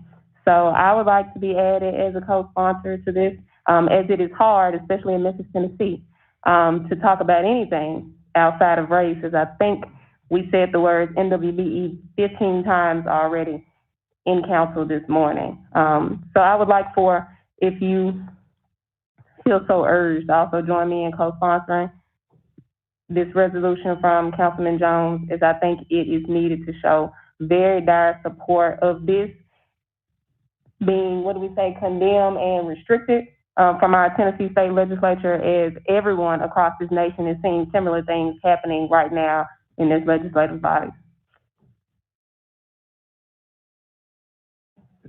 Thank you, Councilwoman. Councilman Smiley. Yeah, so I don't think we need to belabor the point too long. I think this body kind of knows what it wants to do. And Councilwoman Easter Thomas, I will be gladly co-sponsoring this issue, this resolution. But to be very direct, I think it's intellectually dishonest for us to take an approach as a state or as a legislative body that completely removes the discussion of race and how it impacts people, whether as it relates to our laws, as it relates to how we're educated, as it relates to how we fund, various groups or various projects within our state or within our city. So I will not take part of any legislation that is intellectually dishonest, seems to be completely removing the context of, just how we go through our daily lives.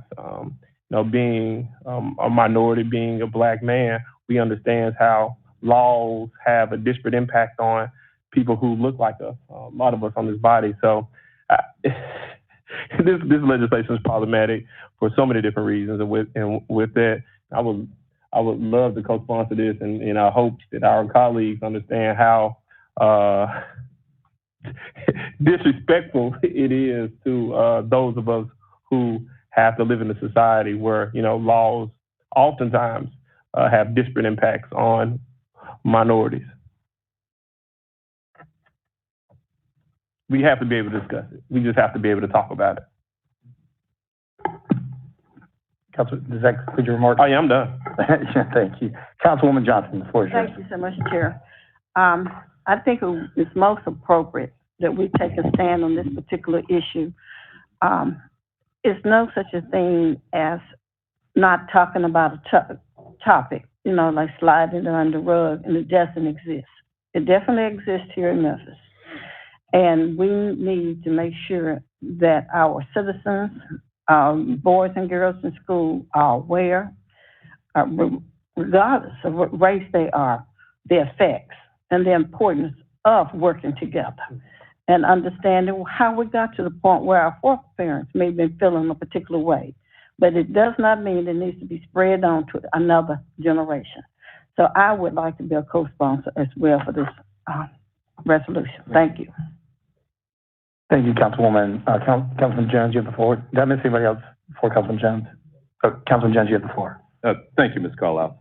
And being a product, as many of us are, being a product of public education here in this state, I think about all that I didn't learn. And to think that the governor is, and the General Assembly has put forth a measure to withhold funding to educate children just based upon what may be a different view of this, where we have so many facts. I'm reading a book now called The Color of Law. And The Color of Law talks about the fact that a lot of GIs who came home who happened to be African American could not get mortgages, which home ownership and real estate has been the foundation of wealth building in this country. When we look at the fact that the New Deal, when it was written, it was specifically written to carve out farm workers and domestic workers. 85% of the Black people at the time that the New Deal was written did that type of work.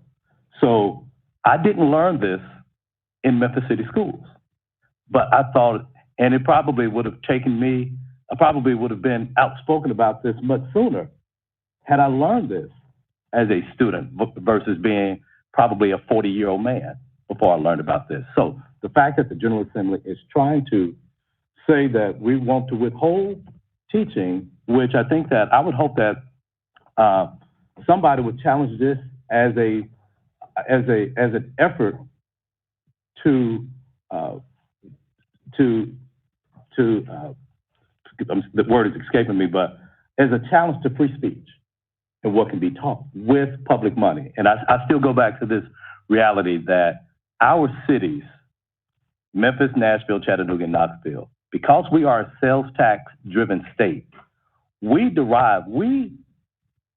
are the economic engines for this state. You talk about some of the rural counties, because we are a sales tax driven state, what's generated in cities subsidizes this entire state. And to say that the money that's generated by the cities, we're going to withhold that money from teaching children, I just think is shameful to everybody in this state and everybody in this state. Thank you, Mr. Chair. Thank you. Councilwoman Logan, you recognize. Thank you, Chair. I too am concerned that there is a push to remove truth from our history books, and that's why I believe in it and commit to it, because we don't have a right, any American, no American has a right to change or attempt to change history. And this is a part of our American history. It's a part of what actually happened. And we have to tell our whole story. We have to own the whole truth. And in order to continue to progress, we have to own our truth. And that's a part of, unfortunately, it's an unfortunate time period, and it was an evil time period in our country. But it happened, and we can't deny that. And so for that's why I am in support of upholding truth in our country. Thank you, Councilwoman. I'll make a comment to all of this, I guess. I'm not super familiar with critical race theory. I've read about it, as you all have, and maybe Councilwoman Thomas may know a lot more about it since she's in the classroom. And it's certainly an interesting philosophical debate that's going on around the country. But where Councilman Jones nails it is exactly that. What we do here is we have discourse, and he says, whereas legislation such as House Bill 580, SB 623 robs Tennessee students of the ability to have academic discourse on relevant subject matter regarding race, racism, and sexism, and it goes on. So end quote there, and it goes on, is exactly what's supposed to happen in the classroom, especially at the higher levels, is acknowledging things that happen in history and moving on and talking about how they're relevant today. And you can disagree in the classroom, but only if it's allowed to be taught. One of my favorite classes I took was political philosophy, and there were a lot of different viewpoints in that classroom with a lot of different people. But the idea is that that discourse should be allowed to be happen, and it should be in a safe environment with a mediator like a teacher. I'd further go on to say, and I agree with Councilman Jones, that to utilize a philosophical viewpoint and your only threat to not teach it is to ban it and then remove funding from schools that need it the greatest, I personally think is shameful. So I'll be supporting this resolution myself. I've got Canale and Colvett in the queue, and then I think we'll call the question. Councilor Canale. Thank you, Mr. Chairman. Colleagues, I'm of the mindset that if you can't talk about things, then you can never heal and you can never grow. I think it would be a travesty to remove talking about race in the classroom. I was told before I joined this body that this is an education that you can't get anywhere else. And I would agree. Things that I was not taught in the classroom, my eyes have been open to. The people that I have met in the honor of being in this job, the relationships that I've made is an education that I did not get growing up. So I'm in support of Councilman Jones. I'd like to be added as a co-sponsor because I'm a firm believer that we never truly move forward as a city, as a county, as a state, or as a nation unless we can sit down and talk about things. Because if you just act like it never happened, I think you just make the wounds deeper. Thank you, Mr. Chairman. Thank you. Councilman Colvett, and then Dr. Warren, and then that's it. Unless anybody else wants to speak. I just want to be a co-sponsor too. Thank you. Colleagues, Co-sponsor Robinson. I apologize that I was not more versed on this question, but the more we have this conversation, it reminds me of what Churchill always said: those who forget history are condemned to repeat it. And second, I've got a little bit of an issue when the government turns around and tries to tell our higher education what they can and cannot teach.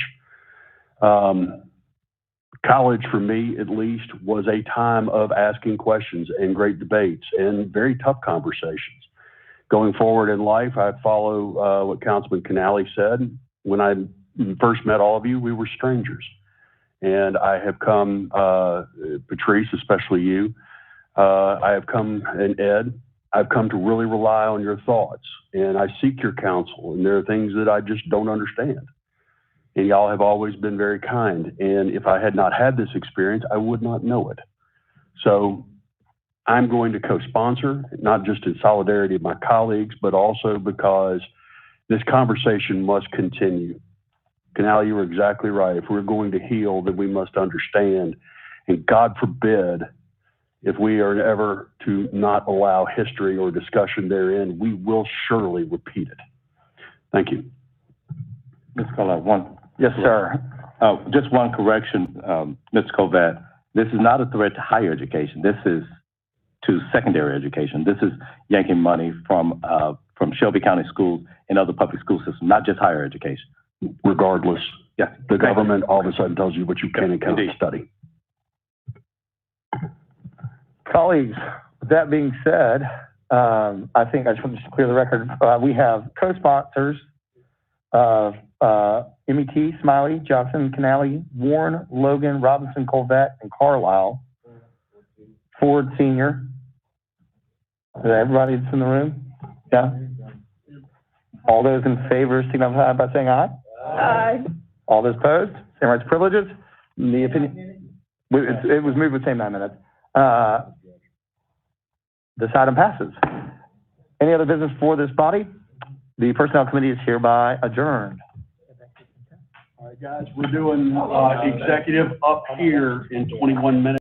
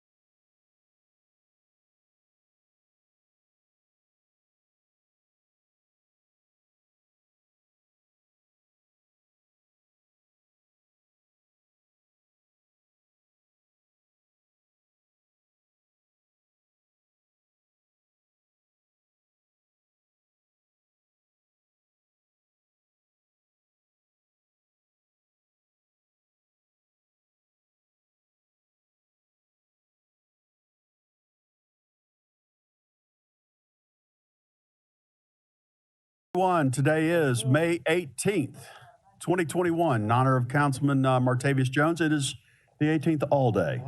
All day. Thanks. 24 hours of fun-filled adventure just for you. The hour is 2:37 p.m. This is Executive Committee of the Memphis City Council. Go ahead and give me a roll call, please. Councilman Canale? What are you asking if I'm here? Yes. Yes, I am present. Councilman Carlisle? Present as well. Councilman Colvett? Oh, sorry, Councilwoman Easter Thomas? Present. Councilman Ford? Councilwoman Johnson? Councilman Jones? Here. Councilwoman Logan? Present. Councilman Morgan? Councilwoman Robinson? Present. Councilman Smiley? I'm here. Councilwoman Swearingen? Present. Councilman Warren? Present. And Chairman Colvett. And I am present as well. Chair observes a quorum. We are ready to roll. Let's go with item 2 first. This is a mobile 311 app. 'Tis the season still for trash and potholes, and Carolyn Malone is here. Hopefully, council members, we can show you how to easily report them so we can get them filled within, 24 to 48 hours on potholes? Yeah. I'm always hopeful. All right. Carolyn, you have the floor.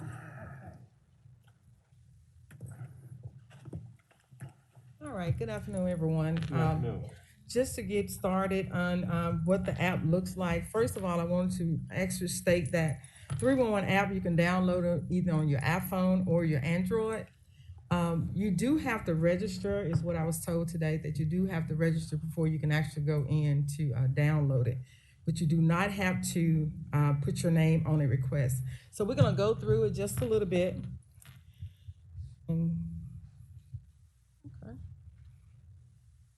Did they register us and that's why we can download it? Yes. Okay, so. Already. It's not. So hold just a minute. That's my son and grandkids, so I know y'all don't want to talk about that.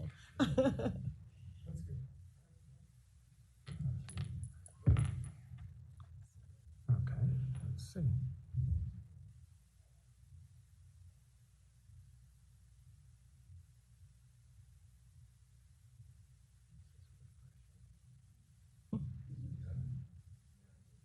I can register all my complaints underneath. You can. Yes, sir. Complains a lot. Okay. Do you get any points? Okay. So here we go. So first of all, if you would see where the actual point is, where it's an X, if you actually go in to register a complaint, if you enable your location with the 311 app, your current location will be defaulted. It will be the default location.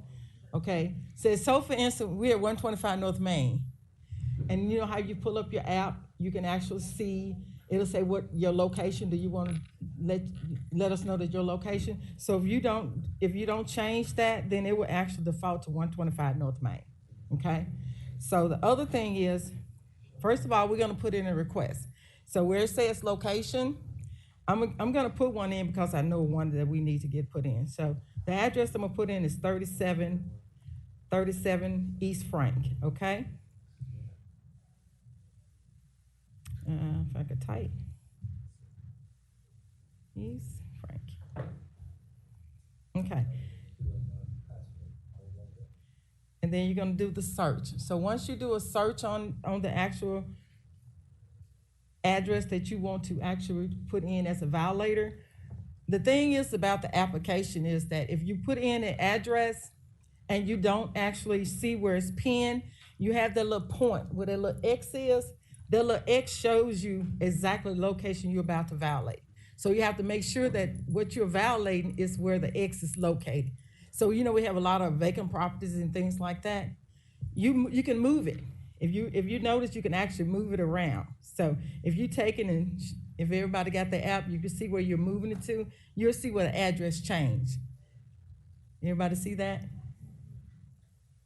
So if you see the little X in the middle of the screen? If you move that X around or whatever you move that X to, you will see that the address changed. So you make sure you move that X to the point where you know exactly that is the address that you're trying to violate. Okay? So if you put the X on there, all of a sudden the address pops Exactly, it'll pop up to where, yes. Okay, so also when you're out, I know a lot of people are out taking photos of different locations. So the thing that you do, if you're out driving and you take a picture of a location and you come back in to put that actual picture in the system, we have a feature now where it says, I want to create this location from the photo that I have. So it'll when you bring that photo up, it says this is the location you want to create. You can create it by that photo, and you don't even have to type an address in because it has a GIS application on it. Okay. Everybody with me? All right. Huh? It's not moving again. It's not moving. It's not following what she's doing. No, it won't do it on the phone.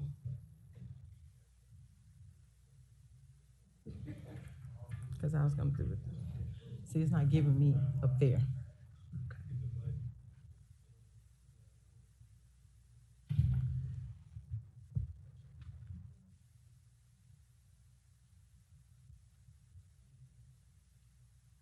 Okay. Oh, there we go. All right, now it's up there. You see how I'm moving this? I'm moving the actual point. See how I changed the address? I moved it from where I was. So if you take that X and move it, it would actually move to whatever address you're sitting on. Okay? So once you do that, once you do the location, you're gonna go next. I'm just gonna leave it at 2062 Florida. Okay. The next thing is gonna be your category. And I think I counted about 34 categories on there right now. Every category has a different type for whatever property they be. We have a category called other. The other category means that you're not sure where it's supposed to go based on categories that we have in the system already. So with that one, they go straight to 311. You actually take that from the create a ticket based on what you're saying. It is. It doesn't say potholes. Let me see. Can I see your? Let me see. Can you turn around? Let me see what your application look like. It looks like you only the potholes. The potholes. It's right at the top. You didn't see it up there.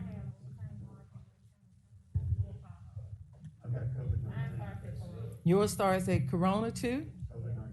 So when did you all download today? No, I downloaded like last year. Yeah, so you might not last year. Oh yeah, you might not have the version. Yeah, you might want to delete that one and re-download because they did add some more, and we continue to add more service request types in there. So if you download like last year, you might want to delete that one and re-download it. Yeah. Okay. Okay. So, okay, after that, once you pull up the category that you're looking for, we do have several categories that it is based on the fact that if you put in maintain markings, there may be one of the categories that you have to answer every question pertaining to maintain markings before you can go any farther. We do have some service requests do not require you to answer every question that's on that particular category. Citizens that actually go in and register and they don't go in as anonymous, you will get a continuous progress of that request.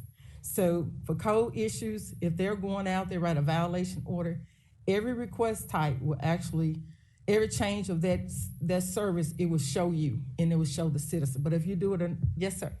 Do you have to log into 311 and pull up the complaint that you made to see where the service is, or does it like email you and tell you? It does your automatic email. If you have an email address on there, it will automatically send you progress and updated information about that particular request. And that's only if you don't do it anonymous. Exactly. Yes, sir. Then you can also click the link and see the progress. Yeah, I just about said you're going to, thank you. I just logged into my old account. 2017 car repair, 2018 car repair. 2018, a month later, both cars stole. Okay. So the most important thing that I always tell citizens if you're gonna put in a request on the 311 app, make sure you are actually logging in the violator address. The address is being violated, because what happens is they get lost in the system, they close out, then the citizen's upset, but we only can go by what you're violating, and you have to do the correct address to do that. Yes, sir. What if, because I saw this the other day, you have an abandoned lot that's overgrown and you want to report it, but Yes. obviously there's no street sign to say, 123 Banana Street. You pull up the X and you try to position as close as you can. I mean, but let's just say I got 234 Banana Street by accident. Okay. How does that get cleared up? So the thing about it is, when you go in and put your notes in, every department has a way of seeing all the notes. So if you go in and say that you did 725 Windsor, and actually it's 726 Windsor. Okay, so if you got it in your note, the violated address is 726. What we do, and the departments do also, we actually go in and create another ticket and link it to that ticket. And then that way, once it's closed out, the citizen never knows it's linked, because you are not in the rhyme or reason of the linking. It's just that we go in and create a good ticket, and that ticket links together. And when it closes out, it will close that ticket out and give you the updated information. And the offender will not know that we were the ones that called No. them out? No. Okay. Hey, I'll give you just a app engineering note. You've got new requests, which can take you back to the main screen, right? Right. Main screen, and then you've got next in the upper right, which is in tiny print. But then you have a giant plus button at the bottom, which would indicate, okay, I'm gonna add, so I'm at no photo, and then it takes me to a spot, I find it, and then I would want to think I would press that to go forward, but it actually takes you back. So your eyes, if you were to do, we used to do this stuff with 3M all the time, where you put on glasses and it would show you where people look. Mhm. Your eyes are drawn here to continue forward. The natural instinct would be to hit the plus button, as opposed to finding next in the upper right corner. So you have two ways to go back, but only one way to go forward. If I'm trying to file a complaint, I'm just trying to go forward. Something to think about from a engineering standpoint. I'm glad you're an engineer, not me. Okay, that makes sense though. I like what you just said. That makes sense. Okay. Okay. My brother develops apps for a living. Oh, really? Okay. All right. So anybody have any questions? Or do everybody understand how this works? It's a pretty good app to use. I use it all the time on the streets. I'm the navigator when I'm outside hitting buttons, so. Just in 60 seconds, go through, just start all the way to the beginning. Okay. One quick complaint, then I'll move on. Okay, so one quick complaint. Okay, so if you're creating a ticket, say you're putting in a ticket for the potholes, okay? You wanna do, I tell you what, I'm gonna do solid waste. Let me go to the solid waste. Okay, so if you put in a ticket for your buck trash to be picked up, and that's everything outside the cart. You start out with your address. Once you do your address, and I'm gonna do this one real quick, and we're gonna go through the whole process. Once you put in the address, you click the address, and you're gonna put, again, I just looked up there. One more time, Andy. I actually have a broken trash photo out. I know Michael's gonna typically because it's true, but we're gonna go and take pictures. I'm actually gonna take pictures after this. Okay. So we're at 36 Frank, okay? And we're gonna search for it. Now it's there.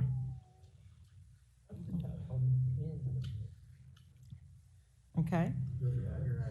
We have our address. Now we're gonna do our category. Our category is gonna be buck trash, okay? When I find it. Okay. Okay. And then you're gonna go next. It's still not looking. Oh, there we go. Okay. Now you have your description. You can type in here where you wanna add something. If you wanna type, been out for, okay, for a month. I'm just gonna do the month. I guess my question was, are we gonna call more work by all the messy 311 complaints to give, or would it be better to call a research assistant? Because by the time we put all this stuff in here wrong, it may be easier to call the research assistant. So you'll have to see if we cause you more work or less work by the time we finish. Did you want us to Doc, the catch on that is, I think You're- it would be great. Can we have like, if we all make accounts under our Memphis 10? If we all make accounts under our Memphis10.gov, can they like be prioritized if we're using the app versus sending it through our analysts or admins, just so that we're not constantly putting in report after report after report in the 311?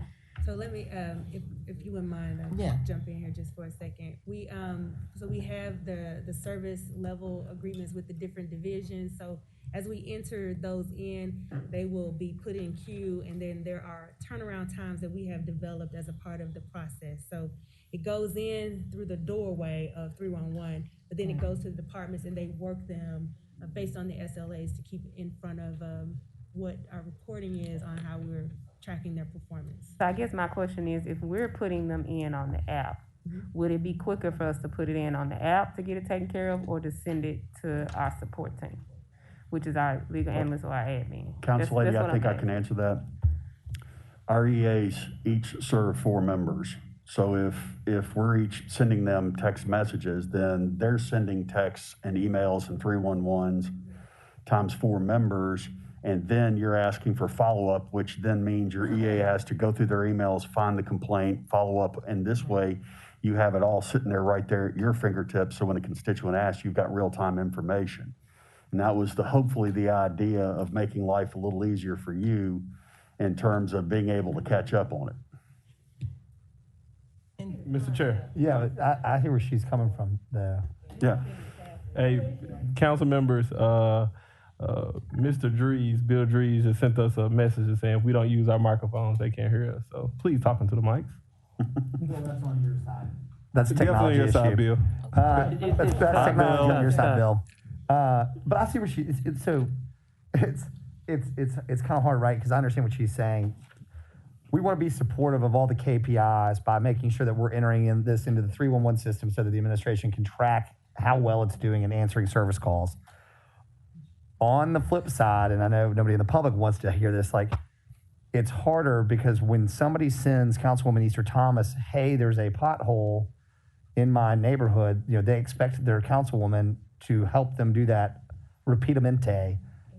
Yeah, that's right. And so we end up taking more grief because they don't want to hear us say, well, put it in 311 or I put it in there for you. And then we're at the bottom of the list. So there's a little bit of yes, I hear you. I'm just saying that's the hard part. We take more grief. More EAs goes in, it goes straight to the department. It don't come directly to 311. So it goes direct, that request, if I put it in by book track, goes straight to solid waste.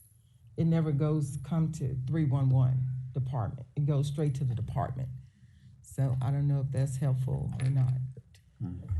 Well, maybe sometimes you go to your EA, but if it's something that you see, for example, I saw a dead animal and I used 311. You're the mortician, dude. Okay, I can see this conversation is going extraordinarily well. I want to thank y'all. Okay. Thank you, council members. Please try to use 311 as often as you can and are comfortable doing. That being said, thank y'all so much for coming. May I make one quick comment? Please. We'd love to have you all down to the 311 centers in room 438 in this building. I'm sure that the workers would love to see you. We often go down and visit, and they're really appreciative when somebody comes by and say hello. Just extending an invitation for you all. All right. Thank you all. Thank y'all. Have a great day. All right, colleagues, before we go into Community Impact Fund, let's knock out our business. We have holds on items 5, 26, and 27, all held till July 6th. That's items 5, 26, and 27. That brings us to our add-ons, items 40 through 43. Item 40 is a resolution allocating appropriating up to $10 million in commercial paper proceeds to bridge the difference in timing between revenue donations, the city's potential funding gap, and fund initial expenditures to facilitate onset of project construction contractor for the Lethbridge Tennis Center. This resolution is sponsored by the administration. There's a request for same night minutes. Item 41, a resolution transfer allocate appropriate $800,000 in GO bonds funded to Holmes BNSF Approach Repair Project PW04122, Council Districts 3 and 6, Super District 8, sponsored by the administration. Request for same night minutes. Item 42, appointment director of housing community development, Ashley Cass, request for same night minutes. Item 43, resolution opposing HB 580, SB 623, the 112th General Assembly, sponsored by Councilman Jones, request for same night minutes. Same night minute requests are also items 9, 11, 12, 13, 14, 15, 16, 40, 41, 42, and 43. The request for, yes, ma'am. Same night minutes, items 9, 11 through 16, and 40 through 43. The request for item 9 is a new request and was not included on your agenda. That being said, is there any objection to that? Seeing none, we'll move right along. We're going back to item 1, discussion of the FY 2020, the Community Impact Fund. Who would like to start on that? What was nine that was not included? Is that mine? Yes. All right, item 9 is on our consent agenda. Basically, it's a public improvement plans on Stratford Road, north of Summer Avenue. What it is the way they timed filing their application was right on the bubble. We should have heard it last month or 2 weeks ago. Because of construction costs, they want to get the project rolling, so they've asked us for same night minutes. It basically just approves plans and approves our accepting the surety bond for their work. All right, that being said. Just real quick, I want to introduce why we're just, because not everybody's in budget. So I asked Chairman Coleman to put this on the agenda just for us to have a bit of an open discussion about the Community Impact Fund that we approved during budget season. It's $250,000. I know the former chairwoman knows that, having spearheaded it last year on several initiatives. We've allocated $50,000 of the Community Impact Fund towards the MACE program. I think it's MACE, but Councilman Smiley's civic engagement program. So there's $200,000 left in FY22's Community Impact Fund for the council to do something. I just said, hey, why don't we get together and see what the thoughts are? And so anyway, that's why we're here. All right. Thank you, Councilman Carlisle. Council Lady Robinson, you're recognized. Thank you, Mr. Chair.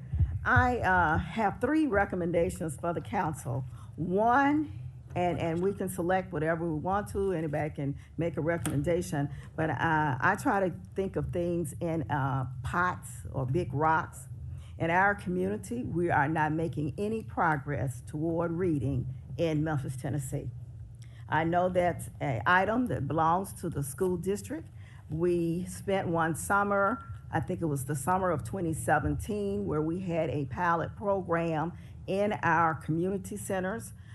They were on computers, and now that all of our children have electronic devices in their homes, I thought it would be great for each district to have a number of subscriptions so that our children could have an opportunity to do a reading program this summer, next year, however long it takes, and not just children, but the adults in our community. We should be concerned about poverty, and poverty is tied to educational outcomes as well as making more money in our community workforce development. And I thought that that is a fundamental piece. That's something we probably should go back to.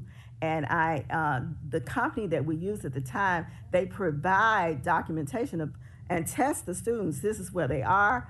There's someone in the background who can tell you where where they are now, and then you can correlate that to what's going on their state test scores. And that's something to bring programming into our community centers. The second idea was, we have a citizen that goes around in all of our districts and says that we have trash everywhere. And she makes us really look bad. And we had a program at one time, and I asked Mr. Connect to pull up that program he had once before. He had volunteer citizens to go out and do code enforcement. Well, they didn't do enforcement. They just brought those things to our attention, and they didn't get paid, and they gave a little pushback because they got scared of their neighbors. I thought if we use that money to pay some young people who are in college or our AmeriCorps students right here in the city of Memphis, or our employ, that we could create a program where they can take pictures, put it in a PDF format, and send them a ticket to their house, or by mail or email, or however we do that, so they will not be fearful in the community, but we'll be paying those young people, giving them opportunity to learn what the codes are, and as they grow up, they can use that information to make our city a more beautiful city. And the third idea was, since we need a way for our community centers to be more robust, I thought that it would be a great idea to partner with the YMCA, with the Y on the Fly. They have vans and can go out and take books and programming and different things into the community, and we make sure that they schedule each of our districts, and we use that money for that. So those are my three ideas. Can you repeat the first one again? Oh. Not the whole thing, just the name. Lakivia, pull up the first one. Is it Lexia reading? Okay, if you would forward them those documents, I really appreciate it. What was the name of it? Chair, I'm sorry, Chair. It's Lexia Reading. We've done it before. It went over really well. We chose to use another program from Bellevue Baptist. We never got any data back, and the state says that our children haven't made any improvement. Actually, they've gone backwards. So we need to use some really data-driven information, and now that we don't have to depend on those computers in the community centers, we could provide those licenses for our children to use at any time, and they can be tracked. And we can have those people to come and make presentations so that you can see what actually happens. They do it in Chattanooga. It has been successful for the last 6 or 7 years.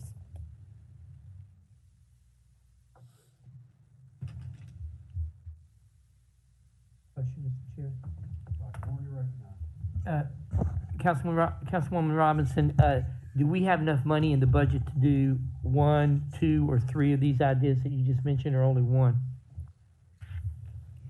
So depending on how many, Lakivia, can you tell us from your computer presentation how much the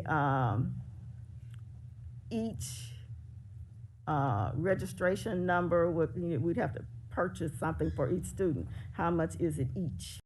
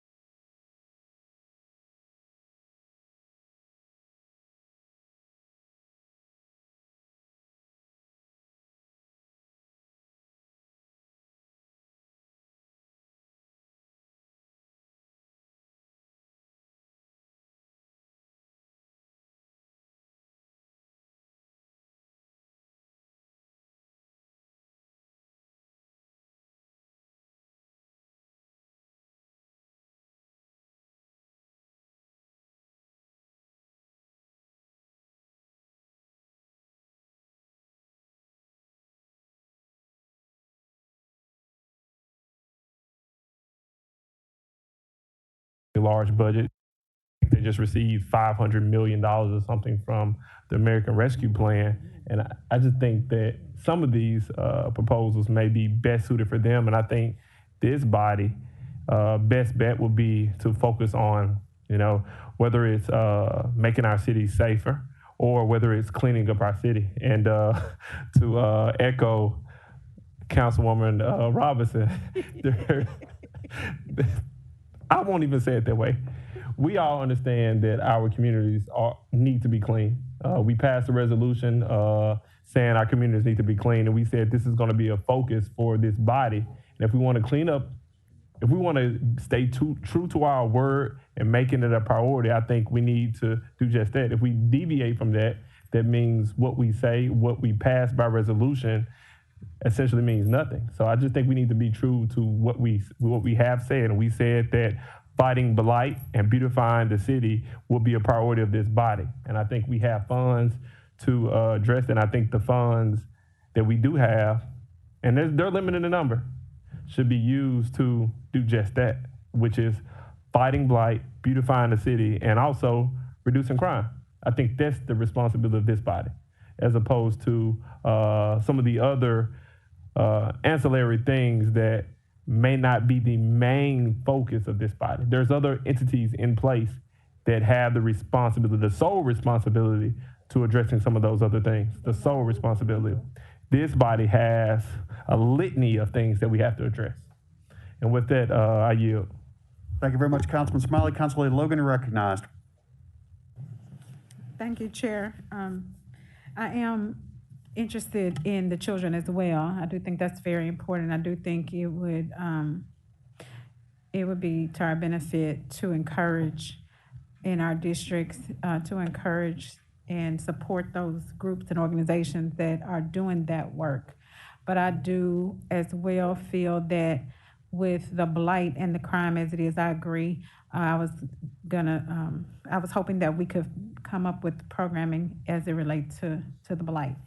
And I know we have had most other places that don't have this problem, they're intentional by legislation and by the funding, putting the funding there. So, and we have had things in place such as horticulturalists that have been on staff. We only have one now. We've had more in the past, but we had to cut the budget. And so, if we were able to have put those things back into our budget or funding for it over the summer, even if we had the children have programming for the youth to do it, to be a part of that and learning from it in terms of planting flowers and shrubs or creating our own, opportunities for that.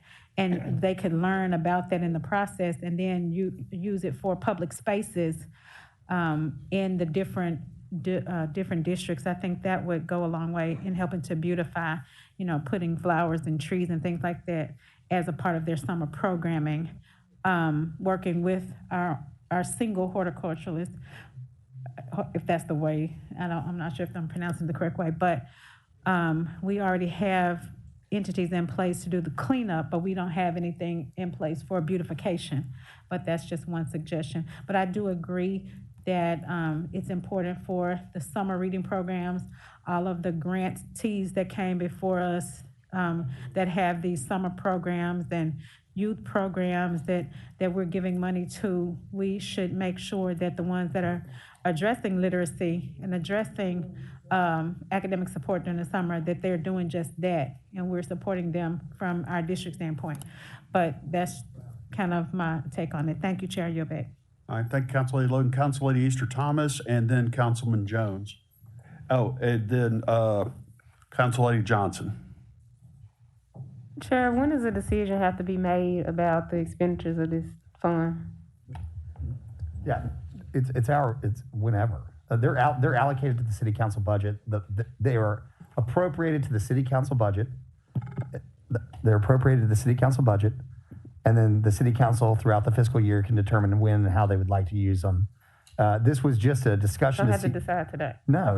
That's okay. That's what I was saying in the beginning. Just a conversation. This was and that's what I didn't want to interrupt anybody, but this was more of and Councilwoman Robinson brought some ideas to the table, not necessarily to debate the merit of each and every one of them, but hey, basically whiteboard it. Anybody that has an idea, let's throw it up on the board, see where everybody's at, and then we can spend some time later talking about where the priorities might be instead of just doing it. But like to the point, I heard blight is a big priority. I heard a horticultural program is one. We've got literacy, we've got code enforcement, we've got YMCA. So we've got some specifics and some overarching themes that we're going to have to eventually get to like a specific. Like we seeded the hub one year. We created the MLK program one year at the clerk's office. So at some point, we're going to have to take it from generally talking about it to like a specific thing. But that definitely wasn't the intent for today. Just checking, want to make sure. All right. Absolutely. All right, we're good. All right, we're to Councilman Jones, Council Lady Johnson, and then I think Director Connect may have something to add, or we have questions of him. So, Councilman Jones, you're recognized. Thank you, Mr. Chairman. Colleagues, I'll just make the comment as I've made before, is that we may not be in the education business, but we are always in the children business. 85% of the children that are enrolled in Shelby County schools are Memphians. And guess who's going to inherit them as adults? The city of Memphis. So if anybody, I still see us having a responsibility to maybe, if not fund their education, but provide other services that can be beneficial to that population. Thank you, Mr. Chairman. Thank you, Councilman Jones. Council Lady Johnson? Yes, thank you. I too believe that these funds should be used for our blight and for illegal dumping and issues like that. But in addition to that, if there would be some way to come up with funds to allow individuals to cut down these large or huge trees, because in the Whitehaven area where trees are out there, they're overtaking the streets, they're falling on people's houses, and then you have another issue when that occurs. Sidewalks are being broken up. So I think that we need to try to come with some way to assist these property owners with having these trees cut down that they just really cannot afford to do, but they are definitely ruining the houses, the streets, and the community. I think that's a great idea. One thing I would suggest to colleagues, though, in my previous life, the big tree removal, and you get up to certain heights, that's a whole different kind of insurance. So we would sub that out almost guaranteed. Yeah. But just kind of a heads up, I like where you're going with it, but it's probably got big price That's why tag they're to not, it. can't afford it. That's what we need to come up with it's- some way it's to big split a bucks. cost or do something. But it affects all of us eventually, you know, pipeline, sewage, everything. So we definitely need to address those trees. Thank you. Outstanding, thank you. Director Connect, we've had a good conversation. Do you want to jump in? Or do you have questions of Director? Please come forward. I think Councilwoman Lisa Thomas may have been in the queue first, or she has a question. You want back in the queue?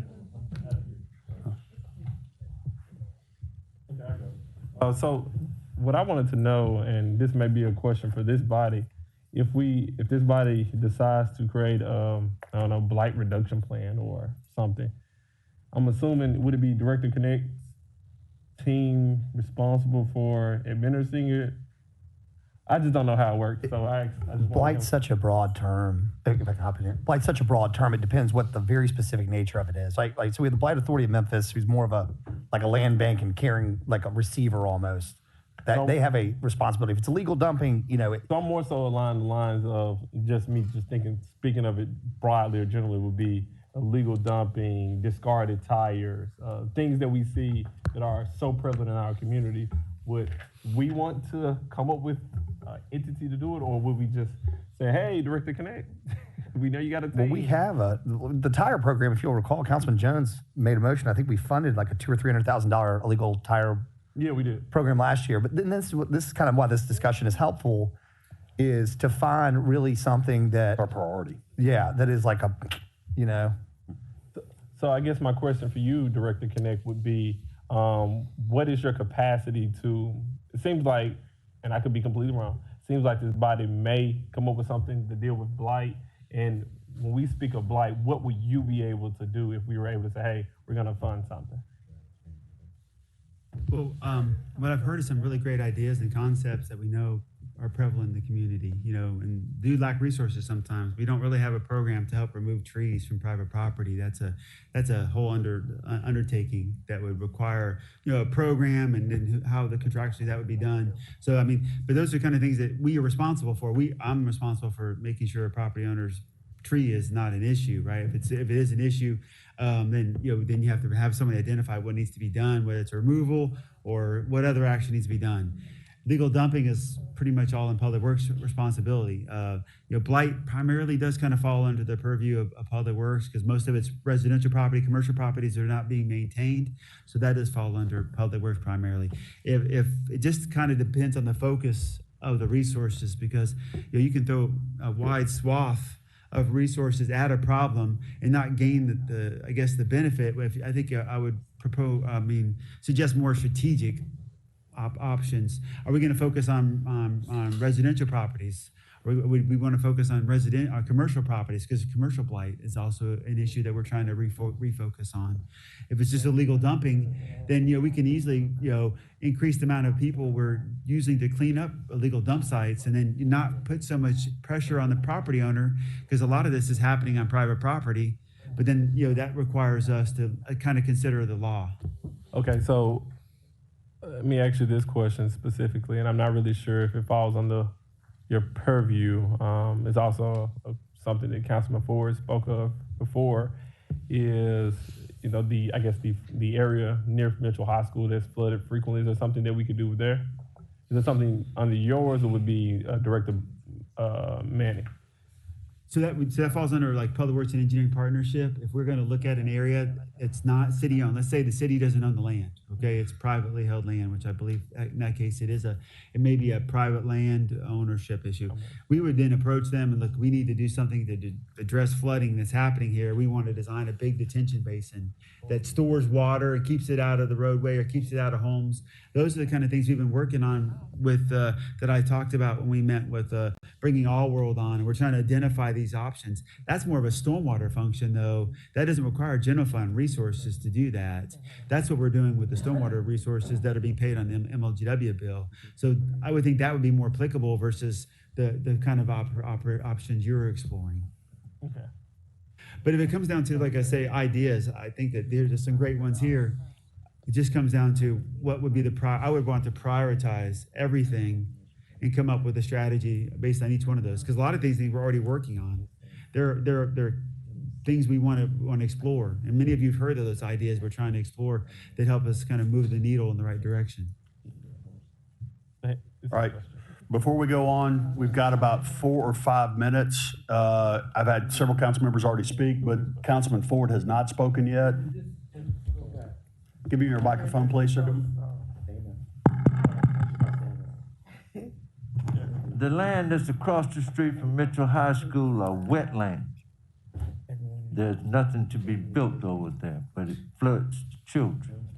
Not only that, when it floods on the other side of Mitchell High School, Sachs Road, all of those different things. If you may remember a few years back, that whole particular area was flooded from Peoples Road all the way down to really, Mitchell Road, where it ended up back almost to Weaver Road. Do you remember those? That's been, about 4 or 5 years ago? Hey, you had to go and people had to have boats to get out of there. Yes, sir. And the main issue we found was beavers, actually. Beavers are a big problem in those wetlands. They like to build. They dam them up. Dam them up and make it worse. So we actually had to remove a lot of beavers from that. Even though it's a wetland, there are things that we can agree with the state. The state has the jurisdiction of wetlands. The Army Corps has some jurisdiction over wetlands. But if we remove but replace wetlands, it's a net zero loss. So we just have to work with them on what we need to do to address it. Because actually the community and children, like you say, are the priority. But you can do something to mitigate that, and that's all we would have to do. Okay. Thank you. All right, guys, let's do this because we are running out of time. I'm gonna put it in executive again next time, and we'll revisit because it's a great conversation, but it's not something we got to do today. Thank y'all very much. I see no further business. If there's nobody seeking recognition, we are adjourned. Everybody downstairs, 3:30. We get to enjoy finally back in our council digs.